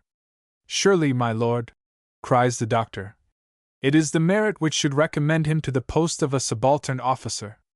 And it is a merit which will hereafter qualify him to serve his country in a higher capacity. And I do assure of this young man, that he hath not only a good heart but a good head too. And I have been told by those who are judges that he is, for his age, an excellent officer. Very probably, cries my lord. And there are abundance with the same merit, and the same qualifications who want a morsel of bread for themselves and their families. It is an infamous scandal on the nation, cries the doctor. And I am heartily sorry it can be said even with a color of truth. How can it be otherwise? Says the peer. Do you think it is possible to provide for all men of merit? Yes, surely do I, said the doctor. And very easily too. How, pray? Cries the lord. Upon my word, I shall be glad to know. Only by not providing for those who have none. The men of merit in any capacity are not, I am afraid, so extremely numerous that we need starve any of them, unless we wickedly suffer a set of worthless fellows to eat their bread. This is all mere utopia, cries his lordship. The chimerical system of Plato's Commonwealth, with which we amuse ourselves at the university, politics which are inconsistent with the state of human affairs. Sure, my lord, cries the doctor. We have read of states where such doctrines have been put in practice. What is your lordship's opinion of Rome in the earlier ages of the Commonwealth, of Sparta, and even of Athens itself in some periods of its history? Indeed, doctor, cries the lord, all these notions are obsolete and long since exploded. To apply maxims of government drawn from the Greek and Roman histories to this nation is absurd and impossible. But if you will have Roman examples, fetch them from those times of the Republic that were most like our own. Do you not know, doctor, that this is as corrupt a nation as ever existed under the sun? And would you think of governing such a people by the strict principles of honesty and morality? If it be so corrupt, said the doctor, I think it is high time to amend it, or else it is easy to foresee that Roman and British liberty will have the same fate, for corruption in the body politic as naturally tends to dissolution as in the natural body. I thank you for your simile, cries my lord. For, in the natural body, I believe, you will allow there is the season of youth, the season of manhood, and the season of old age, and that, when the last of these arrives, it will be an impossible attempt by all the means of art to restore the body again to its youth, or to the vigor of its middle age. The same periods happen to every great kingdom. In its youth it rises by arts and arms to power and prosperity. This it enjoys and flourishes with a while, and then it may be said to be in the vigor of its age, enriched at home with all the emoluments and blessings of peace, and formidable abroad with all the terrors of war. At length this very prosperity introduces corruption, and then comes on its old age. Virtue and learning, art and industry, decay by degrees. The people sink into sloth and luxury and prostitution. It is enervated at home, becomes contemptible abroad, and such indeed is its misery and wretchedness, that it resembles a man in the last decrepit stage of life, who looks with unconcern at his approaching dissolution. This is a melancholy picture indeed, cries the doctor. And if the latter part of it can be applied to our case, I see nothing but religion, which would have prevented this decrepit state of the constitution, should prevent a man of spirit from hanging himself out of the way of so wretched a contemplation. Why so? Said the peer.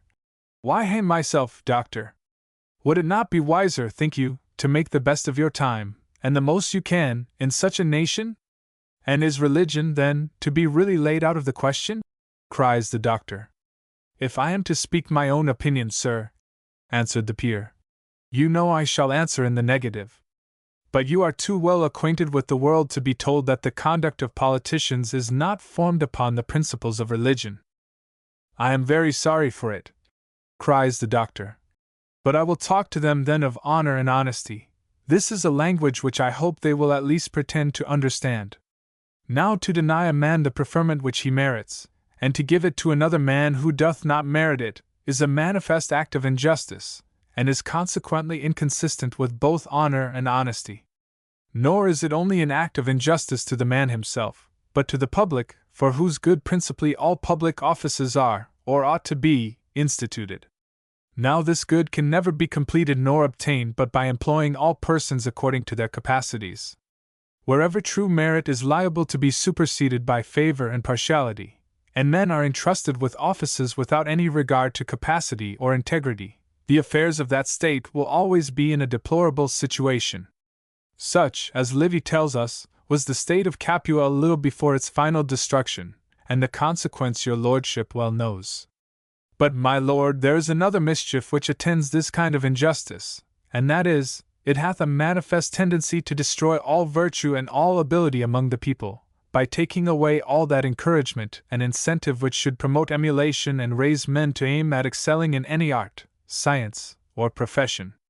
Nor can anything, my lord, contribute more to render a nation contemptible among its neighbors, for what opinion can other countries have of the councils, or what terror can they conceive of the arms, of such a people? And it was chiefly owing to the avoiding this error that Oliver Cromwell carried the reputation of England higher than it ever was at any other time.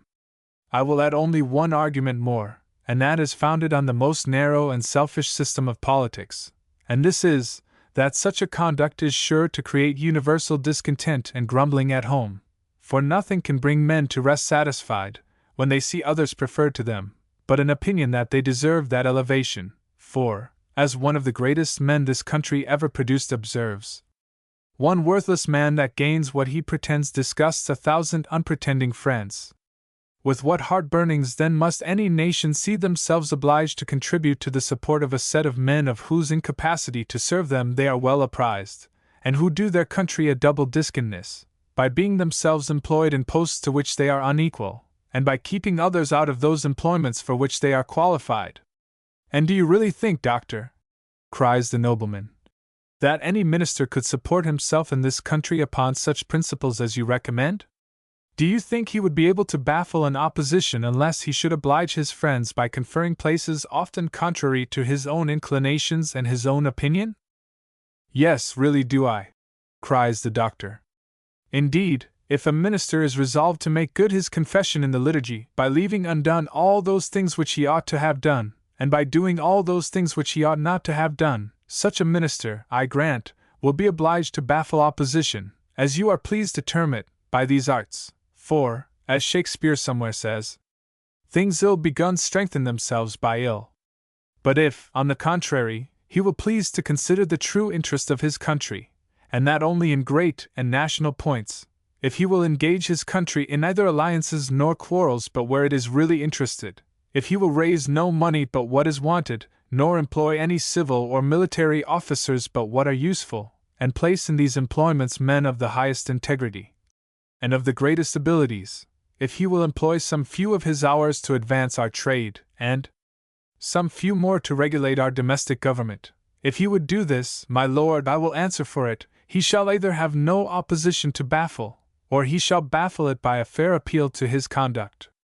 Such a minister may, in the language of the law, put himself on his country when he pleases, and he shall come off with honor and applause.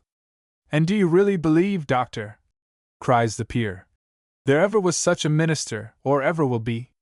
Why not, my lord? Answered the doctor. It requires no very extraordinary parts, nor any extraordinary degree of virtue. He need practice no great instances of self-denial. He shall have power, and honor, and riches, and perhaps, all in a much greater degree than he can ever acquire by pursuing a contrary system. He shall have more of each and much more of safety. Pray, doctor, said my lord, let me ask you one simple question. Do you really believe any man upon earth was ever a rogue out of choice? Really, my lord, says the doctor, I am ashamed to answer in the affirmative, and yet I am afraid experience would almost justify me if I should. Perhaps the opinion of the world may sometimes mislead men to think those measures necessary which in reality are not so.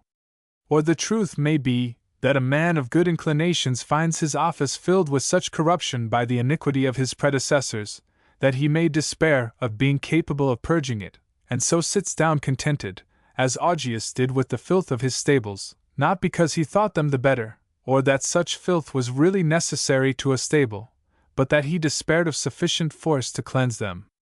I will ask you one question more, and I have done, said the nobleman. Do you imagine that if any minister was really as good as you would have him, that the people in general would believe that he was so?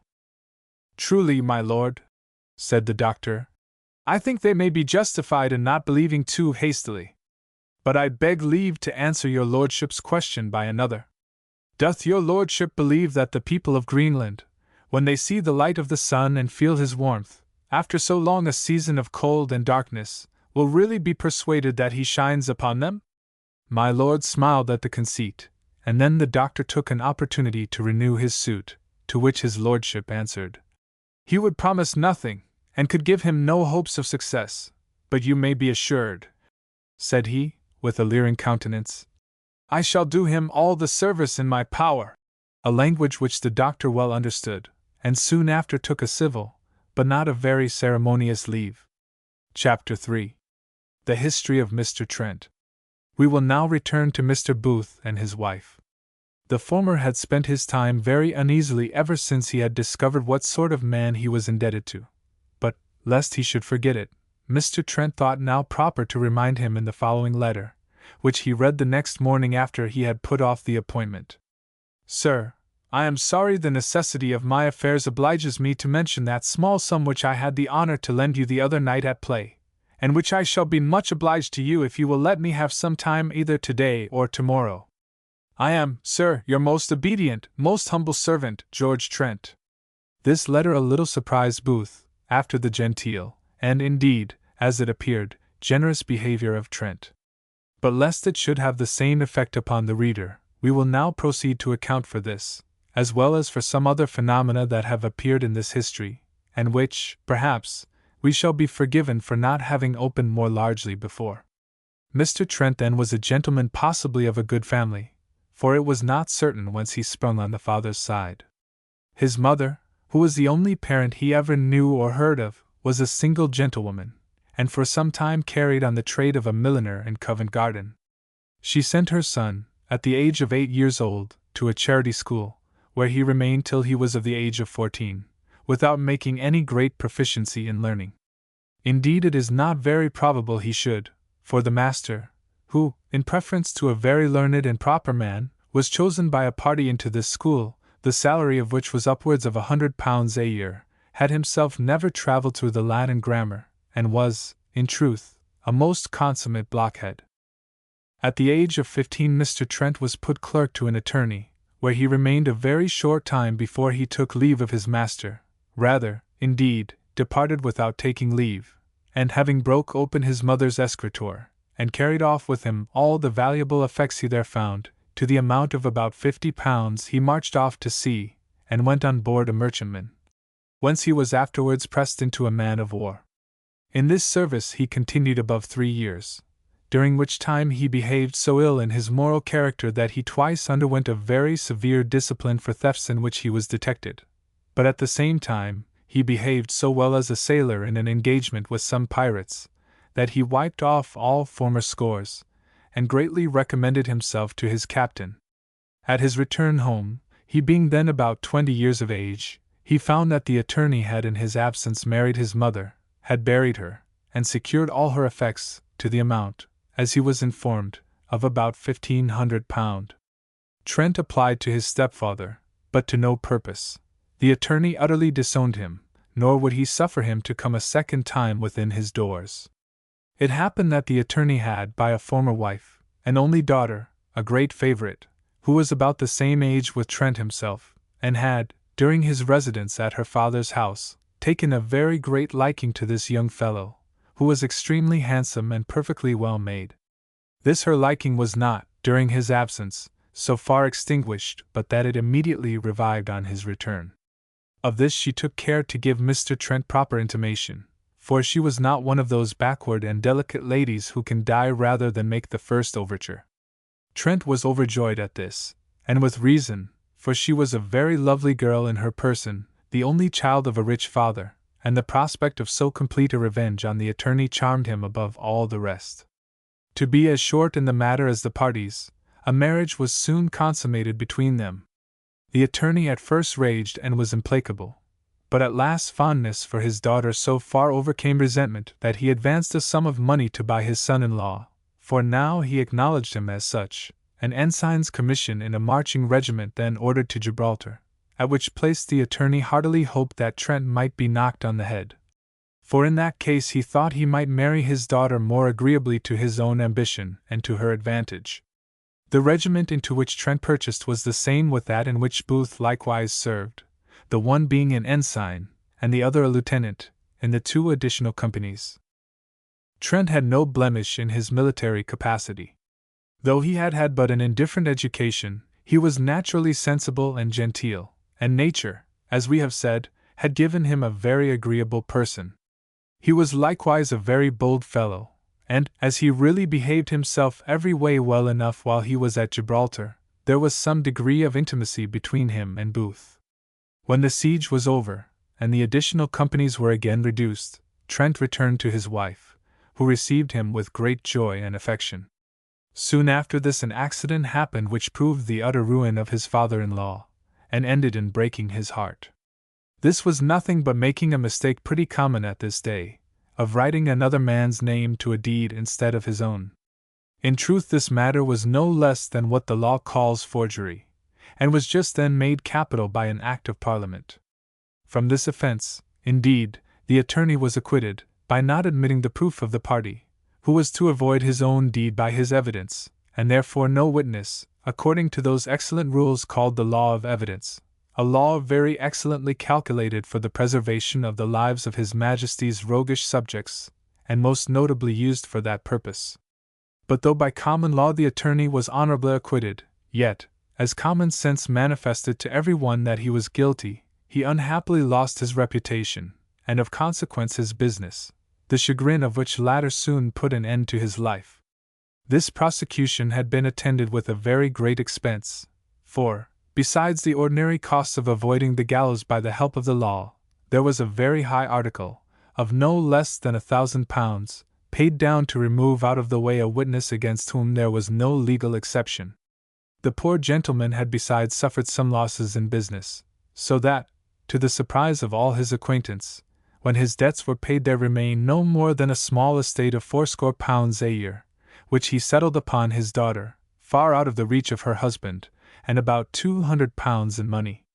The old gentleman had not long been in his grave before Trent set himself to consider seriously of the state of his affairs. He had lately begun to look on his wife with a much less degree of liking and desire than formerly, for he was one of those who think too much of one thing is good for nothing.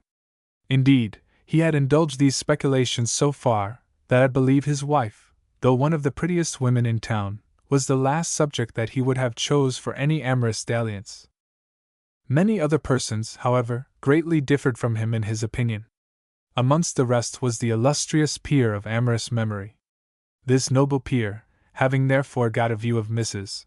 Trent one day in the street, did, by means of an emissary then with him, make himself acquainted with her lodging, to which he immediately laid siege in form, setting himself down in a lodging directly opposite to her, from whence the battery of ogles began to play the very next morning. This siege had not continued long before the governor of the garrison became sufficiently apprised of all the works which were carrying on, and, having well reconnoitred the enemy, and discovered who he was, notwithstanding a false name and some disguise of his person, he called a council of war within his own breast. In fact, to drop all allegory, he began to consider whether his wife was not really a more valuable possession than he had lately thought her. In short, as he had been disappointed in her fortune, he now conceived some hopes of turning her beauty itself into a fortune. Without communicating these views to her, he soon scraped an acquaintance with his opposite neighbor by the name which he there usurped, and counterfeited in entire ignorance of his real name and title. On this occasion Trent had his disguise likewise, for he affected the utmost simplicity, of which affectation, as he was a very artful fellow, he was extremely capable. The peer fell plumb into this snare, and when, by the simplicity, as he imagined, of the husband, he became acquainted with the wife, he was so extravagantly charmed with her person that he resolved, whatever was the cost or the consequence, he would possess her. His lordship, however, preserved some caution in his management of this affair, more, perhaps, than was necessary. As for the husband, none was requisite, for he knew all he could. And with regard to the wife herself, as she had for some time perceived the decrease of her husband's affection, for few women are, I believe, to be imposed upon in that matter, she was not displeased to find the return of all that complaisance and endearment, of those looks and languishments, from another agreeable person, which she had formerly received from Trent, and which she now found she should receive from him no longer. My lord, therefore, having been indulged with as much opportunity as he could wish from Trent, and having received rather more encouragement than he could well have hoped from the lady, began to prepare all matters for a storm, when luckily, Mr. Trent declaring he must go out of town for 2 days, he fixed on the first day of his departure as the time of carrying his design into execution. And now, after some debate with himself in what manner he should approach his love, he at last determined to do it in his own person, for he conceived, and perhaps very rightly, that the lady, like Semele, was not void of ambition, and would have preferred Jupiter in all his glory to the same deity in the disguise of an humble shepherd. He dressed himself, therefore, in the richest embroidery of which he was master, and appeared before his mistress arrayed in all the brightness of peerage, a sight whose charms she had not the power to resist, and the consequences are only to be imagined. In short, the same scene which Jupiter acted with his above-mentioned mistress of old was more than beginning, when Trent burst from the closet into which he had conveyed himself, and unkindly interrupted the action. His lordship presently run to his sword, but Trent, with great calmness, answered, that, as it was very well known he durst fight, he should not draw his sword on this occasion, for sure, says he, my lord, it would be the highest imprudence in me to kill a man who is now become so considerably my debtor. At which words he fetched a person from the closet, who had been confined with him, telling him he had done his business, and might now, if he pleased, retire. It would be tedious here to amuse the reader with all that passed on the present occasion, the rage and confusion of the wife, or the perplexity in which my lord was involved. We will omit therefore all such matters, and proceed directly to business, as Trent and his lordship did soon after. And in the conclusion my lord stipulated to pay a good round sum, and to provide Mr. Trent with a good place on the first opportunity. On the side of Mr. Trent were stipulated absolute remission of all past, and full indulgence for the time to come. Trent now immediately took a house at the polite end of the town, furnished it elegantly, and set up his equipage, rigged out both himself and his wife with very handsome clothes, frequented all public places where he could get admission, pushed himself into acquaintance, and his wife soon afterwards began to keep an assembly, or, in the fashionable phrase, to be at home once a week, when, by my lord's assistance, she was presently visited by most men of the first rank, and by all such women of fashion as are not very nice in their company. My lord's amour with this lady lasted not long, for, as we have before observed, he was the most inconstant of all human race. Mrs. Trent's passion was not, however, of that kind which leads to any very deep resentment of such fickleness. Her passion, indeed, was principally founded upon interest, so that foundation served to support another superstructure, and she was easily prevailed upon, as well as her husband, to be useful to my lord in a capacity which, though very often exerted in the polite world, hath not as yet, to my great surprise, acquired any polite name, or, indeed, any which is not too coarse to be admitted in this history. After this preface, which we thought necessary to account for a character of which some of my country and collegiate readers might possibly doubt the existence, I shall proceed to what more immediately regards Mrs. Booth. The reader may be pleased to remember that Mr. Trent was present at the assembly to which Booth and his wife were carried by Mrs. James, and where Amelia was met by the noble peer. His lordship, seeing there that Booth and Trent were old acquaintance, failed not, to use the language of sportsmen, to put Trent upon the scent of Amelia. For this purpose that gentleman visited Booth the very next day, and had pursued him close ever since. By his means, therefore, my lord learned that Amelia was to be at the masquerade, to which place she was dogged by Trent in a sailor's jacket, who, meeting my lord, according to agreement, at the entrance of the opera house, like the four-legged gentleman of the same vocation, made a dead point, as it is called, at the game. My lord was so satisfied and delighted with his conversation at the masquerade with the supposed Amelia, and the encouragement which in reality she had given him, that, when he saw Trent the next morning, he embraced him with great fondness, gave him a bank note of £100, and promised him both the Indies on his success, of which he began now to have no manner of doubt. The affair that happened at the gaming table was likewise a scheme of Trent's, on a hint given by my lord to him to endeavour to lead Booth into some scrape or distress, his lordship promising to pay whatever expense Trent might be led into by such means. Upon his lordship's credit, therefore, the money lent to Booth was really advanced. And hence arose all that seeming generosity and indifference as to the payment, Trent being satisfied with the obligation conferred on Booth, by means of which he hoped to effect his purpose. But now the scene was totally changed, for Mrs.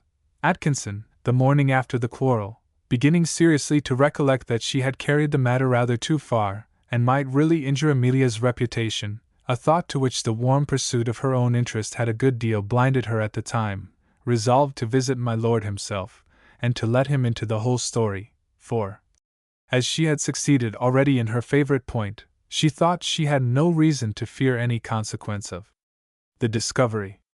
This resolution she immediately executed. Trent came to attend his lordship, just after Mrs. Atkinson had left him.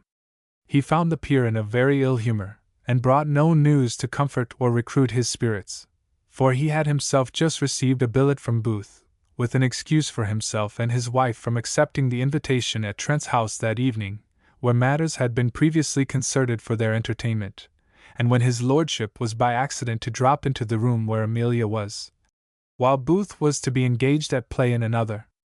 And now, after much debate, and after Trent had acquainted my lord with the wretched situation of Booth's circumstances, it was resolved that Trent should immediately demand his money of Booth, and upon his not paying it, for they both concluded it impossible he should pay it, to put the note which Trent had for the money in suit against him by the genteel means of paying it away to a nominal third person.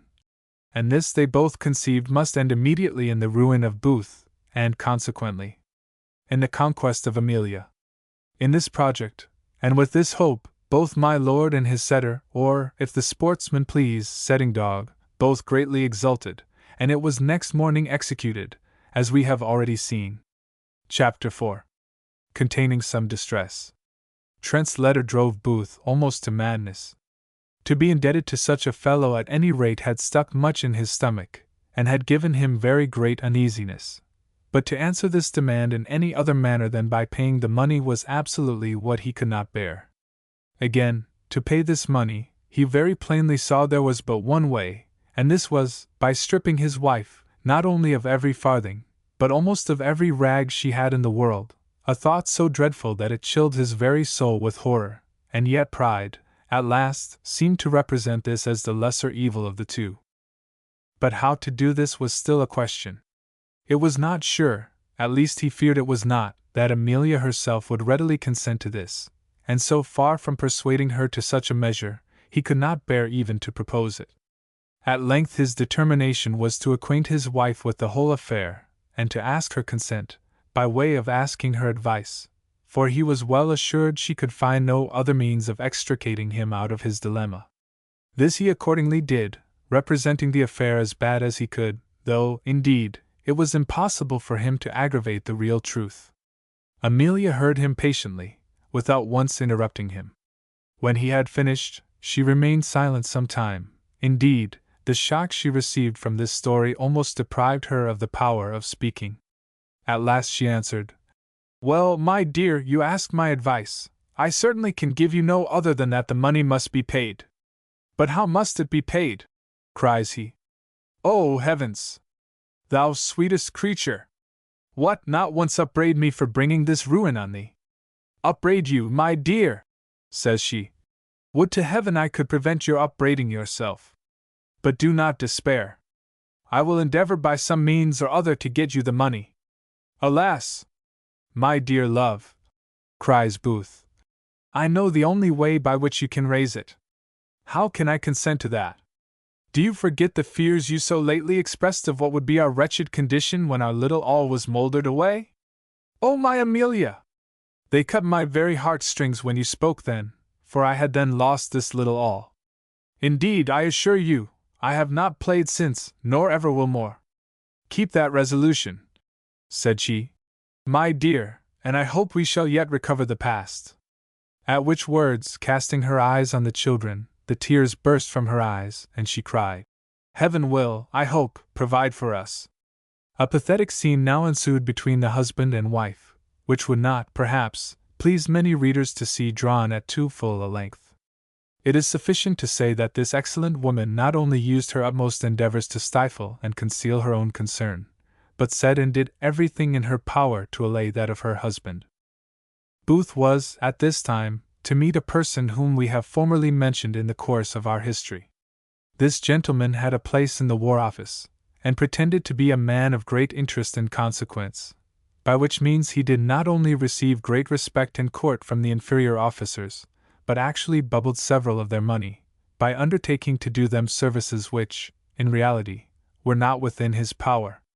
In truth, I have known few great men who have not been beset with one or more such fellows as these, through whom the inferior part of mankind are obliged to make their court to the great men themselves, by which means, I believe, principally, persons of real merit have often been deterred from the attempt, for these subaltern coxcombs ever assume an equal state with their masters, and look for an equal degree of respect to be paid to them, to which men of spirit, who are in every light their betters, are not easily brought to submit. These fellows, indeed, themselves have a jealous eye towards all great abilities, and are sure, to the utmost of their power, to keep all who are so endowed from the presence of their masters. They use their masters as bad ministers have sometimes used a prince. They keep all men of merit from his ears, and daily sacrifice his true honor and interest to their own profit and their own vanity. As soon as Booth was gone to his appointment with this man, Amelia immediately betook herself to her business with the highest resolution. She packed up, not only her own little trinkets, and those of the children, but the greatest part of her own poor clothes, for she was but barely provided, and then drove in a hackney coach to the same pawnbroker's who had before been recommended to her by Mrs. Atkinson, who advanced her the money she desired. Being now provided with her sum, she returned well pleased home, and her husband coming in soon after, she with much cheerfulness delivered him all the money. Booth was so overjoyed with the prospect of discharging his debt to Trent, that he did not perfectly reflect on the distress to which his family was now reduced. The good humor which appeared in the countenance of Amelia was, perhaps, another help to stifle those reflections, but above all, were the assurances he had received from the great man, whom he had met at a coffee-house, and who had promised to do him all the service in his power, which several half-pay subaltern officers assured him was very considerable. With this comfortable news he acquainted his wife, who either was, or seemed to be, extremely well pleased with it. And now he set out with the money in his pocket to pay his friend Trent, who unluckily for him happened not to be at home. On his return home he met his old friend the lieutenant, who thankfully paid him his crown, and insisted on his going with him and taking part of a bottle. This invitation was so eager and pressing, that poor Booth, who could not resist much importunity, complied. While they were over this bottle Booth acquainted his friend with the promises he had received that afternoon at the coffee-house, with which the old gentleman was very well pleased. "For I have heard," says he, "that gentleman hath very powerful interest." But he informed him likewise that he had heard that the great man must be touched, for that he never did anything without touching. Of this, indeed, the great man himself had given some oblique hints, by saying, with great sagacity and slyness, that he knew where £50 might be deposited to much advantage. Booth answered that he would very readily advance a small sum if he had it in his power, but that at present it was not so, for that he had no more in the world than the sum of £50, which he owed Trent, and which he intended to pay him the next morning. "It is very right, undoubtedly, to pay your debts," says the old gentleman. "But sure, on such an occasion, any man but the rankest usurer would be contented to stay a little while for his money, and it will be only a little while I am convinced, for, if you deposit this sum in the great man's hands I make no doubt but you will succeed immediately in getting your commission, and then I will help you to a method of taking up such a sum as this." The old gentleman persisted in this advice, and backed it with every argument he could invent, declaring, as was indeed true, that he gave the same advice which he would pursue was the case his own. Booth long rejected the opinion of his friend, till, as they had not argued with dry lips, he became heated with wine, and then at last the old gentleman succeeded. Indeed, such was his love, either for Booth or for his own opinion, and perhaps for both, that he omitted nothing in his power. He even endeavored to palliate the character of Trent, and unsaid half what he had before said of that gentleman. In the end, he undertook to make Trent easy, and to go to him the very next morning for that purpose. Poor Booth at last yielded, though with the utmost difficulty. Indeed, had he known quite as much of Trent as the reader doth, no motive whatsoever would have prevailed on him to have taken the old gentleman's advice. Chapter 5. Containing more wormwood and other ingredients. In the morning Booth communicated the matter to Amelia, who told him she would not presume to advise him in an affair of which he was so much the better judge.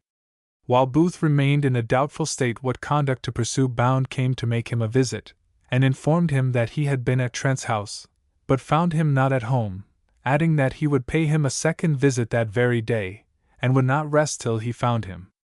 Booth was ashamed to confess his wavering resolution in an affair in which he had been so troublesome to his friend. He therefore dressed himself immediately, and together they both went to wait on the little great man, to whom Booth now hoped to pay his court in the most effectual manner. Bound had been longer acquainted with the modern methods of business than Booth. He advised his friend, therefore, to begin with tipping, as it is called, the great man's servant. He did so, and by that means got speedy access to the master. The great man received the money, not as a gudgeon doth a bait, but as a pike receives a poor gudgeon into his maw. To say the truth, such fellows as these may well be likened to that voracious fish, who fattens himself by devouring all the little inhabitants of the river.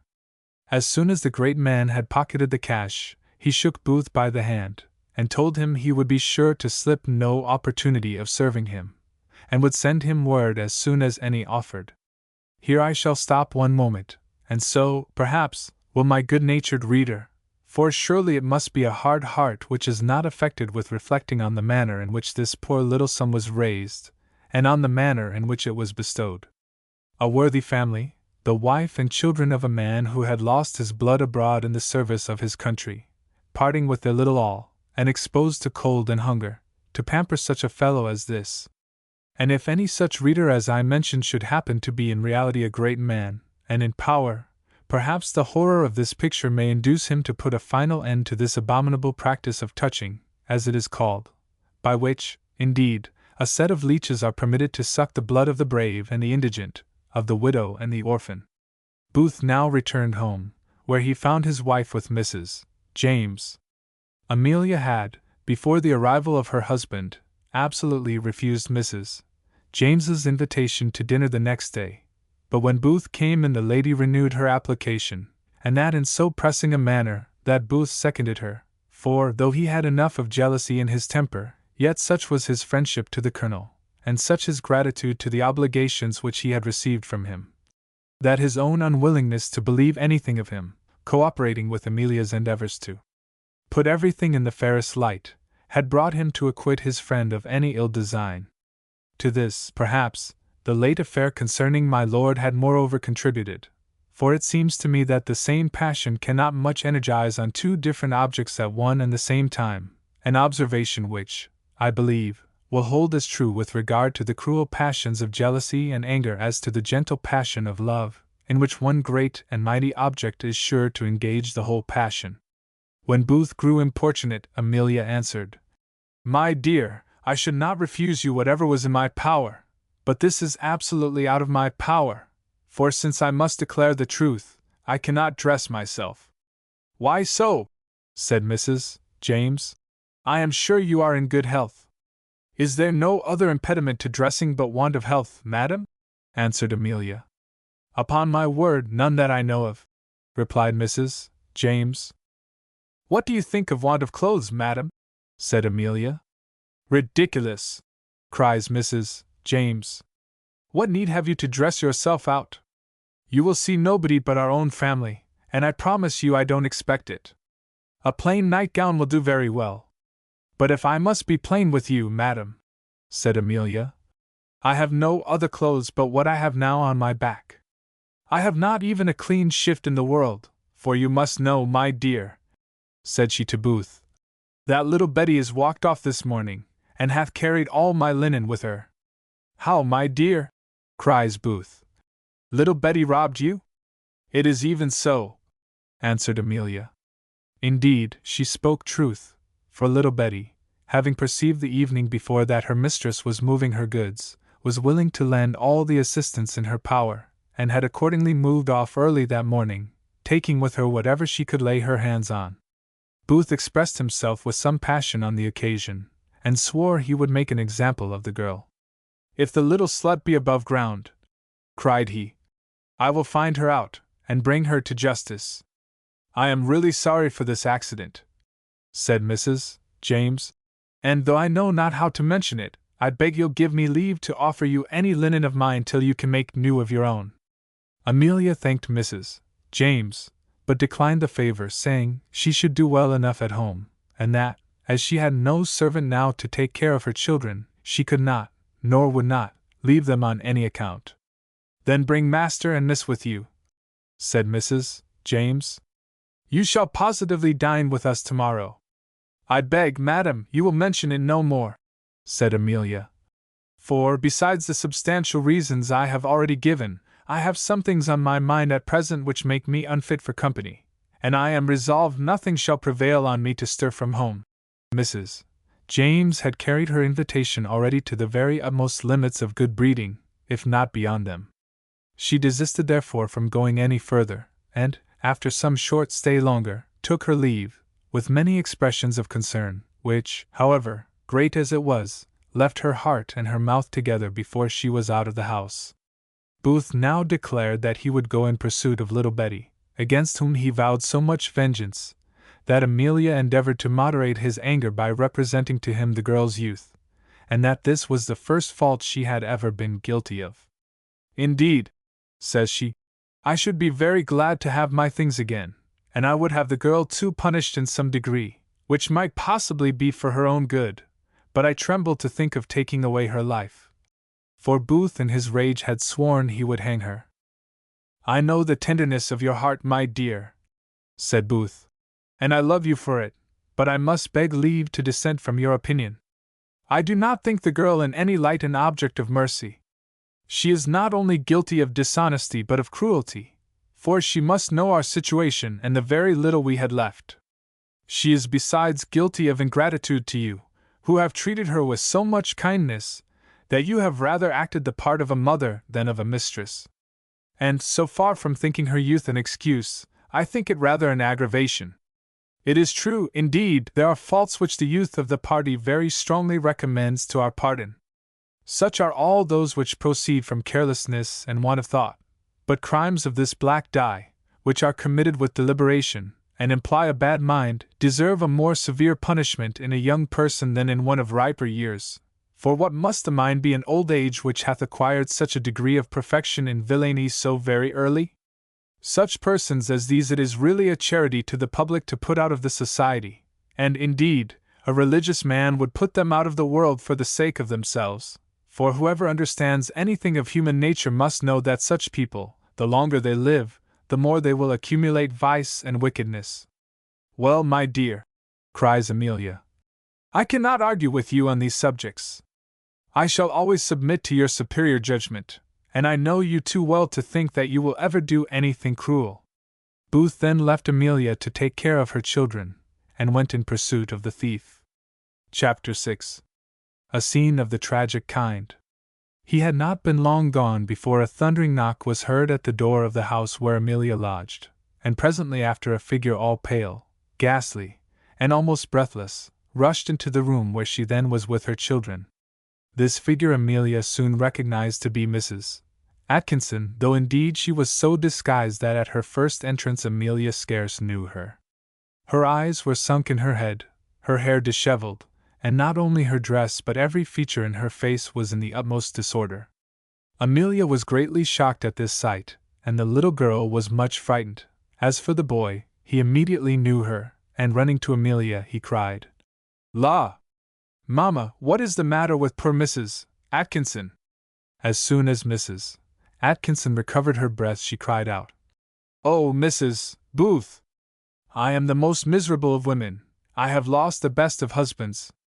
Amelia, looking at her with all the tenderness imaginable, forgetting, I believe, that there had ever been any quarrel between them, said, "Good heavens, madam, what's the matter?" "Oh, Mrs. Booth," answered she, "I fear I have lost my husband.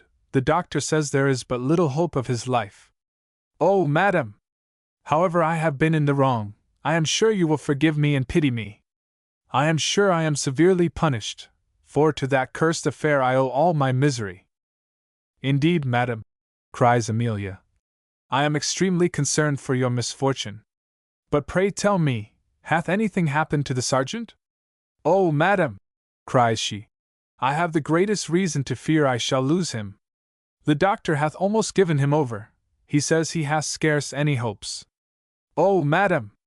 That evening that the fatal quarrel happened between us, my dear captain took it so to heart that he sat up all night and drank a whole bottle of brandy. Indeed, he said he wished to kill himself, for nothing could have hurt him so much in the world, he said, as to have any quarrel between you and me. His concern, and what he drank together, threw him into a high fever.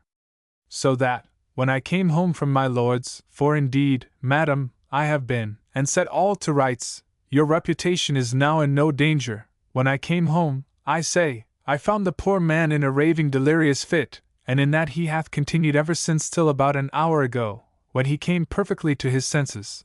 But now he says he is sure he shall die, and begs for heaven's sake to see you first." Would you, madam, would you have the goodness to grant my poor captain's desire? Consider he is a dying man, and neither he nor I shall ever ask you a second favor. He says he has something to say to you that he can mention to no other person, and that he cannot die in peace unless he sees you. Upon my word, madam, cries Amelia, I am extremely concerned at what you tell me. I knew the poor sergeant from his infancy, and always had an affection for him, as I think him to be one of the best-natured and honestest creatures upon earth.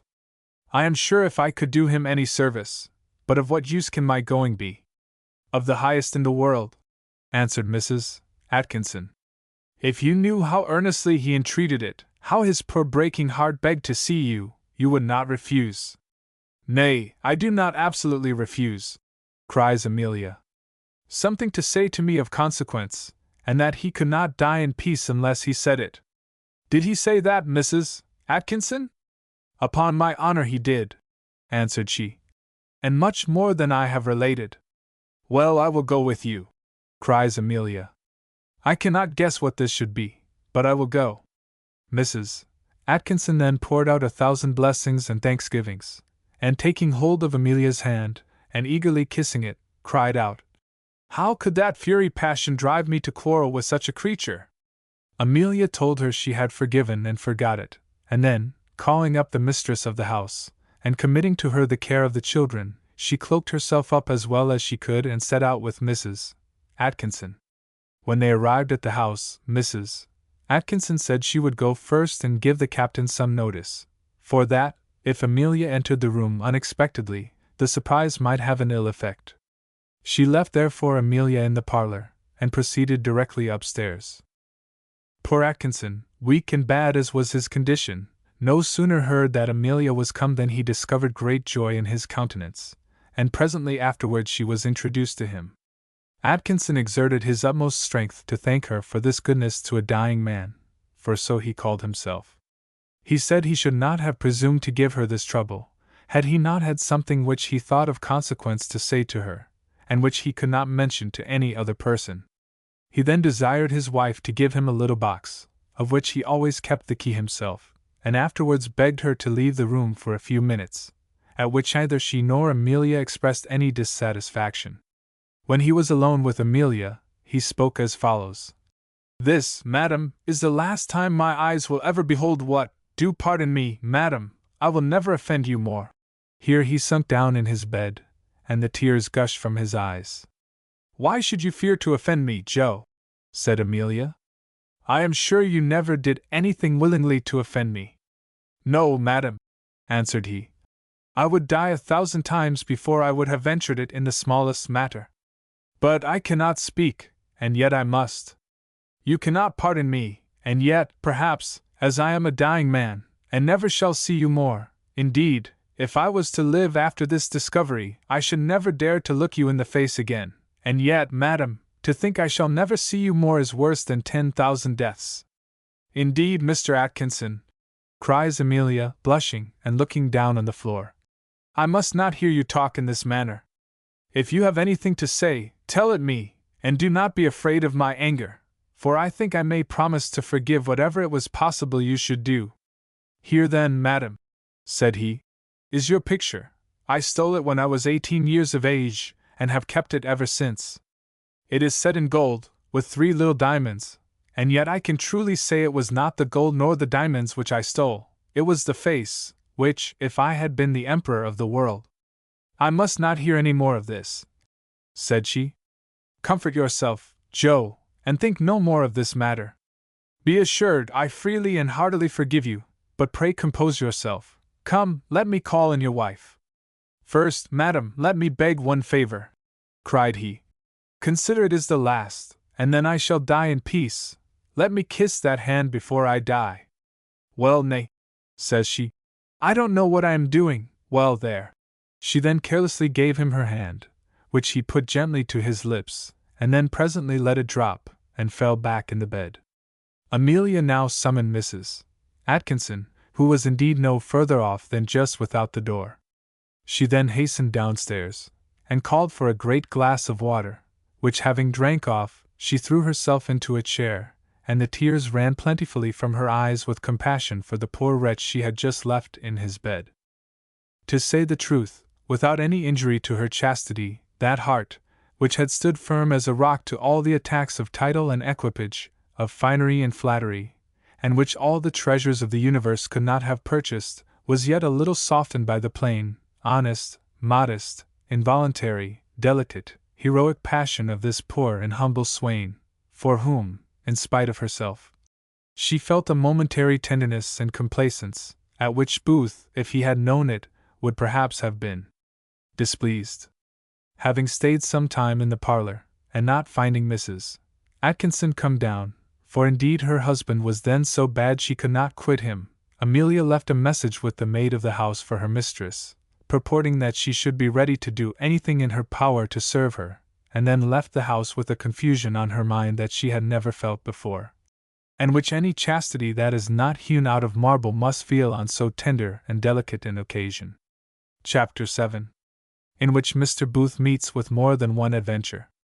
Booth, having hunted for about 2 hours, at last saw a young lady in a tattered silk gown stepping out of a shop in Monmouth Street into a hackney coach. This lady, notwithstanding the disguise of her dress, he presently discovered to be no other than little Betty.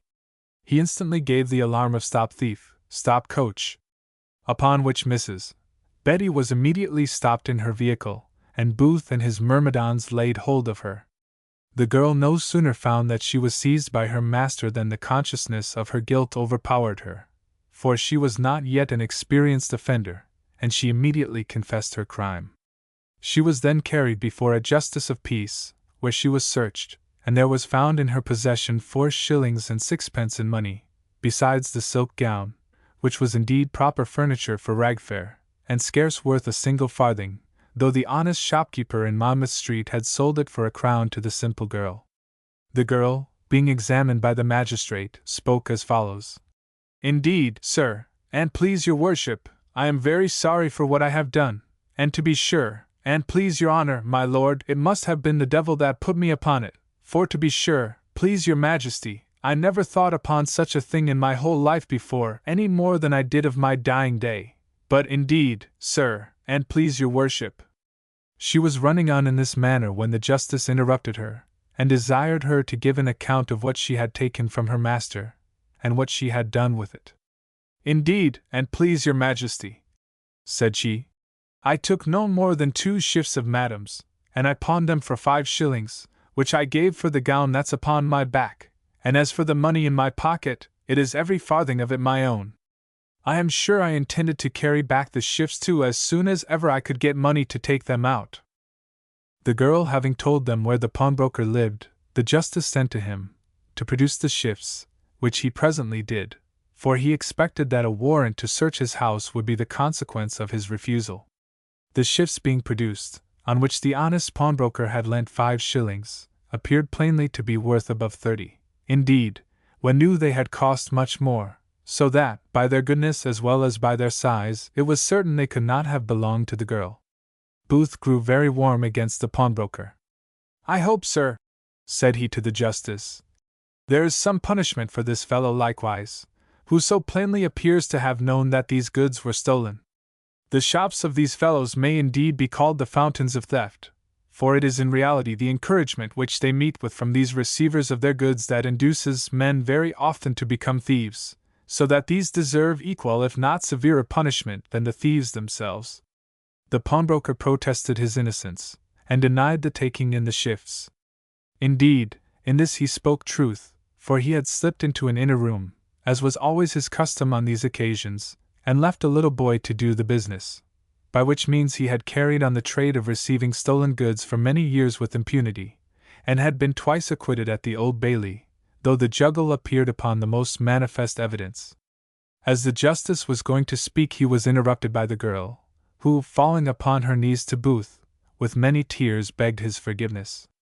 "Indeed, Betty," cries Booth, "you do not deserve forgiveness, for you know very good reasons why you should not have thought of robbing your mistress, particularly at this time. And what further aggravates your crime is, that you robbed the best and kindest mistress in the world. Nay, you are not only guilty of felony, but of a felonious breach of trust, for you know very well everything your mistress had was entrusted to your care. Now it happened, by very great accident, that the justice before whom the girl was brought understood the law. Turning therefore to Booth, he said, "Do you say, sir, that this girl was entrusted with the shifts?" "Yes, sir," said Booth. "She was entrusted with everything." "And will you swear that the goods stolen," said the justice, "are worth 40 shillings?" "No, indeed, sir," answered Booth. "Nor that they are worthy 30 either." "Then, sir," cries the justice, "the girl cannot be guilty of felony." "How, sir?" said Booth. "Is it not a breach of trust? And is not a breach of trust felony, and the worst felony too?" "No, sir," answered the justice. "A breach of trust is no crime in our law, unless it be in a servant, and then the Act of Parliament requires the goods taken to be of the value of 40 shillings. So then a servant," cries Booth, "may rob his master of 39 shillings whenever he pleases, and he can't be punished." "If the goods are under his care, he can't," cries the justice. "I ask your pardon, sir," says Booth. "I do not doubt what you say, but sure this is a very extraordinary law."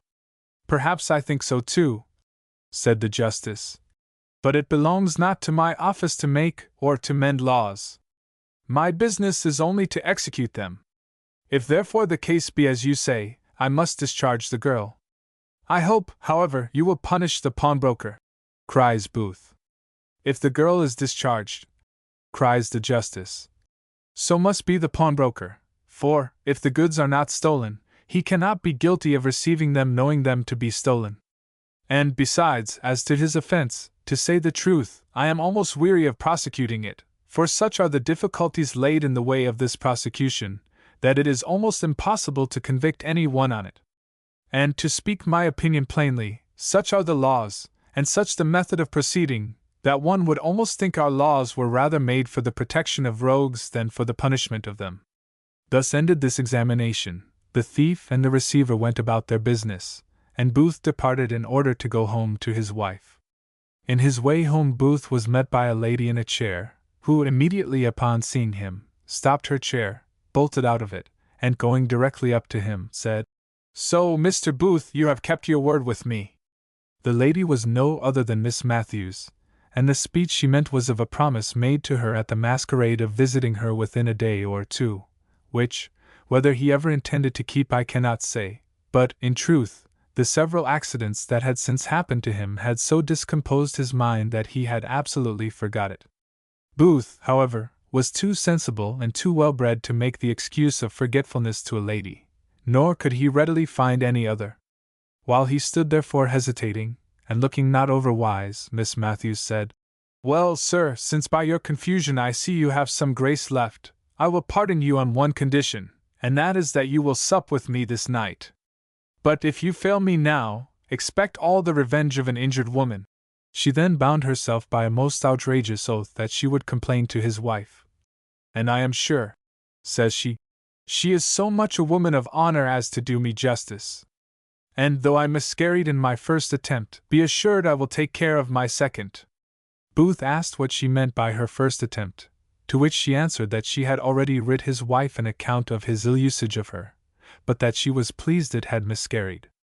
She then repeated her asseveration that she would now do it effectually if he disappointed her. This threat she reckoned would most certainly terrify poor Booth, and indeed, she was not mistaken, for I believe it would have been impossible, by any other menace or by any other means, to have brought him once even to balance in his mind on this question.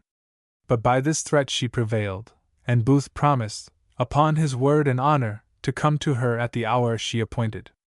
After which she took leave of him with a squeeze by the hand, and a smiling countenance, and walked back to her chair. But however she might be pleased with having obtained this promise, Booth was far from being delighted with the thoughts of having given it. He looked, indeed, upon the consequences of this meeting with horror, but as to the consequence which was so apparently intended by the lady, he resolved against it.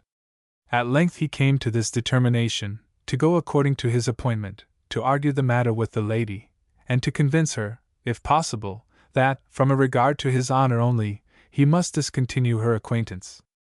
If this failed to satisfy her, and she still persisted in her threats to acquaint his wife with the affair, he then resolved, whatever pains it cost him, to communicate the whole truth himself to Amelia, from whose goodness he doubted not but to obtain an absolute remission. Chapter 8. In which Amelia appears in a light more amiable than gay. We will now return to Amelia, whom we left in some perturbation of mind departing from Mrs. Atkinson. Though she had before walked through the streets in a very improper dress with Mrs. Atkinson, she was unwilling, especially as she was alone, to return in the same manner. Indeed, she was scarce able to walk in her present condition, for the case of poor Atkinson had much affected her tender heart, and her eyes had overflown with many tears. It occurred likewise to her at present that she had not a single shilling in her pocket or at home to provide food for herself and her family. In this situation she resolved to go immediately to the pawnbroker whither she had gone before, and to deposit her picture for what she could raise upon it. She then immediately took a chair and put her design in execution. The intrinsic value of the gold in which this picture was set, and of the little diamonds which surrounded it, amounted to 9 guineas. This therefore was advanced to her, and the prettiest face in the world, such is often the fate of beauty, was deposited, as of no value, into the bargain.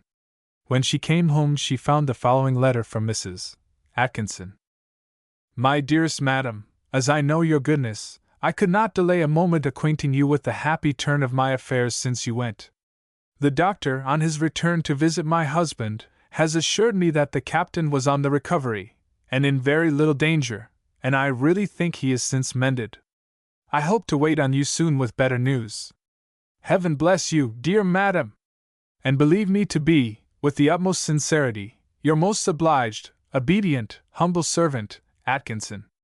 Amelia was really pleased with this letter, and now, it being past 4 o'clock, she despaired of seeing her husband till the evening.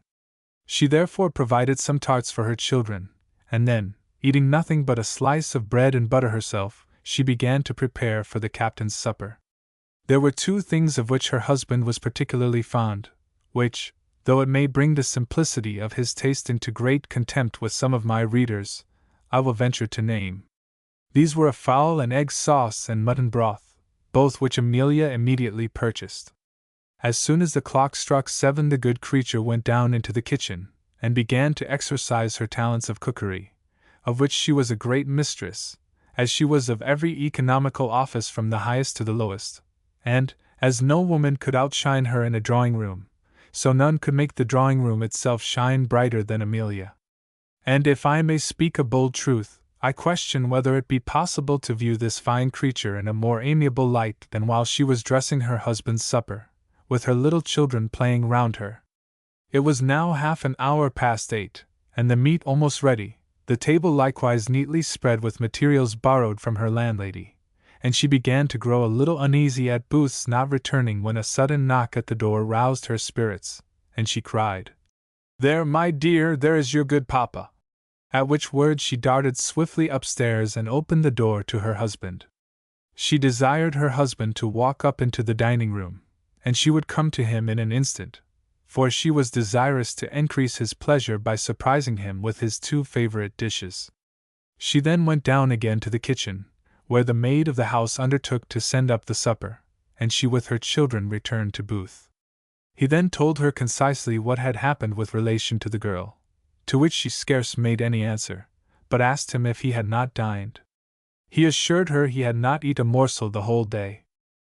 "Well," says she, "my dear, I am a fellow sufferer, but we shall both enjoy our supper the more, for I have made a little provision for you, as I guessed what might be the case.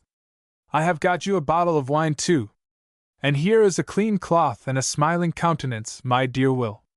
Indeed, I am in unusual good spirits tonight, and I have made a promise to the children, which you must confirm. I have promised to let them sit up this one night to supper with us. Nay, don't look so serious, cast off all uneasy thoughts, I have a present for you here, no matter how I came by it." At which words she put 8 guineas into his hand, crying, "Come, my dear Bill, be gay, fortune will yet be kind to us, at least let us be happy this night. Indeed, The pleasures of many women during their whole lives will not amount to my happiness this night if you will be in good humor. Booth fetched a deep sigh, and cried, How unhappy am I, my dear, that I can't sup with you tonight!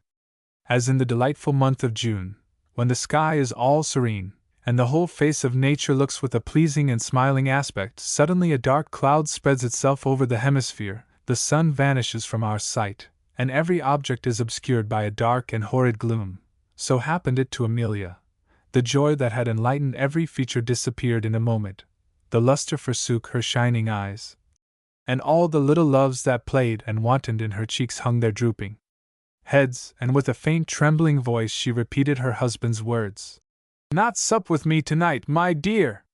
Indeed, my dear, answered he, I cannot.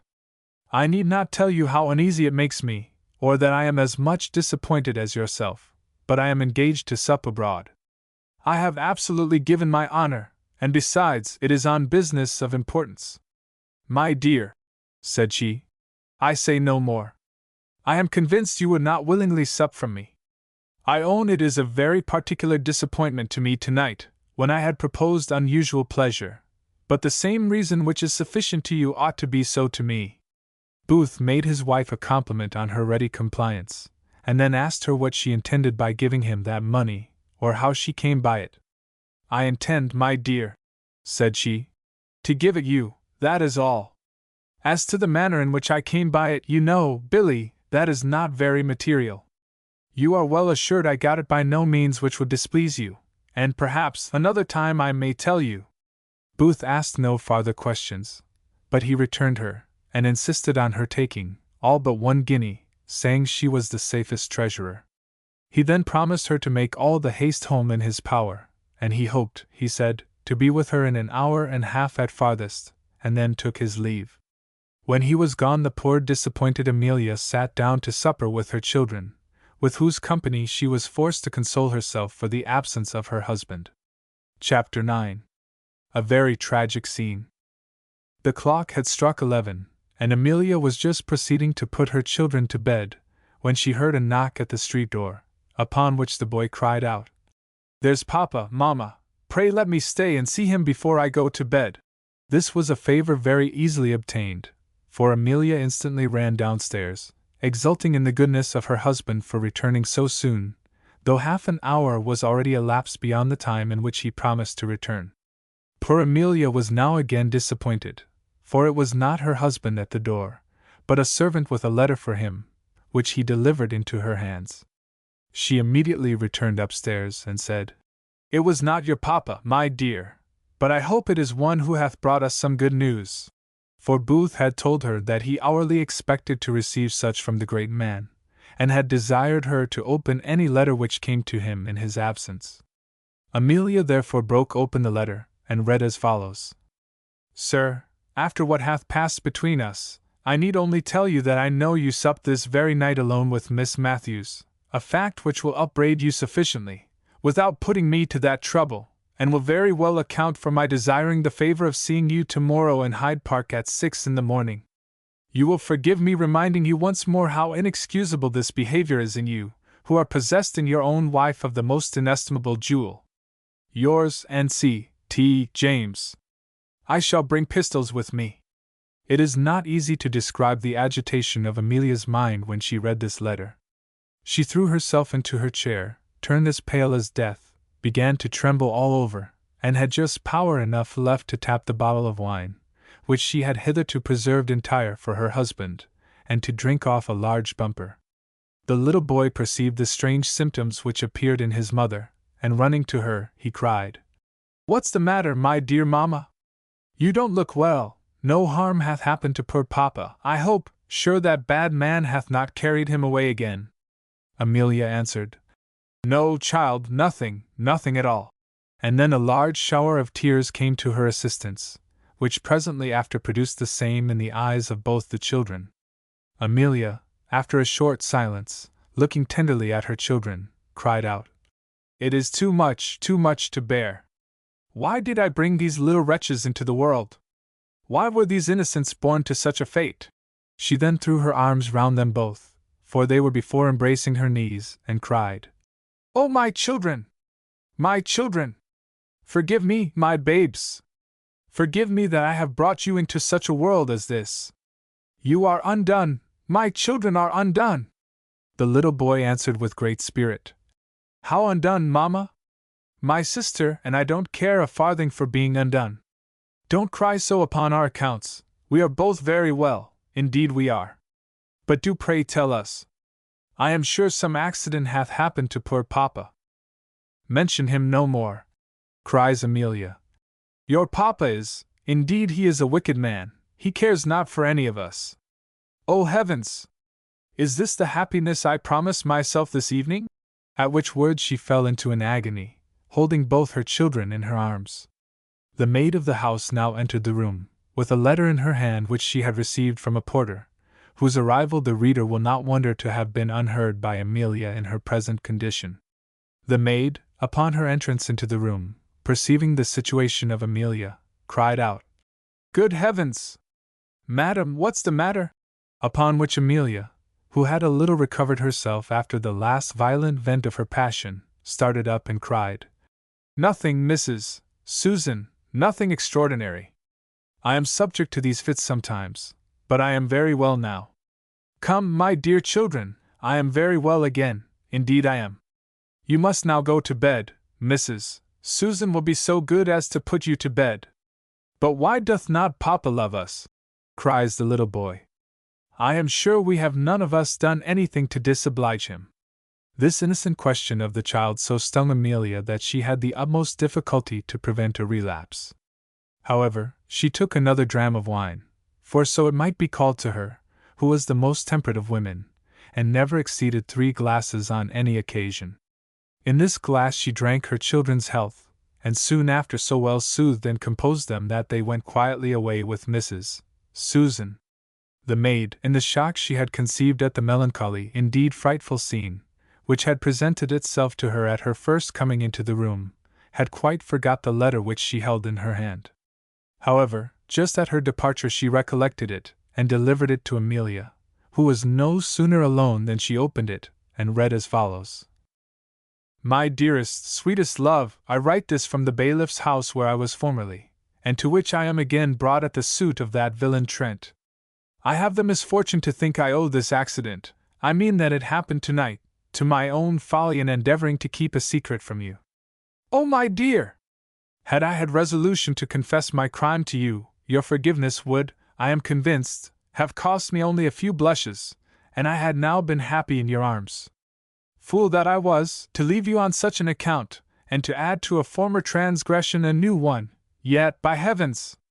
I mean not a transgression of the like kind, for of that I am not nor ever will be guilty, and when you know the true reason of my leaving you tonight I think you will pity rather than upbraid me. I am sure you would if you knew the compunction with which I left you to go to the most worthless, the most infamous. Do guess the rest, guess that crime with which I cannot stain my paper, but still believe me no more guilty than I am, or, if it will lessen your vexation at what hath befallen me, believe me as guilty as you please, and think me, for a while at least, as undeserving of you as I think myself. This paper and pen are so bad, I question whether you can read what I write. I almost doubt whether I wish you should. Yet this I will endeavor to make as legible as I can. Be comforted, my dear love, and still keep up your spirits with the hopes of better days. The doctor will be in town tomorrow, and I trust on his goodness for my delivery once more from this place, and that I shall soon be able to repay him. That heaven may bless and preserve you is the prayer of, my dearest love, your ever fond, affectionate, and hereafter, faithful husband, W. Booth. Amelia pretty well guessed the obscure meaning of this letter, which, though at another time it might have given her unspeakable torment, was at present rather of the medicinal kind, and served to allay her anguish. Her anger to Booth too began a little to abate, and was softened by her concern for his misfortune. Upon the whole, however, she passed a miserable and sleepless night, her gentle mind torn and distracted with various and contending passions, distressed with doubts, and wandering in a kind of twilight which presented her only objects of different degrees of horror, and where black despair closed at a small distance the gloomy prospect. Book 12. Chapter 1. The book begins with polite history. Before we return to the miserable couple, whom we left at the end of the last book, we will give our reader the more cheerful view of the gay and happy family of Colonel James. Mrs. James, when she could not, as we have seen, prevail with Amelia to accept that invitation which, at the desire of the Colonel, she had so kindly and obediently carried her, returned to her husband and acquainted him with the ill success of her embassy, at which, to say the truth, she was almost as much disappointed as the Colonel himself. For he had not taken a much stronger liking to Amelia than she herself had conceived for Booth. This will account for some passages which may have a little surprised the reader in the former chapters of this history, as we were not then at leisure to communicate to them a hint of this kind. It was, indeed, on Mr. Booth's account that she had been at the trouble of changing her dress at the masquerade. But her passions of this sort, happily for her, were not extremely strong. She was therefore easily balked, and, as she met with no encouragement from Booth, she soon gave way to the impetuosity of Miss Matthews, and from that time scarce thought more of the affair till her husband's design against the wife revived hers likewise, insomuch that her passion was at this time certainly strong enough for Booth to produce a good hearty hatred for Amelia, whom she now abused to the Colonel in very gross terms, both on the account of her poverty and her insolence, for so she termed the refusal of all her offers. The Colonel, seeing no hopes of soon possessing his new mistress, began, like a prudent and wise man, to turn his thoughts towards the securing his old one. From what his wife had mentioned concerning the behavior of the shepherdess, and particularly her preference of Booth, he had little doubt but that this was the identical Miss Matthews. He resolved therefore to watch her closely, in hopes of discovering Booth's intrigue with her. In this, besides the remainder of affection which he yet preserved for that lady, he had another view, as it would give him a fair pretence to quarrel with Booth, who, by carrying on this intrigue, would have broke his word and honor given to him. And he began now to hate poor Booth heartily, from the same reason from which Mrs. James had contracted her aversion to Amelia. The Colonel therefore employed an inferior kind of pimp to watch the lodgings of Miss Matthews, and to acquaint him if Booth, whose person was known to the pimp, made any visit there. The pimp faithfully performed his office, and having last night made the wished-for discovery, immediately acquainted his master with it. Upon this news the Colonel presently dispatched to Booth the short note which we have before seen. He sent it to his own house instead of Miss Matthews's, with hopes of that very accident which actually did happen. Not that he had any ingredient of the bully in him, and desired to be prevented from fighting, but with the prospect of injuring Booth in the affection and esteem of Amelia, and of recommending himself somewhat to her by appearing in the light of her champion, for which purpose he added that compliment to Amelia in his letter. He concluded upon the whole that, if Booth himself opened the letter, he would certainly meet him the next morning, but if his wife should open it before he came home it might have the effects before mentioned, and for his future expostulation with Booth it would not be in Amelia's power to prevent it. Now it happened that this pimp had more masters than one. Amongst these was the worthy Mr. Trent, for whom he had often done business of the pimping vocation. He had been employed indeed in the service of the great peer himself, under the direction of the said Trent, and was the very person who had assisted the said Trent in dogging Booth and his wife to the opera house on the masquerade night. This subaltern pimp was with his superior Trent yesterday morning, when he found a bailiff with him in order to receive his instructions for the arresting Booth, when the bailiff said it would be a very difficult matter to take him, for that to his knowledge he was as shy a cock as any in England. The subaltern immediately acquainted Trent with the business in which he was employed by the Colonel, upon which Trent enjoined him the moment he had set him to give immediate notice to the bailiff, which he agreed to, and performed accordingly. The bailiff, on receiving the notice, immediately set out for his stand at an alehouse within 3 doors of Miss Matthews's lodgings, at which, unfortunately for poor Booth, he arrived a very few minutes before Booth left that lady in order to return to Amelia. These were several matters of which we thought necessary our readers should be informed, for, besides that it conduces greatly to a perfect understanding of all history, there is no exercise of the mind of a sensible reader more pleasant than the tracing the several small and almost imperceptible links in every chain of events by which all the great actions of the world are produced. We will now in the next chapter proceed with our history. Chapter 2. in which Amelia visits her husband. Amelia, after much anxious thinking, in which she sometimes flattered herself that her husband was less guilty than she had at first imagined him, and that he had some good excuse to make for himself, for, indeed, she was not so able as willing to make one for him, at length resolved to set out for the bailiff's castle. Having therefore strictly recommended the care of her children to her good landlady, she sent for a hackney coach, and ordered the coachman to drive to Gray's Inn Lane. When she came to the house, and asked for the captain, the bailiff's wife, who came to the door, guessing, by the greatness of her beauty and the disorder of her dress, that she was a young lady of pleasure, answered surlily, "Captain? I do not know of any captain that is here, not I." For this good woman was, as well as Dame Purgante and Prior, a bitter enemy to all whores, especially to those of the handsome kind, for some such she suspected to go shares with her in a certain property to which the law gave her the sole right. Amelia replied she was certain that Captain Booth was there. "Well, if he is so," cries the bailiff's wife, "you may come into the kitchen if you will, and he shall be called down to you if you have any business with him." At the same time she muttered something to herself, and concluded a little more intelligibly, though still in a muttering voice, that she kept no such house. Amelia, whose innocence gave her no suspicion of the true cause of this good woman's sullenness, was frightened, and began to fear she knew not what. At last she made a shift to totter into the kitchen, when the mistress of the house asked her, "Well, madam, who shall I tell the captain wants to speak with him?" "I ask your pardon, madam," cries Amelia. "In my confusion I really forgot you did not know me. Tell him, if you please, that I am his wife." "And you are indeed his wife, madam?" cries Mrs. Bailiff, a little softened. "Yes, indeed, and upon my honor," answers Amelia. "If this be the case," cries the other, "you may walk upstairs if you please. Heaven forbid I should part man and wife. Indeed, I think they can never be too much together. But I never will suffer any bad doings in my house, nor any of the town ladies to come to gentlemen here." Amelia answered that she liked her the better, for, indeed, in her present disposition, Amelia was as much exasperated against wicked women as the virtuous mistress of the house, or any other virtuous woman could be. The bailiff's wife then ushered Amelia upstairs, and, having unlocked the prisoner's doors, cried, "Captain, here is your lady, sir, come to see you."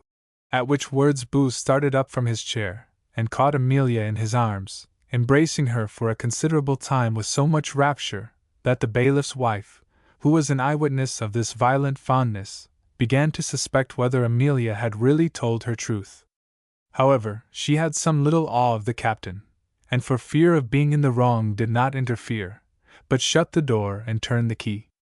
When Booth found himself alone with his wife, and had vented the first violence of his rapture in kisses and embraces, he looked tenderly at her and cried, "Is it possible, Amelia, is it possible you can have this goodness to follow such a wretch as me to such a place as this? Or do you come to upbraid me with my guilt, and to sink me down to that perdition I so justly deserve? Am I so given to upbraiding then?" says she in a gentle voice. "Have I ever given you occasion to think I would sink you to perdition? Far be it from me, my love, to think so," answered he.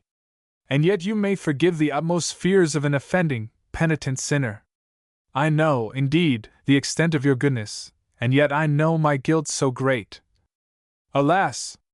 Mr. Booth," said she, "what guilt is this which you mention, and which you writ to me of last night? Sure, by your mentioning to me so much, you intend to tell me more, nay, indeed, to tell me all, and not leave my mind open to suspicions perhaps 10 times worse than the truth. Will you give me a patient hearing?" said he. "I will indeed," answered she. "Nay, I am prepared to hear the worst you can unfold. Nay, perhaps, the worst is short of my apprehensions." Booth then, after a little further apology, began and related to her the whole that had passed between him and Miss Matthews, from their first meeting in the prison to their separation the preceding evening. All which, as the reader knows it already, it would be tedious and unpardonable to transcribe from his mouth. He told her likewise all that he had done, and suffered to conceal his transgression from her knowledge. This he assured her was the business of his visit last night, the consequence of which was, he declared in the most solemn manner, no other than an absolute quarrel with Miss Matthews, of whom he had taken a final leave. When he had ended his narration, Amelia, after a short silence, answered, "Indeed, I firmly believe every word you have said, but I cannot now forgive you the fault you have confessed, and my reason is, because I have forgiven it long ago. Here, my dear," said she, "is an instance that I am likewise capable of keeping a secret."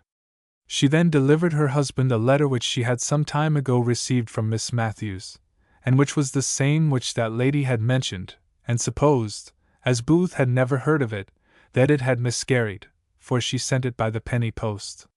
In this letter, which was signed by a feigned name, she had acquainted Amelia with the infidelity of her husband, and had besides very greatly abused him, taxing him with many falsehoods, and among the rest, with having spoken very slightingly and disrespectfully of his wife. Amelia never shined forth to Booth in so amiable and great a light, nor did his own unworthiness ever appear to him so mean and contemptible as at this instant. However, when he had read the letter, he uttered many violent protestations to her, that all which related to herself was absolutely false. "I am convinced it is," said she. "I would not have a suspicion of the contrary for the world. I assure you I had, till last night revived it in my memory, almost forgot the letter, for, as I well knew from whom it came, by her mentioning obligations which she had conferred on you, and which you had more than once spoken to me of, I made large allowances for the situation you was then in, and I was the more satisfied, as the letter itself, as well as many other circumstances, convinced me the affair was at an end." Booth now uttered the most extravagant expressions of admiration and fondness that his heart could dictate, and accompanied them with the warmest embraces. All which warmth and tenderness she returned, and tears of love and joy gushed from both their eyes. So ravished indeed were their hearts, that for some time they both forgot the dreadful situation of their affairs. This, however, was but a short reverie. It soon recurred to Amelia, that, though she had the liberty of leaving that house when she pleased, she could not take her beloved husband with her. This thought stung her tender bosom to the quick, and she could not so far command herself as to refrain from many sorrowful exclamations against the hardship of their destiny. But when she saw the effect they had upon Booth, she stifled her rising grief, forced a little cheerfulness into her countenance, and exerting all the spirits she could raise within herself, expressed her hopes of seeing a speedy end to their sufferings. She then asked her husband what she should do for him, and to whom she should apply for his deliverance. "You know, my dear," cries Booth, "that the doctor is to be in town some time today. My hopes of immediate redemption are only in him, and if that can be obtained, I make no doubt but of the success of that affair which is in the hands of a gentleman who hath faithfully promised, and in whose power I am so well assured it is to serve me." Thus did this poor man support his hopes by a dependence on that ticket which he had so dearly purchased of one who pretended to manage the wheels in the great state lottery of preferment. A lottery, indeed, which hath this to recommend it, that many poor wretches feed their imaginations with the prospect of a prize during their whole lives, and never discover they have drawn a blank. Amelia, who was of a pretty sanguine temper, and was entirely ignorant of these matters, was full as easy to be deceived into hopes as her husband, but in reality at present she turned her eyes to no distant prospect, the desire of regaining her husband's liberty having engrossed her whole mind. While they were discoursing on these matters they heard a violent noise in the house, and immediately after several persons passed by their door upstairs to the apartment over their head. This greatly terrified the gentle spirit of Amelia, and she cried, "Good heavens, my dear, must I leave you in this horrid place? I am terrified with 1,000 fears concerning you." Booth endeavored to comfort her, saying that he was in no manner of danger, and that he doubted not but that the doctor would soon be with him.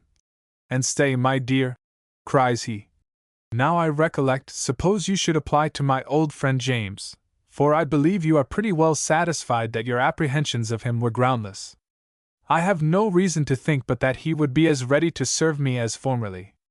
Amelia turned pale as ashes at the name of James, and instead of making a direct answer to her husband, she laid hold of him, and cried, "My dear, I have one favor to beg of you, and I insist on your granting it me." Booth readily swore he would deny her nothing. "It is only this, my dear," said she, "that if that detested colonel comes, you will not see him. Let the people of the house tell him you are not here." "He knows nothing of my being here," answered Booth. "But why should I refuse to see him if he should be kind enough to come hither to me?" "Indeed, my Amelia, you have taken a dislike to that man without sufficient reason." "I speak not upon that account," cries Amelia. "But I have had dreams last night about you too. Perhaps you will laugh at my folly, but pray indulge it." "Nay, I insist on your promise of not denying me." "Dreams! My dear creature," answered he. "What dream can you have had of us?" "One too horrible to be mentioned," replied she. "I cannot think of it without horror, and unless you will promise me not to see the colonel till I return, I positively will never leave you." "Indeed, my Amelia," said Booth, "I never knew you unreasonable before. How can a woman of your sense talk of dreams?" "Suffer me to be once at least unreasonable," said Amelia, "as you are so good-natured to say I am not often so. Consider what I have lately suffered, and how weak my spirits must be at this time." As Booth was going to speak, the bailiff, without any ceremony, entered the room, and cried, "No offence, I hope, madam. My wife, it seems, did not know you. She thought the captain had a mind for a bit of flesh by the by. But I have quieted all matters, for I know you very well. I have seen that handsome face many a time when I have been waiting upon the captain formerly.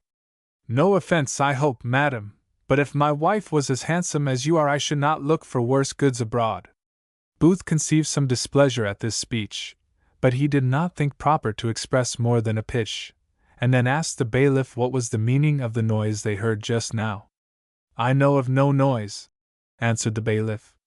"Some of my men have been carrying a piece of bad luggage upstairs, a poor rascal that resisted the law and justice, so I gave him a cut or two with a hanger. If they should prove mortal, he must thank himself for it. If a man will not behave like a gentleman to an officer, he must take the consequence. But I must say that for you, Captain, you behave yourself like a gentleman, and therefore I shall always use you as such, and I hope you will find bail soon with all my heart. This is but a paltry sum to what the last was, and I do assure you there is nothing else against you in the office." The latter part of the bailiff's speech somewhat comforted Amelia, who had been a little frightened by the former, and she soon after took leave of her husband to go in quest of the doctor, who, as Amelia had heard that morning, was expected in town that very day, which was somewhat sooner than he had intended at his departure. Before she went, however, she left a strict charge with the bailiff, who ushered her very civilly downstairs, that if one Colonel James came there to inquire for her husband he should deny that he was there. She then departed, and the bailiff immediately gave a very strict charge to his wife, his maid, and his followers, that if one Colonel James, or any one from him, should inquire after the captain, that they should let him know he had the captain above stairs, for he doubted not but that the colonel was one of Booth's creditors, and he hoped for a second bail bond by his means. Chapter 3. Containing matter pertinent to the history. Amelia, in her way to the doctor's, determined just to stop at her own lodgings, which lay a little out of the road, and to pay a momentary visit to her children. This was fortunate enough, for, had she called at the doctor's house, she would have heard nothing of him, which would have caused in her some alarm and disappointment, for the doctor was set down at Mrs. Atkinson's, where he was directed to Amelia's lodgings, to which he went before he called at his own, and here Amelia now found him playing with her two children. The doctor had been a little surprised at not finding Amelia at home, or any one that could give an account of her. He was now more surprised to see her come in such a dress, and at the disorder which he very plainly perceived in her pale and melancholy countenance. He addressed her first, for indeed she was in no great haste to speak, and cried, "My dear child, what is the matter? Where is your husband? Some mischief, I am afraid, hath happened to him in my absence." "Oh, my dear doctor," answered Amelia, "sure some good angel hath sent you hither. My poor Will is arrested again.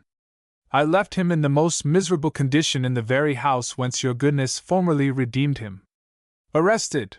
cries the doctor. Then it must be for some very inconsiderable trifle. I wish it was, said Amelia. But it is for no less than £50.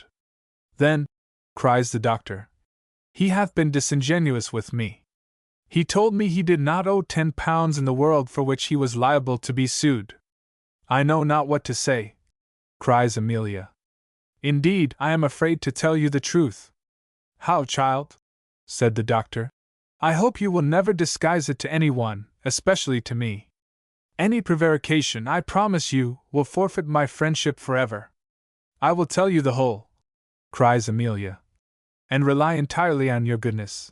She then related the gaming story, not forgetting to set in the fullest light, and to lay the strongest emphasis on his promise never to play again. The doctor fetched a deep sigh when he had heard Amelia's relation, and cried, I am sorry, child, for the share you are to partake in your husband's sufferings, but as for him, I really think he deserves no compassion. You say he hath promised never to play again, but I must tell you he hath broke his promise to me already, for I had heard he was formerly addicted to this vice, and had given him sufficient caution against it. You will consider, child, I am already pretty largely engaged for him, every farthing of which I am sensible I must pay. You know I would go to the utmost verge of prudence to serve you, but I must not exceed my ability, which is not very great, and I have several families on my hands who are by misfortune alone brought to want. I do assure you I cannot at present answer for such a sum as this without distressing my own circumstances. Then heaven have mercy upon us all, cries Amelia. For we have no other friend on earth. My husband is undone, and these poor little wretches must be starved. The doctor cast his eyes on the children, and then cried, I hope not so. I told you I must distress my circumstances, and I will distress them this once on your account, and on the account of these poor little babes. But things must not go on any longer in this way. You must take an heroic resolution. I will hire a coach for you tomorrow morning which shall carry you all down to my parsonage house. There you shall have my protection till something can be done for your husband, of which, to be plain with you, I at present see no likelihood. Amelia fell upon her knees in an ecstasy of thanksgiving to the doctor, who immediately raised her up, and placed her in her chair. She then recollected herself, and said, O my worthy friend, I have still another matter to mention to you, in which I must have both your advice and assistance. My soul blushes to give you all this trouble, but what other friend have I, indeed, what other friend could I apply to so properly on such an occasion? The doctor, with a very kind voice and countenance, desired her to speak. She then said, O sir! That wicked colonel whom I have mentioned to you formerly hath picked some quarrel with my husband, for she did not think proper to mention the cause, and hath sent him a challenge. It came to my hand last night after he was arrested. I opened and read it. Give it me, child, said the doctor. She answered she had burned it, as was indeed true. But I remember it was an appointment to meet with sword and pistol this morning at Hyde Park. Make yourself easy, my dear child, cries the doctor. I will take care to prevent any mischief. But consider, my dear sir, said she, this is a tender matter. My husband's honor is to be preserved as well as his life. And so is his soul, which ought to be the dearest of all things, cries the doctor. Honor! Nonsense! Can honor dictate to him to disobey the express commands of his Maker, in compliance with a custom established by a set of blockheads, founded on false principles of virtue, in direct opposition to the plain and positive precepts of religion, and tending manifestly to give a sanction to ruffians, and to protect them in all the ways of impudence and villainy? All this, I believe, is very true, cries Amelia. But yet you know, doctor, the opinion of the world. You talk simply, child, cries the doctor. What is the opinion of the world opposed to religion and virtue? But you are in the wrong. It is not the opinion of the world, it is the opinion of the idle, ignorant, and profligate. It is impossible it should be the opinion of one man of sense, who is in earnest in his belief of our religion. Chiefly, indeed, it hath been upheld by the nonsense of women, who either from their extreme cowardice and desire of protection, or, as Mr. Bell thinks, from their excessive vanity, have been always forward to countenance a set of Hectors and Bravos, and to despise all men of modesty and sobriety, though these are often, at the bottom, not only the better but the braver men. You know, doctor, cries Amelia, I have never presumed to argue with you. Your opinion is to me always instruction, and your word a law. Indeed, child, cries the doctor, I know you are a good woman, and yet I must observe to you that this very desire of feeding the passion of female vanity with the heroism of her man, old Homer seems to make the characteristic of a bad and loose woman. He introduces Helen upbraiding her gallant with having quitted the fight, and left the victory to Menelaus, and seeming to be sorry that she had left her husband only because he was the better duellist of the two. But in how different a light doth he represent the tender and chaste love of Andromache to her worthy Hector. She dissuades him from exposing himself to danger, even in a just cause. This is indeed a weakness, but it is an amiable one, and becoming the true feminine character. But a woman who, out of heroic vanity, for so it is, would hazard not only the life but the soul too of her husband in a duel, is a monster, and ought to be painted in no other character but that of a fury. I assure you, doctor, cries Amelia, I never saw this matter in the odious light in which you have truly represented it before. I am ashamed to recollect what I have formerly said on this subject. And yet, whilst the opinion of the world is as it is, one would wish to comply as far as possible, especially as my husband is an officer of the army. If it can be done, therefore, with safety to his honor. Again honor, cries the doctor. Indeed, I will not suffer that noble word to be so basely and barbarously prostituted. I have known some of these men of honor, as they call themselves, to be the most arrant rascals in the universe. Well, I ask your pardon, said she. Reputation, then, if you please, or any other word you like better. You know my meaning very well. I do know your meaning, cries the doctor. And Virgil knew it a great while ago. The next time you see your friend Mrs. Atkinson, ask her what it was made Dido fall in love with Aeneas? Nay, dear sir, said Amelia, do not rally me so unmercifully. Think where my poor husband is now. He is, answered the doctor, where I will presently be with him. In the meantime, do you pack up everything in order for your journey tomorrow, for if you are wise, you will not trust your husband a day longer in this town, therefore to packing.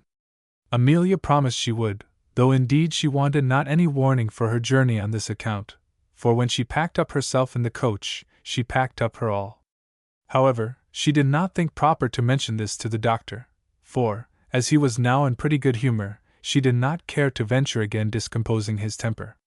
The doctor then set out for Gray's Inn Lane, and, as soon as he was gone, Amelia began to consider of her incapacity to take a journey in her present situation without even a clean shift. At last she resolved, as she was possessed of 7 guineas and a half, to go to her friend and redeem some of her own and her husband's linen out of captivity, indeed just so much as would render it barely possible for them to go out of town with any kind of decency. And this resolution she immediately executed. As soon as she had finished her business with the pawnbroker, if a man who lends under 30% deserves that name, he said to her, Pray, madam, did you know that man who was here yesterday when you brought the picture? Amelia answered in the negative. Indeed, madam, said the broker, he knows you, though he did not recollect you while you was here, as your hood was drawn over your face. But the moment you was gone he begged to look at the picture, which I, thinking no harm, permitted. He had scarce looked upon it when he cried out, By heaven and earth, it is her picture. He then asked me if I knew you. Indeed, says I never saw the lady before. In this last particular, however, the pawnbroker a little savored of his profession, and made a small deviation from the truth, for, when the man had asked him if he knew the lady, he answered she was some poor undone woman who had pawned all her clothes to him the day before, and I suppose, says he, this picture is the last of her goods and chattels. This hint we thought proper to give the reader, as it may chance to be material. Amelia answered coldly that she had taken so very little notice of the man that she scarce remembered he was there. I assure you, madam, says the pawnbroker, he hath taken very great notice of you, for the man changed countenance upon what I said, and presently after begged me to give him a dram. Oh ho! Thinks I to myself, are you thereabouts? I would not be so much in love with some folks as some people are for more interest than I shall ever make of £1,000. Amelia blushed, and said, with some peevishness, that she knew nothing of the man, but supposed he was some impertinent fellow or other. Nay, madam, answered the pawnbroker, I assure you he is not worthy your regard. He is a poor wretch, and I believe I am possessed of most of his movables. However, I hope you are not offended, for indeed he said no harm, but he was very strangely disordered, that is the truth of it. Amelia was very desirous of putting an end to this conversation, and altogether as eager to return to her children. She therefore bundled up her things as fast as she could, and calling for a hackney coach, directed the coachman to her lodgings, and bid him drive her home with all the haste he could. Chapter 4. In which Dr. Harrison visits Colonel James. The doctor, when he left Amelia, intended to go directly to Booth, but he presently changed his mind, and determined first to call on the colonel, as he thought it was proper to put an end to that matter before he gave Booth his liberty. The doctor found the two colonels, James and Bath, together. They both received him very civilly, for James was a very well-bred man, and Bath always shewed a particular respect to the clergy, he being indeed a perfect good Christian, except in the articles of fighting and swearing. Our divine sat some time without mentioning the subject of his errand, in hopes that Bath would go away, but when he found no likelihood of that, for indeed Bath was of the two much the most pleased with his company, he told James that he had something to say to him relating to Mr. Booth, which he believed he might speak before his brother. Undoubtedly, sir, said James, for there can be no secrets between us which my brother may not hear. I come then to you, sir, said the doctor, from the most unhappy woman in the world, to whose afflictions you have very greatly and very cruelly added by sending a challenge to her husband, which hath very luckily fallen into her hands, for, had the man for whom you designed it received it, I am afraid you would not have seen me upon this occasion. If I writ such a letter to Mr. Booth, sir, said James, you may be assured I did not expect this visit in answer to it. Illustration, Dr. Harrison. I do not think you did, cries the doctor. But you have great reason to thank heaven for ordering this matter contrary to your expectations. I know not what trifle may have drawn this challenge from you, but, after what I have some reason to know of you, sir, I must plainly tell you that, if you had added to your guilt already committed against this man, that of having his blood upon your hands, your soul would have become as black as hell itself. Give me leave to say, cries the colonel, this is a language which I am not used to hear, and if your cloth was not your protection you should not give it me with impunity. After what you know of me, sir, what do you presume to know of me to my disadvantage? You say my cloth is my protection, colonel, answered the doctor. Therefore pray lay aside your anger. I do not come with any design of affronting or offending you. Very well, cries Bath. That declaration is sufficient from a clergyman, let him say what he pleases. Indeed, sir, says the doctor very mildly, I consult equally the good of you both, and in a spiritual sense, more especially yours, for you know you have injured this poor man. So far on the contrary, cries James, that I have been his greatest benefactor. I scorn to upbraid him, but you force me to it. Nor have I ever done him the least injury. Perhaps not, said the doctor. I will alter what I have said. But for this I apply to your honor. Have you not intended him an injury, the very intention of which cancels every obligation? How, sir? Answered the colonel. What do you mean? My meaning, replied the doctor, is almost too tender to mention. Come, colonel, examine your own heart, and then answer me, on your honor, if you have not intended to do him the highest wrong which one man can do another? I do not know what you mean by the question, answered the colonel. D.N.me, the question is very transparent, cries Bath. From any other man it would be an affront with the strongest emphasis, but from one of the doctor's cloth it demands a categorical answer. I am not a papist, sir, answered Colonel James, nor am I obliged to confess to my priest. But if you have anything to say, speak openly, for I do not understand your meaning. I have explained my meaning to you already, said the doctor. in a letter I wrote to you on the subject, a subject which I am sorry I should have any occasion to write upon to a Christian. I do remember now, cries the Colonel, that I received a very impertinent letter, something like a sermon, against adultery, but I did not expect to hear the author own it to my face. That brave man then, sir, answered the doctor, stands before you who dares own he wrote that letter, and dares affirm too that it was writ on a just and strong foundation. But if the hardness of your heart could prevail on you to treat my good intention with contempt and scorn, what, pray, could induce you to shew it, nay, to give it Mr. Booth? What motive could you have for that, unless you meant to insult him, and provoke your rival to give you that opportunity of putting him out of the world, which you have since wickedly sought by your challenge? I give him the letter, said the Colonel. Yes, sir, answered the doctor. He shewed me the letter, and affirmed that you gave it him at the masquerade. He is a lying rascal, then, said the Colonel very passionately. I scarce took the trouble of reading the letter, and lost it out of my pocket. Here Bath interfered, and explained this affair in the manner in which it happened, and with which the reader is already acquainted. He concluded by great eulogiums on the performance, and declared it was one of the most enthusiastic, meaning, perhaps, ecclesiastic, letters that ever was written. And me, says he, if I do not respect the author with the utmost emphasis of thinking. The doctor now recollected what had passed with Booth, and perceived he had made a mistake of one colonel for another. This he presently acknowledged to Colonel James, and said that the mistake had been his, and not Booth's. Bath now collected all his gravity and dignity, as he called it, into his countenance, and addressing himself to James, said, And was that letter writ to you, brother? I hope you never deserved any suspicion of this kind. Brother, cries James, I am accountable to myself for my actions, and shall not render an account either to you or to that gentleman. As to me, brother, answered Bath, you say right, but I think this gentleman may call you to an account, nay, I think it is his duty so to do. And let me tell you, brother, there is one much greater than he to whom you must give an account. Mrs. Booth is really a fine woman, a lady of most imperious and majestic presence. I have heard you often say that you liked her, and if you have quarreled with her husband upon this account, by all the dignity of man I think you ought to ask his pardon. Indeed, brother, cries James, I can bear this no longer, you will make me angry presently. Angry, brother James, cries Bath. Angry, I love you, brother, and have obligations to you.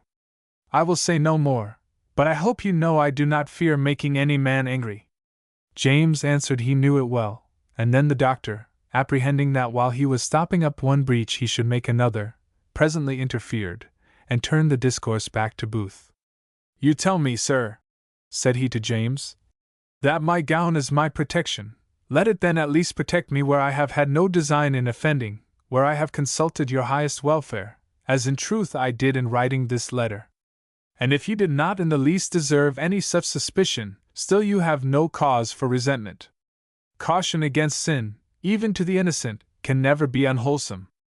But this I assure you, whatever anger you have to me, you can have none to poor Booth, who was entirely ignorant of my writing to you, and who, I am certain, never entertained the least suspicion of you, on the contrary, reveres you with the highest esteem, and love, and gratitude. Let me therefore reconcile all matters between you, and bring you together before he hath even heard of this challenge. Brother, cries Bath, I hope I shall not make you angry. I lie when I say so, for I am indifferent to any man's anger. Let me be an accessory to what the doctor hath said. I think I may be trusted with matters of this nature, and it is a little unkind that, if you intended to send a challenge, you did not make me the bearer. But, indeed, as to what appears to me, this matter may be very well made up, and, as Mr. Booth doth not know of the challenge, I don't see why he ever should, any more than your giving him the light just now, but that he shall never have from me, nor, I believe, from this gentleman, for, indeed, if he should, it would be incumbent upon him to cut your throat. Look ye, doctor, said James, I do not deserve the unkind suspicion you just now threw out against me. I never thirsted after any man's blood, And as for what hath passed since this discovery hath happened, I may, perhaps, not think it worth my while to trouble myself any more about it. The doctor was not contented with perhaps, he insisted on a firm promise, to be bound with the colonel's honor. This at length he obtained, and then departed well satisfied. In fact, the colonel was ashamed to avow the real cause of the quarrel to this good man, or, indeed, to his brother Bath, who would not only have condemned him equally with the doctor, but would possibly have quarreled with him on his sister's account, whom, as the reader must have observed, he loved above all things. And, in plain truth, though the colonel was a brave man, and dared to fight, yet he was altogether as willing to let it alone. And this made him now and then give a little way to the wrong-headedness of Colonel Bath, who, with all the other principles of honor and humanity, made no more of cutting the throat of a man upon any of his punctilios than a butcher doth of killing sheep. Chapter 5. What passed at the bailiff's house. The doctor now set forwards to his friend Booth, and, as he passed by the door of his attorney in the way, he called upon him and took him with him. The meeting between him and Booth need not be expatiated on. The doctor was really angry, and though he deferred his lecture to a more proper opportunity, yet, as he was no dissembler, indeed, he was incapable of any disguise, he could not put on a show of that heartiness with which he had formerly used to receive his friend. Booth at last began himself in the following manner. Doctor, I am really ashamed to see you, and if you knew the confusion of my soul on this occasion, I am sure you would pity rather than upbraid me, and yet I can say with great sincerity I rejoice in this last instance of my shame, since I am like to reap the most solid advantage from it. The doctor stared at this, and Booth thus proceeded. Since I have been in this wretched place I have employed my time almost entirely in reading over a series of sermons which are contained in that book, meaning Dr. Barrow's works, which then lay on the table before him, in proof of the Christian religion, and so good an effect have they had upon me, that I shall, I believe, be the better man for them as long as I live. I have not a doubt, for I own I have had such, which remains now unsatisfied. If ever an angel might be thought to guide the pen of a writer, surely the pen of that great and good man had such an assistant. The doctor readily concurred in the praises of Dr. Barrow, and added, You say you have had your doubts, young gentleman. Indeed, I did not know that, and pray, what were your doubts? Whatever they were, sir, said Booth, they are now satisfied, as I believe those of every impartial and sensible reader will be if he will, with due attention, read over these excellent sermons. Very well, answered the doctor. Though I have conversed, I find, with a false brother hitherto, I am glad you are reconciled to truth at last, and I hope your future faith will have some influence on your future life. I need not tell you, sir, replied Booth. That will always be the case where faith is sincere, as I assure you mine is. Indeed, I never was a rash disbeliever. My chief doubt was founded on this, that, as men appeared to me to act entirely from their passions, their actions could have either merit nor demerit. A very worthy conclusion truly, cries the doctor. But if men act, as I believe they do, from their passions, it would be fair to conclude that religion to be true which applies immediately to the strongest of these passions, hope and fear, choosing rather to rely on its rewards and punishments than on that native beauty of virtue which some of the antient philosophers thought proper to recommend to their disciples. But we will defer this discourse till another opportunity. At present, as the devil hath thought proper to set you free, I will try if I can prevail on the bailiff to do the same. The doctor had really not so much money in town as Booth's debt amounted to, and therefore, though he would otherwise very willingly have paid it, he was forced to give bail to the action. For which purpose, as the bailiff was a man of great form, he was obliged to get another person to be bound with him. This person, however, the attorney undertook to procure, and immediately set out in quest of him. During his absence the bailiff came into the room, and addressing himself to the doctor said, I think, sir, your name is Dr. Harrison? The doctor immediately acknowledged his name.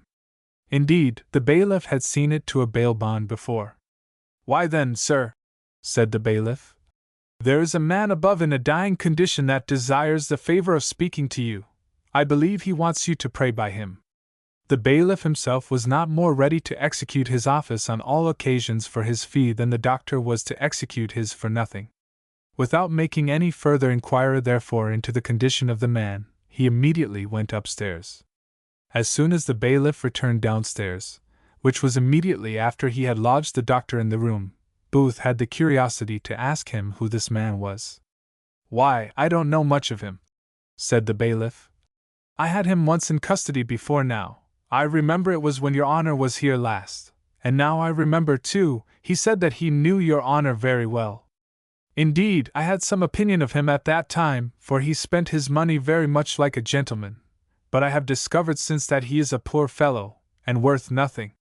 He is a mere shy cock. I have had the stuff about me this week, and could never get at him till this morning. Nay, I don't believe we should ever have found out his lodgings had it not been for the attorney that was here just now, who gave us information.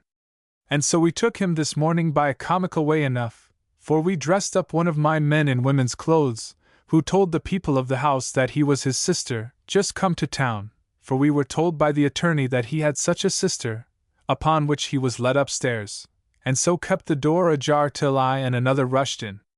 Let me tell you, Captain, there are as good stratagems made use of in our business as any in the army."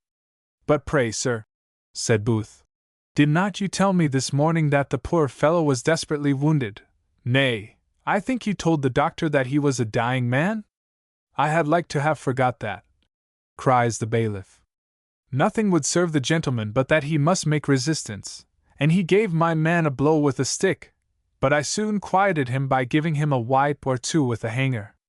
Not that, I believe, I have done his business either, but the fellow is faint-hearted, and the surgeon, I fancy, frightens him more than he need. But, however, let the worst come to the worst, the law is all on my side, and it is only se fendendo. The attorney that was here just now told me so, and bid me fear nothing, for that he would stand my friend, and undertake the cause, and he is a devilish good one at a defense at the Old Bailey, I promise you. I have known him bring off several that everybody thought would have been hanged. But suppose you should be acquitted," said Booth, "would not the blood of this poor wretch lie a little heavy at your heart?" "Why should it, Captain?" said the bailiff. "Is not all done in a lawful way? Why will people resist the law when they know the consequence? To be sure, if a man was to kill another in an unlawful manner as it were, and what the law calls murder, that is quite and clear another thing. I should not care to be convicted of murder any more than another man. Why now, Captain, you have been abroad in the wars they tell me, and to be sure must have killed men in your time. Pray, was you ever afraid afterwards of seeing their ghosts? That is a different affair," cries Booth. "But I would not kill a man in cold blood for all the world." "There is no difference at all, as I can see," cries the bailiff. "One is as much in the way of business as the other. When gentlemen behave themselves like unto gentlemen, I know how to treat them as such as well as any officer the king hath, and when they do not, why they must take what follows, and the law doth not call it murder." Booth very plainly saw that the bailiff had squared his conscience exactly according to law, and that he could not easily subvert his way of thinking. He therefore gave up the cause, and desired the bailiff to expedite the bonds, which he promised to do, saying, he hoped he had used him with proper civility this time, if he had not the last, and that he should be remembered for it. But before we close this chapter we shall endeavor to satisfy an inquiry, which may arise in our most favorite readers, for so are the most curious, how it came to pass that such a person as was Dr. Harrison should employ such a fellow as this Murphy. The case then was thus. This Murphy had been clerk to an attorney in the very same town in which the doctor lived, and when he was out of his time, had set up with a character fair enough, and had married a maid-servant of Mrs. Harris, by which means he had all the business to which that lady and her friends, in which number was the doctor, could recommend him. Murphy went on with his business, and thrived very well, till he happened to make an unfortunate slip, in which he was detected by a brother of the same calling. But though we call this by the gentle name of a slip, in respect to its being so extremely common, it was a matter in which the law, if it had ever come to its ears, would have passed a very severe censure, being, indeed, no less than perjury and subornation of perjury. This brother attorney, being a very good-natured man, and unwilling to bespatter his own profession, and considering, perhaps, that the consequence did in no wise affect the public, who had no manner of interest in the alternative whether A, in whom the right was, or B, to whom Mr. Murphy, by the means aforesaid, had transferred it, succeeded in an action. We mention this particular, because, as this brother attorney was a very violent party man, and a professed stickler for the public, to suffer any injury to have been done to that, would have been highly inconsistent with his principles. This gentleman, therefore, came to Mr. Murphy, and after shewing him that he had it in his power to convict him of the aforesaid crime, very generously told him that he had not the least delight in bringing any man to destruction, nor the least animosity against him. All that he insisted upon was, that he would not live in the same town or county with one who had been guilty of such an action. He then told Mr. Murphy that he would keep the secret on two conditions. The one was, that he immediately quitted that country. The other was, that he should convince him he deserved this kindness by his gratitude, and that Murphy should transfer to the other all the business which he then had in those parts, and to which he could possibly recommend him. It is the observation of a very wise man, that it is a very common exercise of wisdom in this world, of two evils to choose the least. The reader, therefore, cannot doubt but that Mr. Murphy complied with the alternative proposed by his kind brother, and accepted the terms on which secrecy was to be obtained. This happened while the doctor was abroad, and with all this, except the departure of Murphy, not only the doctor, but the whole town, save his aforesaid brother alone, were to this day unacquainted. The doctor, at his return, hearing that Mr. Murphy was gone, applied to the other attorney in his affairs, who still employed this Murphy as his agent in town, partly, perhaps, out of good will to him, and partly from the recommendation of Miss Harris, for, as he had married a servant of the family, and a particular favorite of hers, there can be no wonder that she, who was entirely ignorant of the affair above related, as well as of his conduct in town, should continue her favor to him. It will appear, therefore, I apprehend, no longer strange that the doctor, who had seen this man but 3 times since his removal to town, and then conversed with him only on business, should remain as ignorant of his life and character, as a man generally is of the character of the hackney coachman who drives him. Nor doth it reflect more on the honor or understanding of the doctor, under these circumstances, to employ Murphy, than it would if he had been driven about the town by a thief or a murderer. Chapter 6. What passed between the doctor and the sick man. We left the doctor in the last chapter with the wounded man, to whom the doctor, in a very gentle voice, spoke as follows. I am sorry, friend, to see you in this situation, and am very ready to give you any comfort or assistance within my power. I thank you kindly, doctor, said the man. Indeed, I should not have presumed to have sent to you had I not known your character, for, though I believe I am not at all known to you, I have lived many years in that town where you yourself had a house. My name is Robinson. I used to write for the attorneys in those parts, and I have been employed on your business in my time. I do not recollect you nor your name, said the doctor. But consider, friend, your moments are precious, and your business, as I am informed, is to offer up your prayers to that great being before whom you are shortly to appear. But first let me exhort you earnestly to a most serious repentance of all your sins. O doctor, said the man, pray, what is your opinion of a deathbed repentance? If repentance is sincere, cries the doctor, I hope, through the mercies and merits of our most powerful and benign intercessor, it will never come too late. But do not you think, sir, cries the man, that, in order to obtain forgiveness of any great sin we have committed by an injury done to our neighbors, it is necessary, as far as in us lies, to make all the amends we can to the party injured, and to undo, if possible, the injury we have done?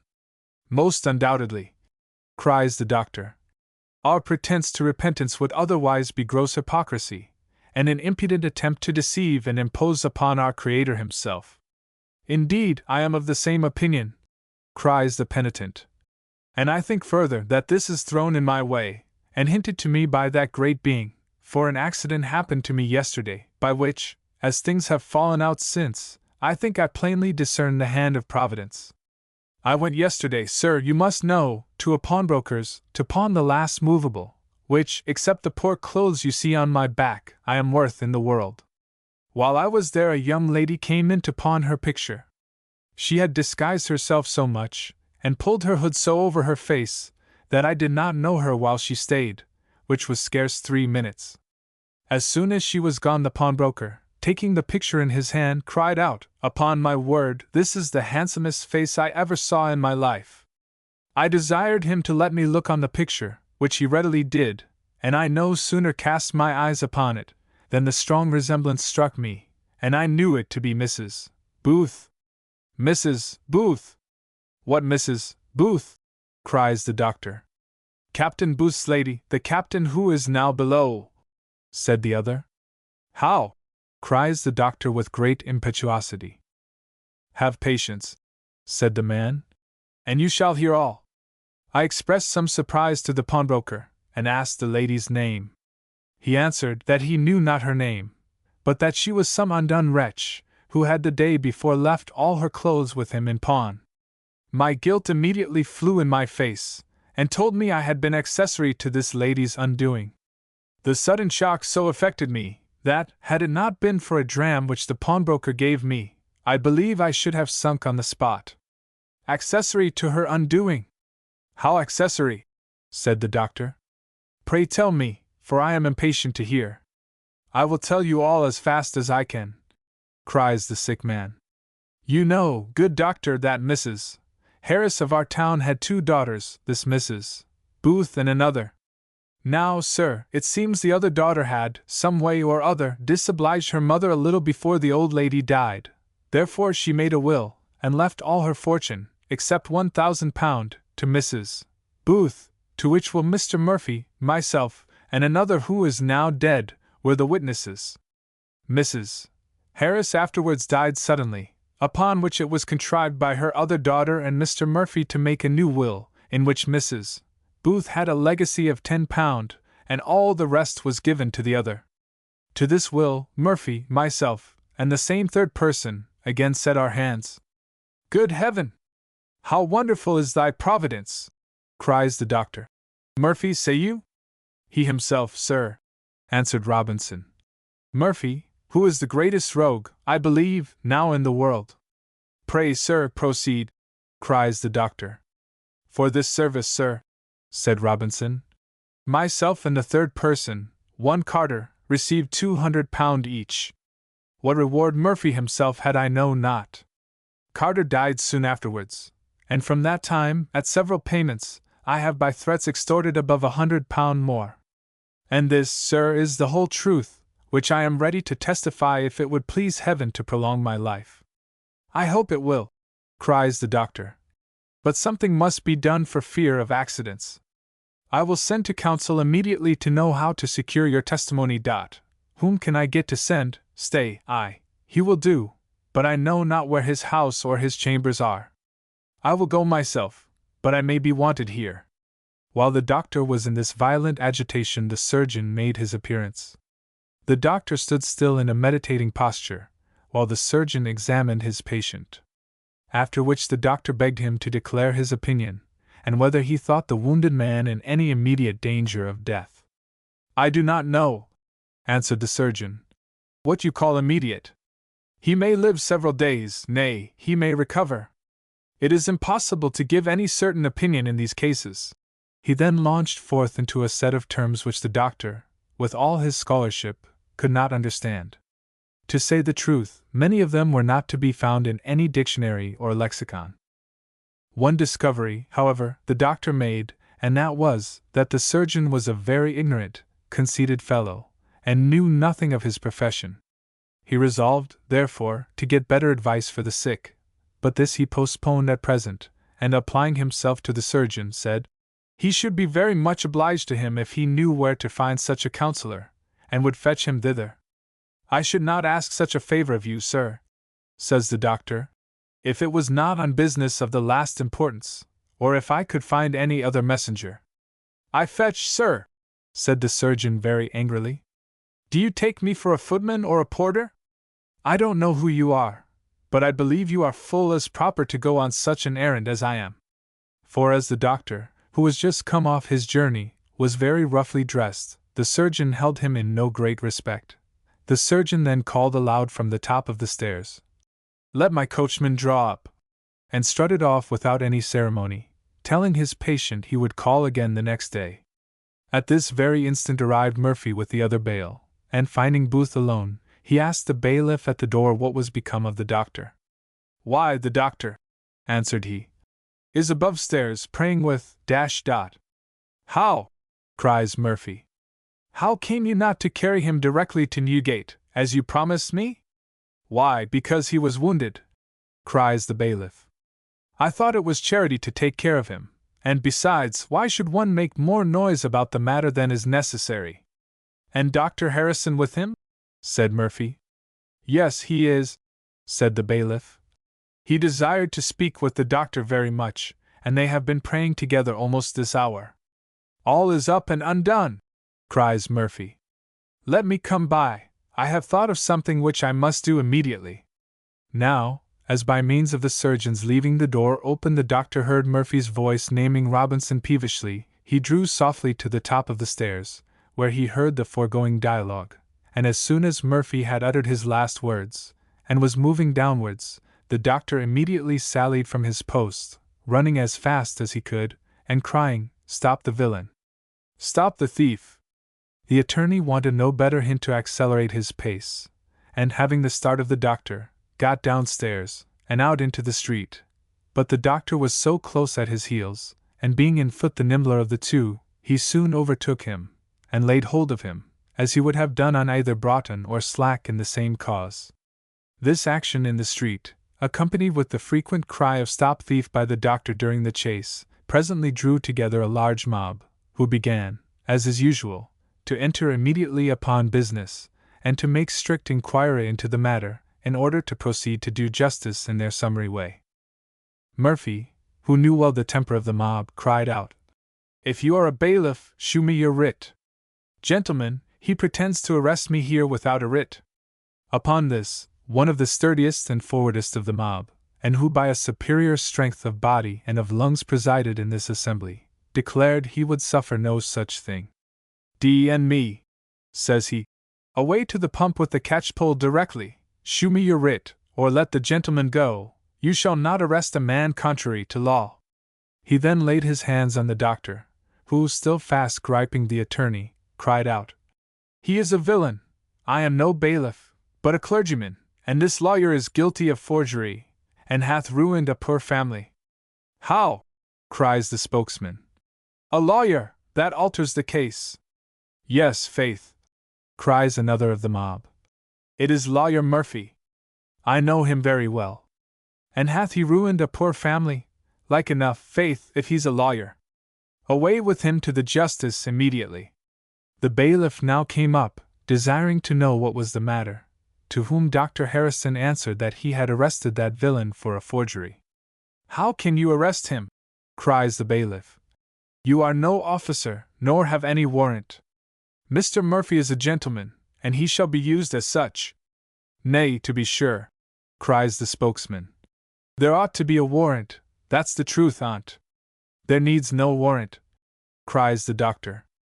"I accuse him of felony, and I know so much of the law of England, that any man may arrest a felon without any warrant whatever.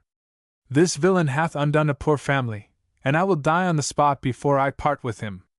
"If the law be so," cries the orator, "that is another matter.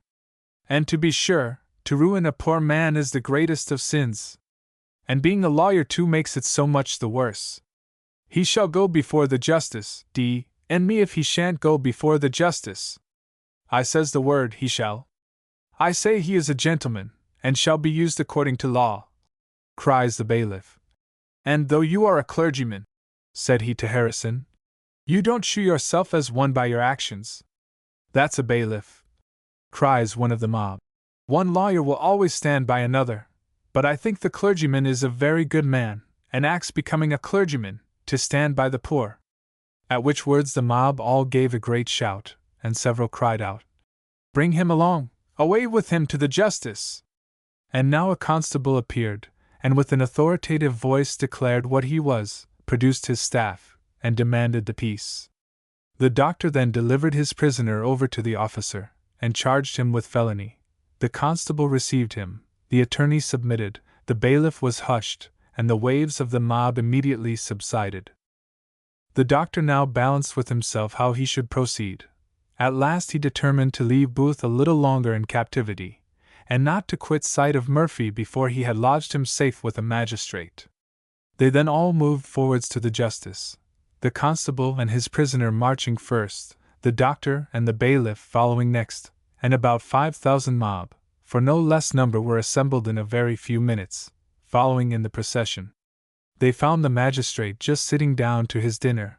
However, when he was acquainted with the doctor's profession, he immediately admitted him, and heard his business, which he no sooner perfectly understood, with all its circumstances, than he resolved, though it was then very late, and he had been fatigued all the morning with public business, to postpone all refreshment till he had discharged his duty. He accordingly adjourned the prisoner and his cause to the bailiff's house, whither he himself, with the doctor, immediately repaired, and whither the attorney was followed by a much larger number of attendants than he had been honored with before. Chapter 7.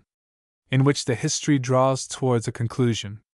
Nothing could exceed the astonishment of Booth at the behavior of the doctor at the time when he sallied forth in pursuit of the attorney, for which it was so impossible for him to account in any manner whatever.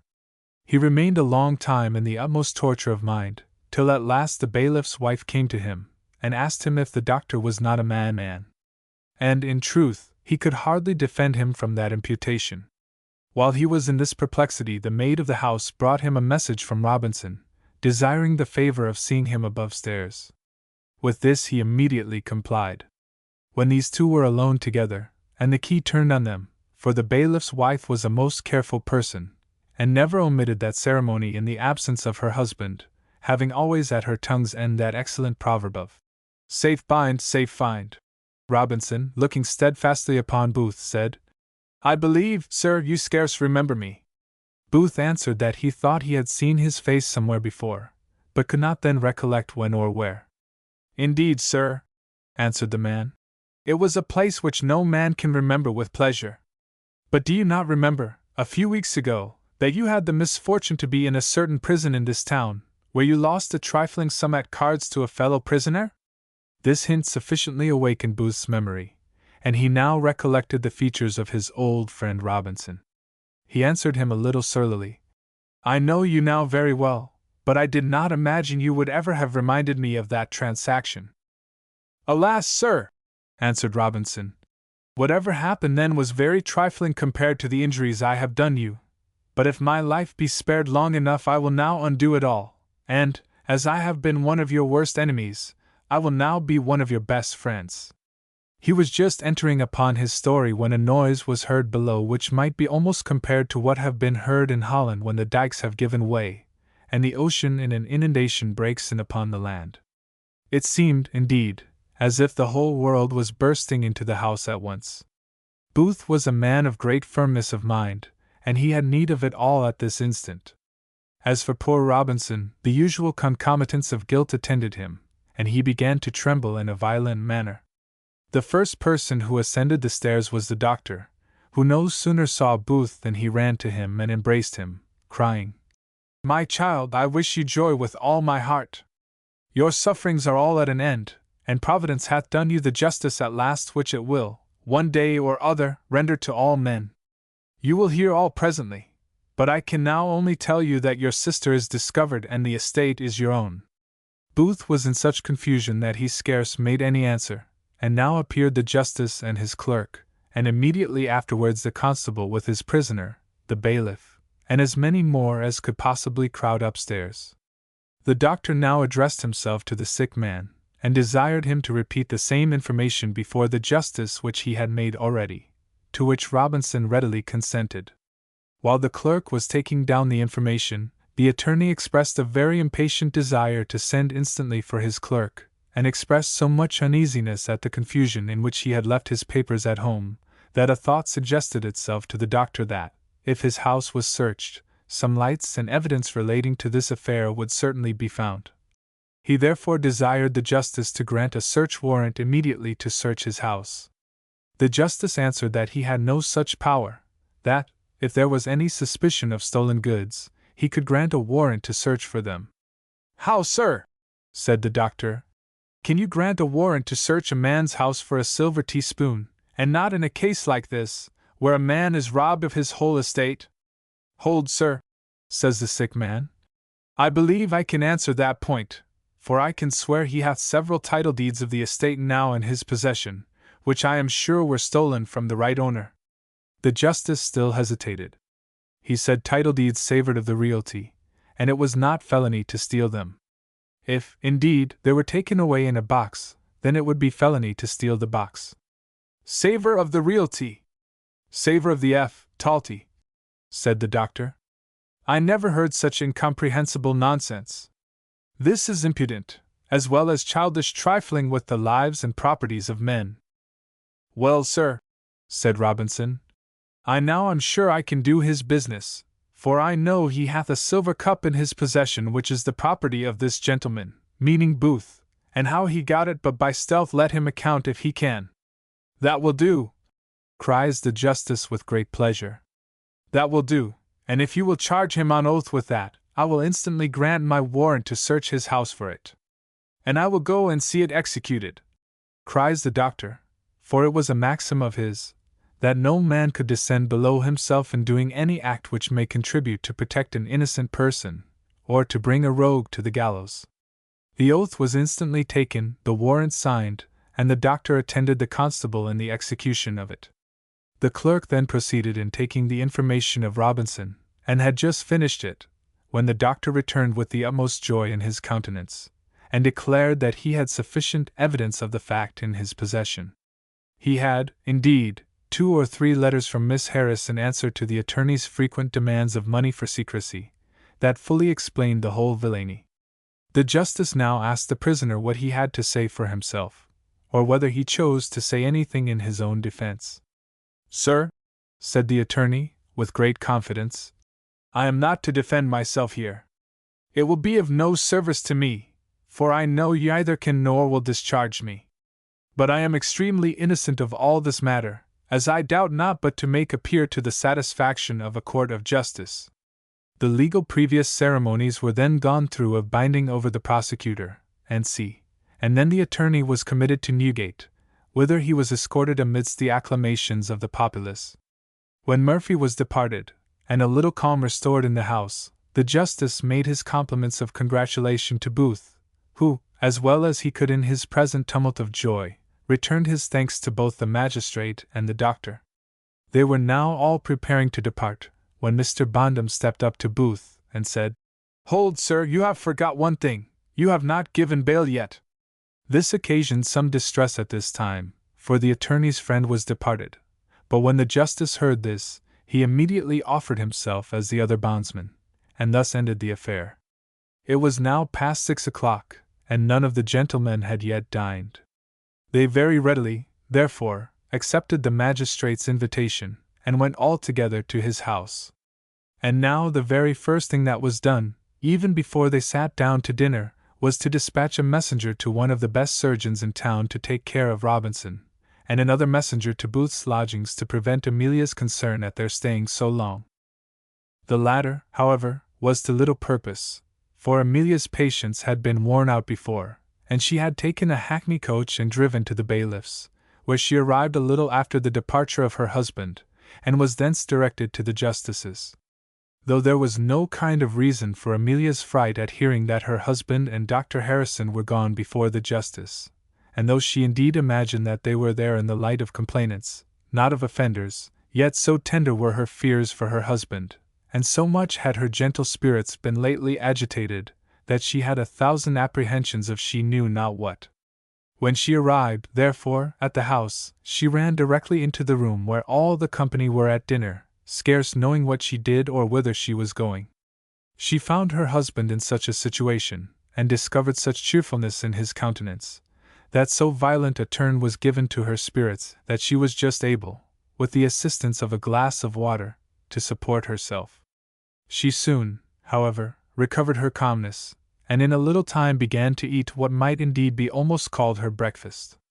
The justice now wished her joy of what had happened that day, for which she kindly thanked him, apprehending he meant the liberty of her husband. His worship might perhaps have explained himself more largely had not the doctor given him a timely wink, for this wise and good man was fearful of making such a discovery all at once to Amelia, lest it should overpower her, and luckily the justice's wife was not well enough acquainted with the matter to say anything more on it than barely to assure the lady that she joined in her husband's congratulation. Amelia was then in a clean white gown, which she had that day redeemed, and was, indeed, dressed all over with great neatness and exactness, with the glow therefore which arose in her features from finding her husband released from his captivity. She made so charming a figure that she attracted the eyes of the magistrate and of his wife, and they both agreed when they were alone that they had never seen so charming a creature. Nay, Booth himself afterwards told her that he scarce ever remembered her to look so extremely beautiful as she did that evening.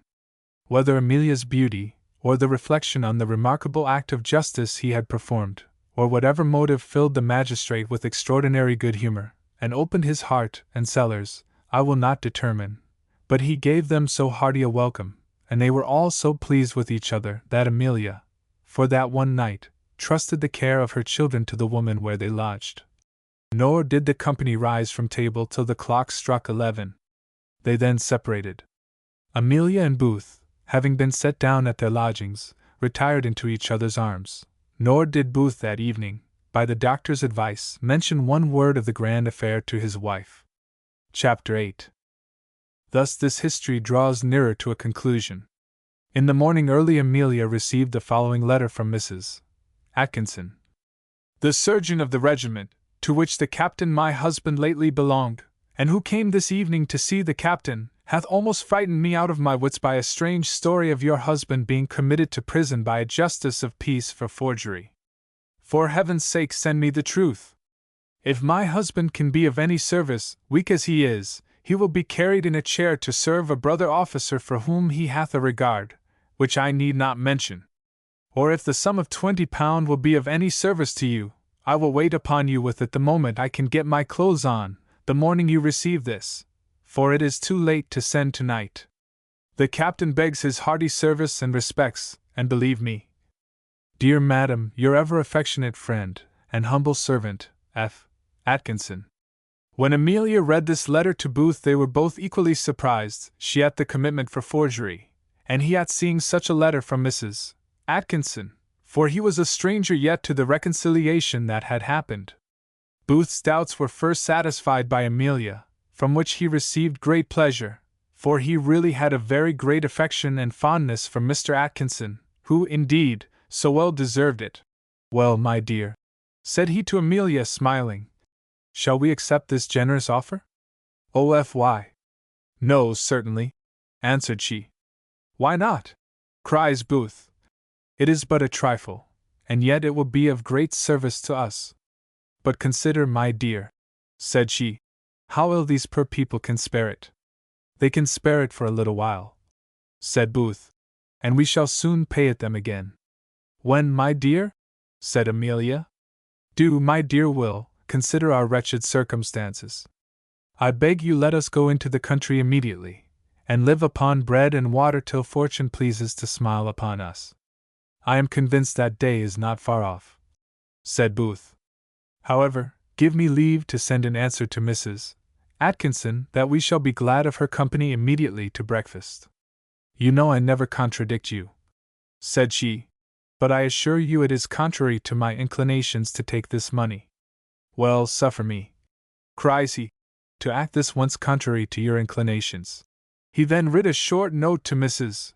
Atkinson, and dispatched it away immediately, which when he had done, Amelia said, I shall be glad of Mrs. Atkinson's company to breakfast, but yet I wish you would oblige me in refusing this money. Take 5 guineas only. That is indeed such a sum as, if we never should pay it, would sit light on my mind. The last persons in the world from whom I would receive favors of that sort are the poor and generous. You can receive favors only from the generous, cries Booth. And to be plain with you, there are very few who are generous that are not poor. What think you, said she, of Dr. Harrison? I do assure you, said Booth, he is far from being rich. The doctor hath an income of little more than £600 a year, and I am convinced he gives away 4 of it. Indeed, he is one of the best economists in the world, but yet I am positive he never was at any time possessed of £500, since he hath been a man. Consider, dear Emily, the late obligations we have to this gentleman. It would be unreasonable to expect more, at least at present. My half-pay is mortgaged for a year to come. How then shall we live? By our labor, answered she. I am able to labor, and I am sure I am not ashamed of it. And do you really think you can support such a life?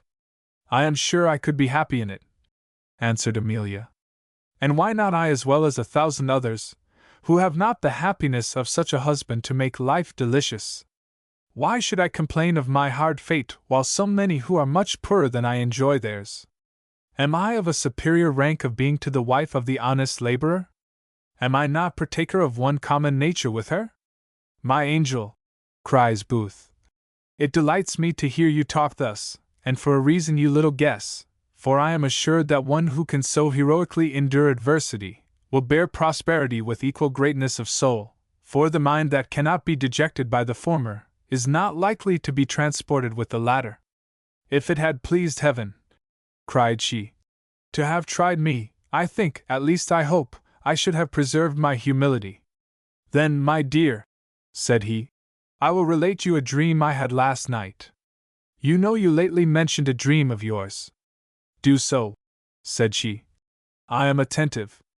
I dreamt, said he, this night that we were in the most miserable situation imaginable.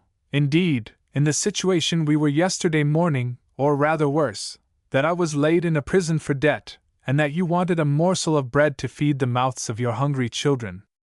At length, for nothing you know is quicker than the transition in dreams, Dr. Harrison methought came to me, with cheerfulness and joy in his countenance. The prison doors immediately flew open, and Dr. Harrison introduced you, gaily though not richly dressed. That you gently chid me for staying so long. All on a sudden appeared a coach with 4 horses to it, in which was a maid-servant with our 2 children.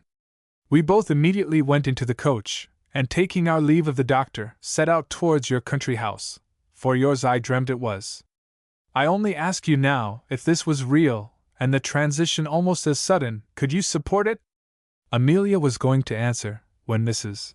Atkinson came into the room, and after very little previous ceremony, presented Booth with a banknote, which he received of her, saying he would very soon repay it, a promise that a little offended Amelia, as she thought he had no chance of keeping it. The doctor presently arrived, and the company sat down to breakfast, during which Mrs. Atkinson entertained them with the history of the doctors that had attended her husband, by whose advice Atkinson was recovered from everything but the weakness which his distemper had occasioned. When the tea-table was removed, Booth told the doctor that he had acquainted his wife with a dream he had last night. I dreamt, doctor, said he, that she was restored to her estate. Very well, said the doctor, and if I am to be the Oneiropolis, I believe the dream will come to pass. To say the truth, I have rather a better opinion of dreams than Horace had. Old Homer says they come from Jupiter, and as to your dream, I have often had it in my waking thoughts, that some time or other that roguery, for so I was always convinced it was, would be brought to light, for the same Homer says, as you, madam, meaning Mrs. Atkinson, very well know. Greek verses. Footnote: if Jupiter doth not immediately execute his vengeance, he will however execute it at last, and their transgressions shall fall heavily on their own heads, and on their wives and children. I have no Greek ears, sir, said Mrs. Atkinson. I believe I could understand it in the Delphin Homer. I wish, cries he, my dear child, to Amelia, you would read a little in the Delphin Aristotle, or else in some Christian divine, to learn a doctrine which you will one day have a use for. I mean to bear the hardest of all human conflicts, and support with an even temper, and without any violent transports of mind, a sudden gust of prosperity. Indeed, cries Amelia, I should almost think my husband and you, doctor, had some very good news to tell me, by your using, both of you, the same introduction. As far as I know myself, I think I can answer I can support any degree of prosperity, and I think I yesterday shewed I could, for I do assure you, it is not in the power of fortune to try me with such another transition from grief to joy, as I conceived from seeing my husband in prison and at liberty. Well, you are a good girl, cries the doctor, and after I have put on my spectacles I will try you. The doctor then took out a newspaper, and read as follows. Yesterday one Murphy, an eminent attorney at law, was committed to Newgate for the forgery of a will under which an estate hath been for many years detained from the right owner. Now in this paragraph there is something very remarkable, and that is, that it is true, but opus est explanatu. In the Delphin edition of this newspaper there is the following note upon the words right owner. The right owner of this estate is a young lady of the highest merit, whose maiden name was Harris, and who some time since was married to an idle fellow, one Lieutenant Booth. And the best historians assure us that letters from the elder sister of this lady, which manifestly prove the forgery and clear up the whole affair, are in the hands of an old parson called Dr. Harrison. And is this really true? Cries Amelia. Yes, really and sincerely, cries the doctor. The whole estate, for your mother left it you all, and is as surely yours as if you was already in possession. Gracious heaven! Cries she, falling on her knees. I thank you! And then starting up, she ran to her husband, and embracing him, cried, My dear love, I wish you joy, and I ought in gratitude to wish it you, for you are the cause of mine. It is upon yours and my children's account that I principally rejoice. Mrs. Atkinson rose from her chair, and jumped about the room for joy, repeating, Turn, quod planti divum promittere nemo auderet, volvenda dies, n. Accelit ultro. Footnote. What none of all the gods could grant thy vows that Turnus, this auspicious day bestows. Amelia now threw herself into a chair, complained she was a little faint, and begged a glass of water. The doctor advised her to be blooded, but she refused, saying she required a vent of another kind. She then desired her children to be brought to her, whom she immediately caught in her arms, and, having profusely cried over them for several minutes, declared she was easy. After which she soon regained her usual temper and complexion. That day they dined together, and in the afternoon they all, except the doctor, visited Captain Atkinson. He repaired to the bailiff's house to visit the sick man, whom he found very cheerful, the surgeon having assured him that he was in no danger. The doctor had a long spiritual discourse with Robinson, who assured him that he sincerely repented of his past life, that he was resolved to lead his future days in a different manner, and to make what amends he could for his sins to the society, by bringing one of the greatest rogues in it to justice. There was a circumstance which much pleased the doctor, and made him conclude that, however Robinson had been corrupted by his old master, he had naturally a good disposition. This was, that Robinson declared he was chiefly induced to the discovery by what had happened at the pawnbroker's, and by the miseries which he there perceived he had been instrumental in bringing on Booth and his family. The next day Booth and his wife, at the doctor's instance, dined with Colonel James and his lady, where they were received with great civility, and all matters were accommodated without Booth ever knowing a syllable of the challenge even to this day. The doctor insisted very strongly on having Miss Harris taken into custody, and said, if she was his sister, he would deliver her to justice. He added besides that it was impossible to screen her and carry on the prosecution, or, indeed, recover the estate. Amelia at last begged the delay of one day only, in which time she wrote a letter to her sister, informing her of the discovery, and the danger in which she stood, and begged her earnestly to make her escape, with many assurances that she would never suffer her to know any distress.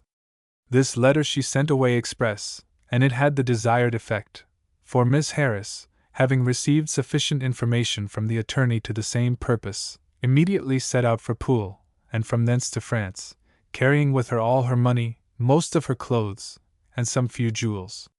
She had, indeed, packed up plate and jewels to the value of £2,000 and upwards.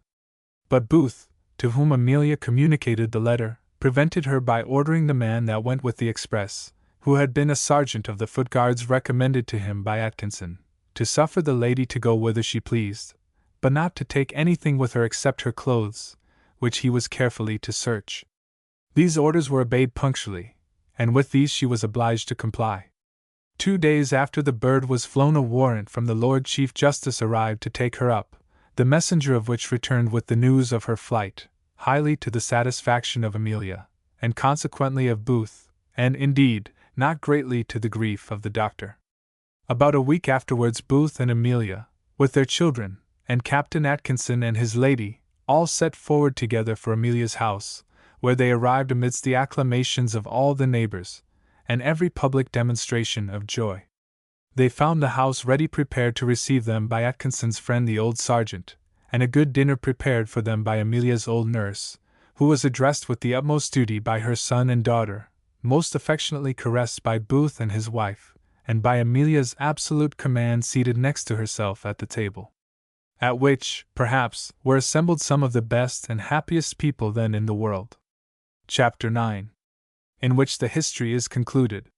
Having brought our history to a conclusion, as to those points in which we presume our reader was chiefly interested, in the foregoing chapter, we shall in this, by way of epilogue, endeavor to satisfy his curiosity as to what has since happened to the principal personages of whom we have treated in the foregoing pages. Colonel James and his lady, after living in a polite manner for many years together, at last agreed to live in as polite a manner asunder. The Colonel hath kept Miss Matthews ever since, and is at length grown to dote on her, though now very disagreeable in her person, and immensely fat, to such a degree, that he submits to be treated by her in the most tyrannical manner. He allows his lady £800 a year, with which she divides her time between Tunbridge, Bath, and London, and passes about 9 hours in the 24 at cards. Her income is lately increased by £3,000 left her by her brother Colonel Bath, who was killed in a duel about 6 years ago by a gentleman who told the Colonel he differed from him in opinion. The noble peer and Mrs. Ellison have been both dead several years, and both of the consequences of their favourite vices, Mrs. Ellison having fallen a martyr to her liquor, and the other to his amours, by which he was at last become so rotten that he stunk above ground. The attorney, Murphy, was brought to his trial at the Old Bailey, where, after much quibbling about the meaning of a very plain Act of Parliament, he was at length convicted of forgery, and was soon afterwards hanged at Tyburn. The witness for some time seemed to reform his life, and received a small pension from Booth, after which he returned to vicious courses, took a purse on the highway, was detected and taken, and followed the last steps of his old master. So apt are men whose manners have been once thoroughly corrupted, to return, from any dawn of an amendment, into the dark paths of vice. As to Miss Harris, she lived 3 years with a broken heart at Boulogne, where she received annually £50 from her sister, who was hardly prevailed on by Dr. Harrison not to send her 100, and then died in a most miserable manner. Mr. Atkinson upon the whole hath led a very happy life with his wife, though he hath been sometimes obliged to pay proper homage to her superior understanding and knowledge. This, however, he cheerfully submits to, and she makes him proper returns of fondness. They have 2 fine boys, of whom they are equally fond. He is lately advanced to the rank of captain, and last summer both he and his wife paid a visit of 3 months to Booth and his wife. Dr. Harrison is grown old in years and in honor, beloved and respected by all his parishioners and by all his neighbors. He divides his time between his parish, his old town, and Booth's, at which last place he had, 2 years ago, a gentle fit of the gout, being the first attack of that distemper. During this fit Amelia was his nurse, and her 2 oldest daughters sat up alternately with him for a whole week. The eldest of those girls, whose name is Amelia, is his favourite. She is the picture of her mother, and it is thought the doctor hath distinguished her in his will, for he hath declared that he will leave his whole fortune, except some few charities, among Amelia's children. As to Booth and Amelia, fortune seems to have made them large amends for the tricks she played them in their youth. They have, ever since the above period of this history, enjoyed an uninterrupted course of health and happiness. In about 6 weeks after Booth's first coming into the country he went to London and paid all his debts of honour, after which, and a stay of 2 days only, he returned into the country, and hath never since been 30 miles from home. He hath 2 boys and 4 girls, The eldest of the boys, he who hath made his appearance in this history, is just come from the university, and is one of the finest gentlemen and best scholars of his age. The second is just going from school, and is intended for the church, that being his own choice. His eldest daughter is a woman grown, but we must not mention her age. A marriage was proposed to her the other day with a young fellow of a good estate, but she never would see him more than once. For Dr. Harrison, says she, told me he was illiterate, and I am sure he is ill-natured. The second girl is 3 years younger than her sister, and the others are yet children. Amelia is still the finest woman in England of her age. Booth himself often avers she is as handsome as ever. Nothing can equal the serenity of their lives. Amelia declared to me the other day that she did not remember to have seen her husband out of humor these 10 years, and upon my insinuating to her that he had the best of wives, she answered with a smile that she ought to be so, for that he had made her the happiest of women. The end.